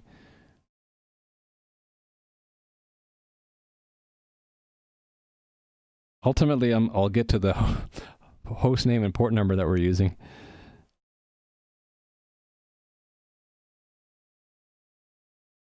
Yeah, what's that address? Get address of host. Address of name or host. Where do we set that? Here it is. I found it. So yeah, since it was easy to check to run it, but it took me a little bit to find them to verify I really am going to that port. But yeah, actually I'm going to 6697. That one requires TLS. I don't know what 6667 requires though. Is that the non-TLS one? Apparently only the SSL one works. Oh. Oh, it's the no SSL. Yeah, so I've been using the SSL one. Did they remove the non-SSL one? Or maybe it's down right now. Huh. Yeah, maybe no one uses the non-SSL one and they took it down planned, or maybe they just don't know it's down. Weird. Well, yeah. Sorry, you have to use the SSL one. Okay, so then,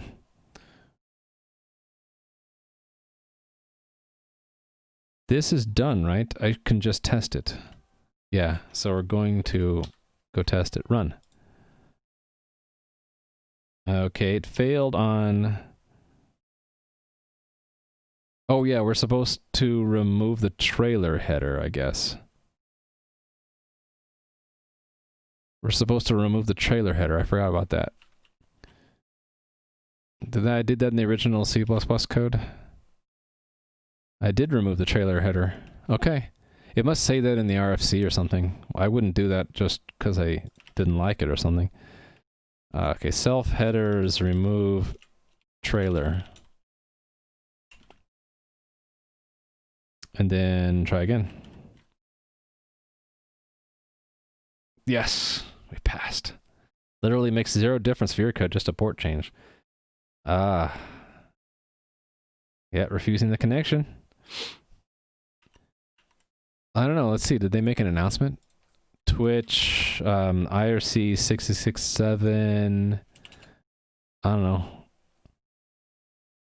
They would have made an announcement if they were taking it offline, right? Maybe it's just down, unannounced, maybe something's broken. Yeah, I don't remember them saying an announcement like, we're going to take out the non-SSL version of it. All right. Oh, is there something wrong in the docs about it?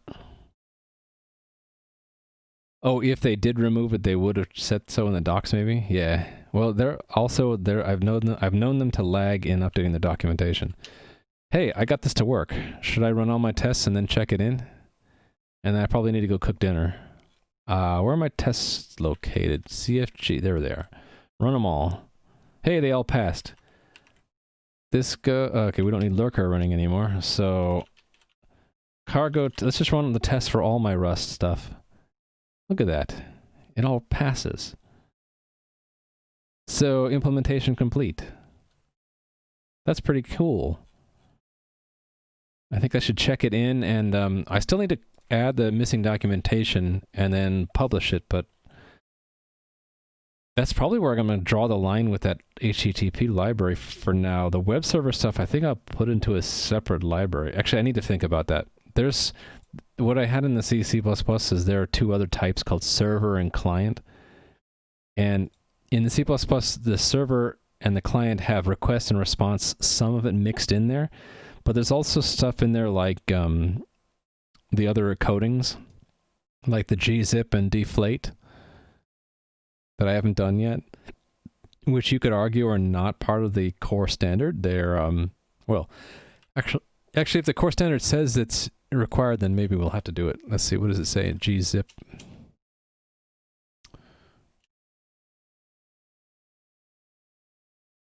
Okay, but where does it say we should?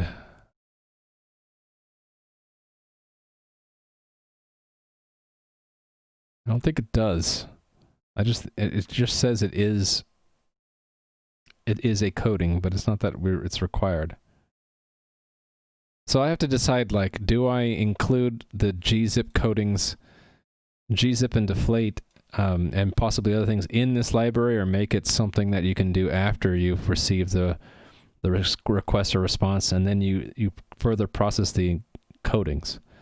And then there's other stuff in here like, yeah, the transactions, waiting for a response after sending a request, and then making connections to, making connections. So there's a connection to a server through a socket.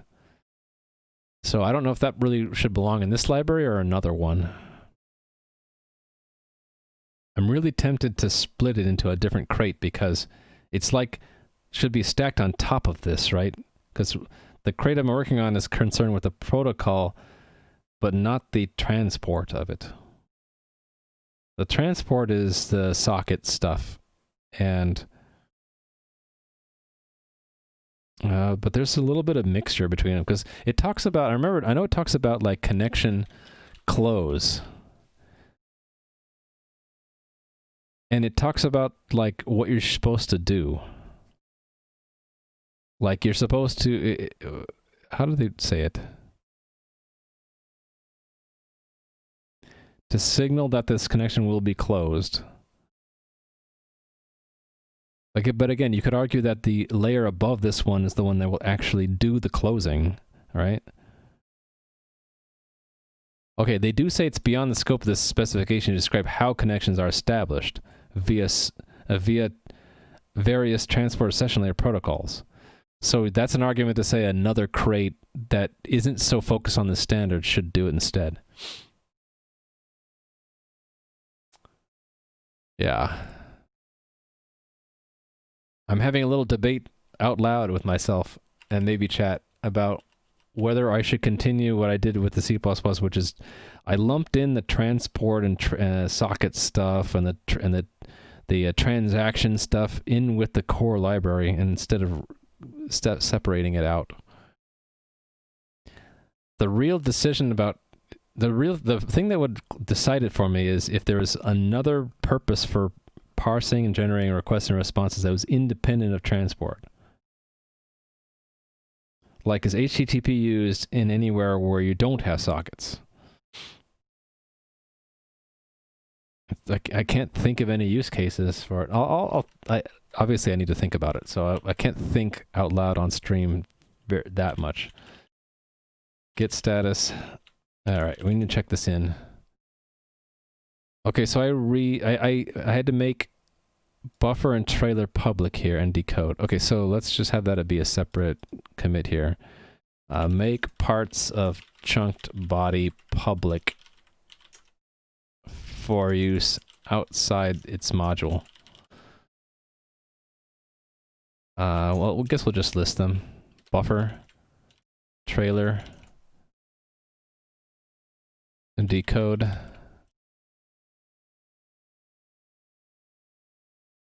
New. Yeah. Okay, and then here,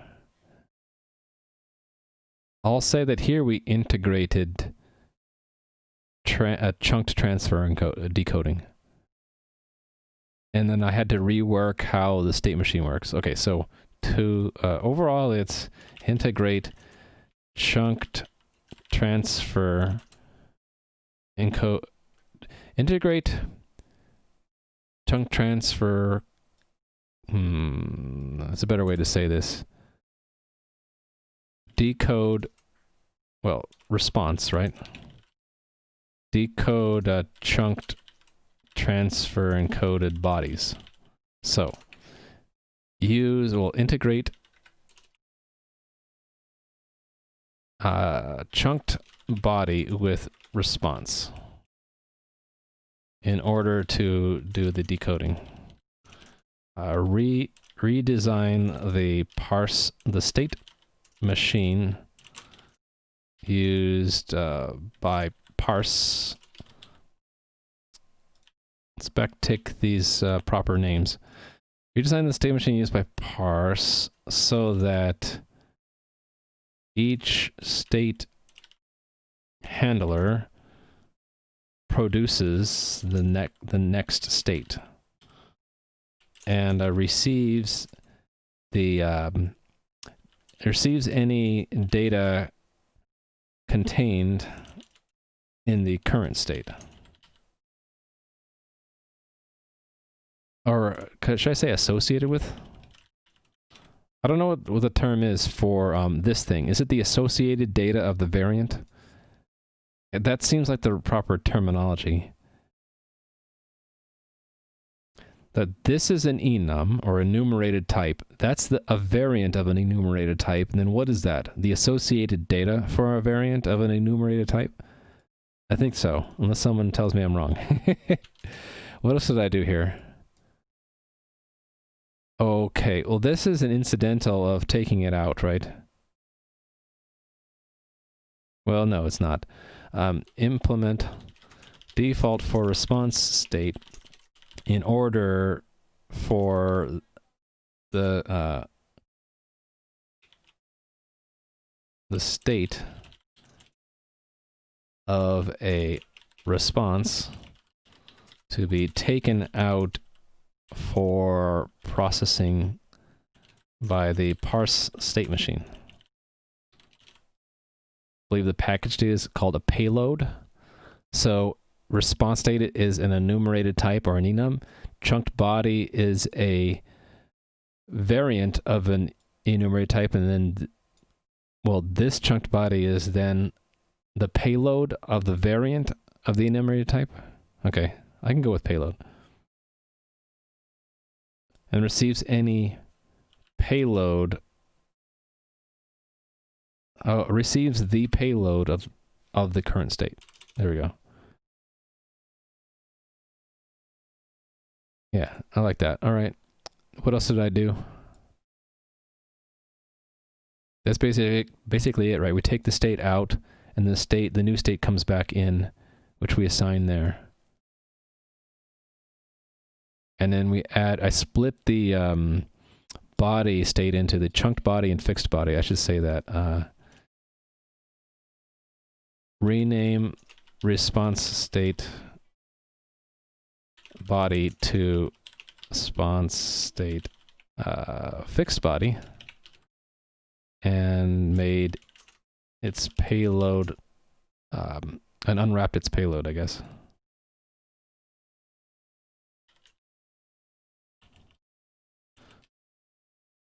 Added response state chunked body to support decoding chunked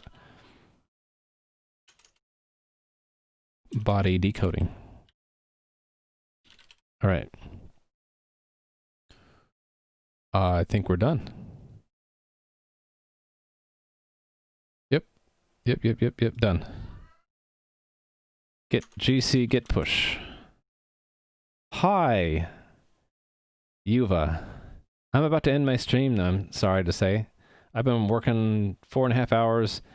I've completed the initial implementation of this crate for Rust by supporting chunked body decoding. So that was the whole point of today, was section 4.1 of HTTP 1.1. Chunk transfer decoding coding and its decoding algorithm, which they describe down here. So we did that and integrated it back into my code so that if I still have it, I don't have it. I don't have a bookmark. Where I used it was down, it's like second or third test here, right? Yeah, so this type that I made in Rust to read in an HTTP response now understands this, which is a chunked encoded body, and will tell you that it's actually hello world.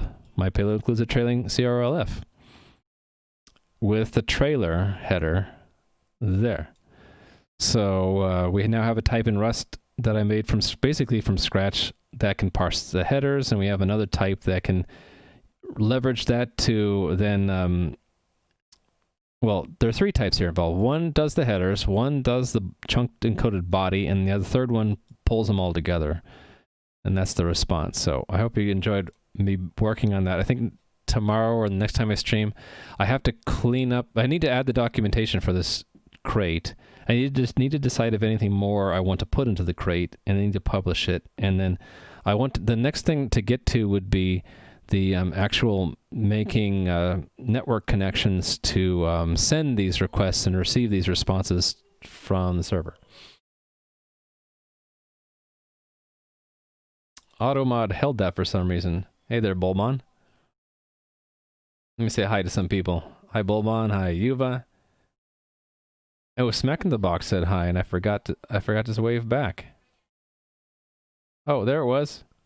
That was a while ago. I'm sorry. I didn't see your little wave. Your O/. I'm sorry. Smack in the Box. I'm sorry. So how did you learn network programming? What's your mental model? You're a network engineer. You can't say you don't know much about networking, but still find the network programming difficult. Okay. I learned network programming from many years ago, initially from this book. See if I can remember it. TCP/IP Illustrated. I don't know if this book is still around, but yeah, by Richard Stevens. Yeah. Where's the? So they have a Wikipedia. Yeah. So my very first dipping into network programming was I read volumes. I think it was mostly volume 1. Volume 2 got into the nitty-gritty details, but I learned a lot from volume 1 there. And then just taking what I learned from that book and trying to apply it, I just made little programs that would make network connections. Also, to go along with that, he made another book. Was it like Unix Illustrated or something? Unix by Richard Stevens. Advanced Programming in the Unix Environment. I think that was what it was. That's an image search. I don't want an image search. Yeah, this one. I didn't have the 3rd edition, but yeah, so that combined with the TCP/IP Illustrated got me into both like Unix or Linux-based programming, and also got an introduction to like how you do network connections. Like it actually he had sample code to make little programs that would make network connections, so it was great. And you get into the different protocols and stuff like that. I had to do a lot of practice after that, of course, and I at some point I got into reading the RFCs, and for some of the simpler protocols like UDP, it's super easy to get in to understand it. And if you like get a program like Wireshark, and this is another way to get interested in it, Wireshark, or if you haven't heard about it, this is a great program. It's got a great splash page and everything. Do they have like a screenshot of it? They don't have a screenshot. What if I go back and do an image search on Wireshark? Yeah, something like this, and that's a tiny image. Is there a big one? There we go. So if you just get this program and run it, and you can just start looking at all the traffic that's going into and out of your computer through the network, and you can pick apart the different layers of the protocol stack for any particular packet or message that you want. And you can just explore that and compare it to like what you can look up online about these protocols. And you can get a lot of practical experience looking at that. And you can learn a lot. Like you'd be like, who's using IMAP on my computer? And you're like, oh yeah, I left my email program running. So yeah, using tools like that, just trying to write programs based off of elemental stuff, like learning how to open a socket, read and write data to it, that kind of thing. That's how I got into it. I think if you look at networking in terms of you split it into its various protocol levels, and then understand that fundamentally it's just a pipe of bits going from one place to another, it gets a little bit easier to follow things. Used to help debug a game server plugin. Yeah, there you go. Yeah, tools like that give you a lot of visibility, which can help both to teach you and also to make you motivated to dig deeper. Like you just once you see more, you have the ability to learn a lot better. Yeah. Anyway, I think I got to end it soon. So I promised someone that I would raid someone else who's doing Rust. Let me grab that name and see if they're still streaming. It was a Brooke Zerker. Let me see if they're still going. Twitch.tv/Brooke Zerker. They are live. Wait a minute, only an hour in? Oh, they must have just started. Back when Matt C. Dev recommended it.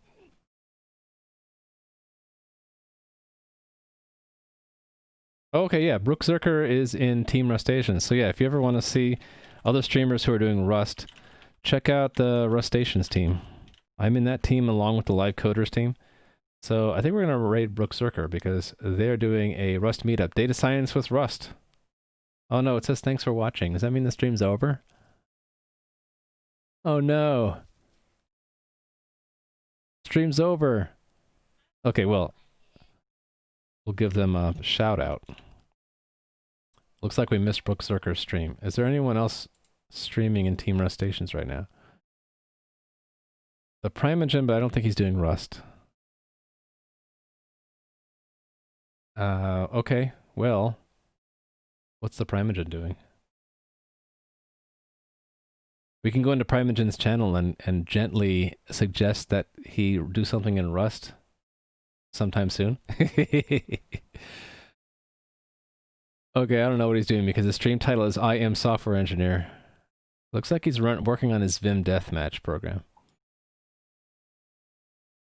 Yeah, I think we'll just raid the Primogen.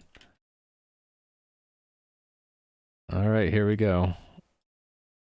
So be nice. Wait, did that not work?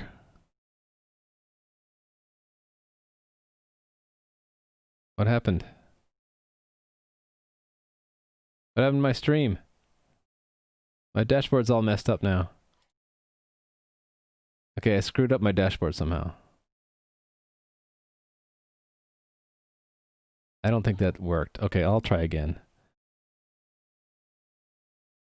Something went wrong. Try running that quick action again later, it says. Okay, now it shows up. Okay, cool. Well, I should be back tomorrow unless something comes up. My schedule isn't very fixed. It's sort of chaotic, but I hope you enjoyed the stream today, and please have fun watching the Primogen. He's working on his Vim Deathmatch game. We can ask him all about it if you haven't been there before. So, we'll see you again later. Take care. Bye! I'm hitting the raid now button. Bye-bye! Bye! Bye! Bye-bye!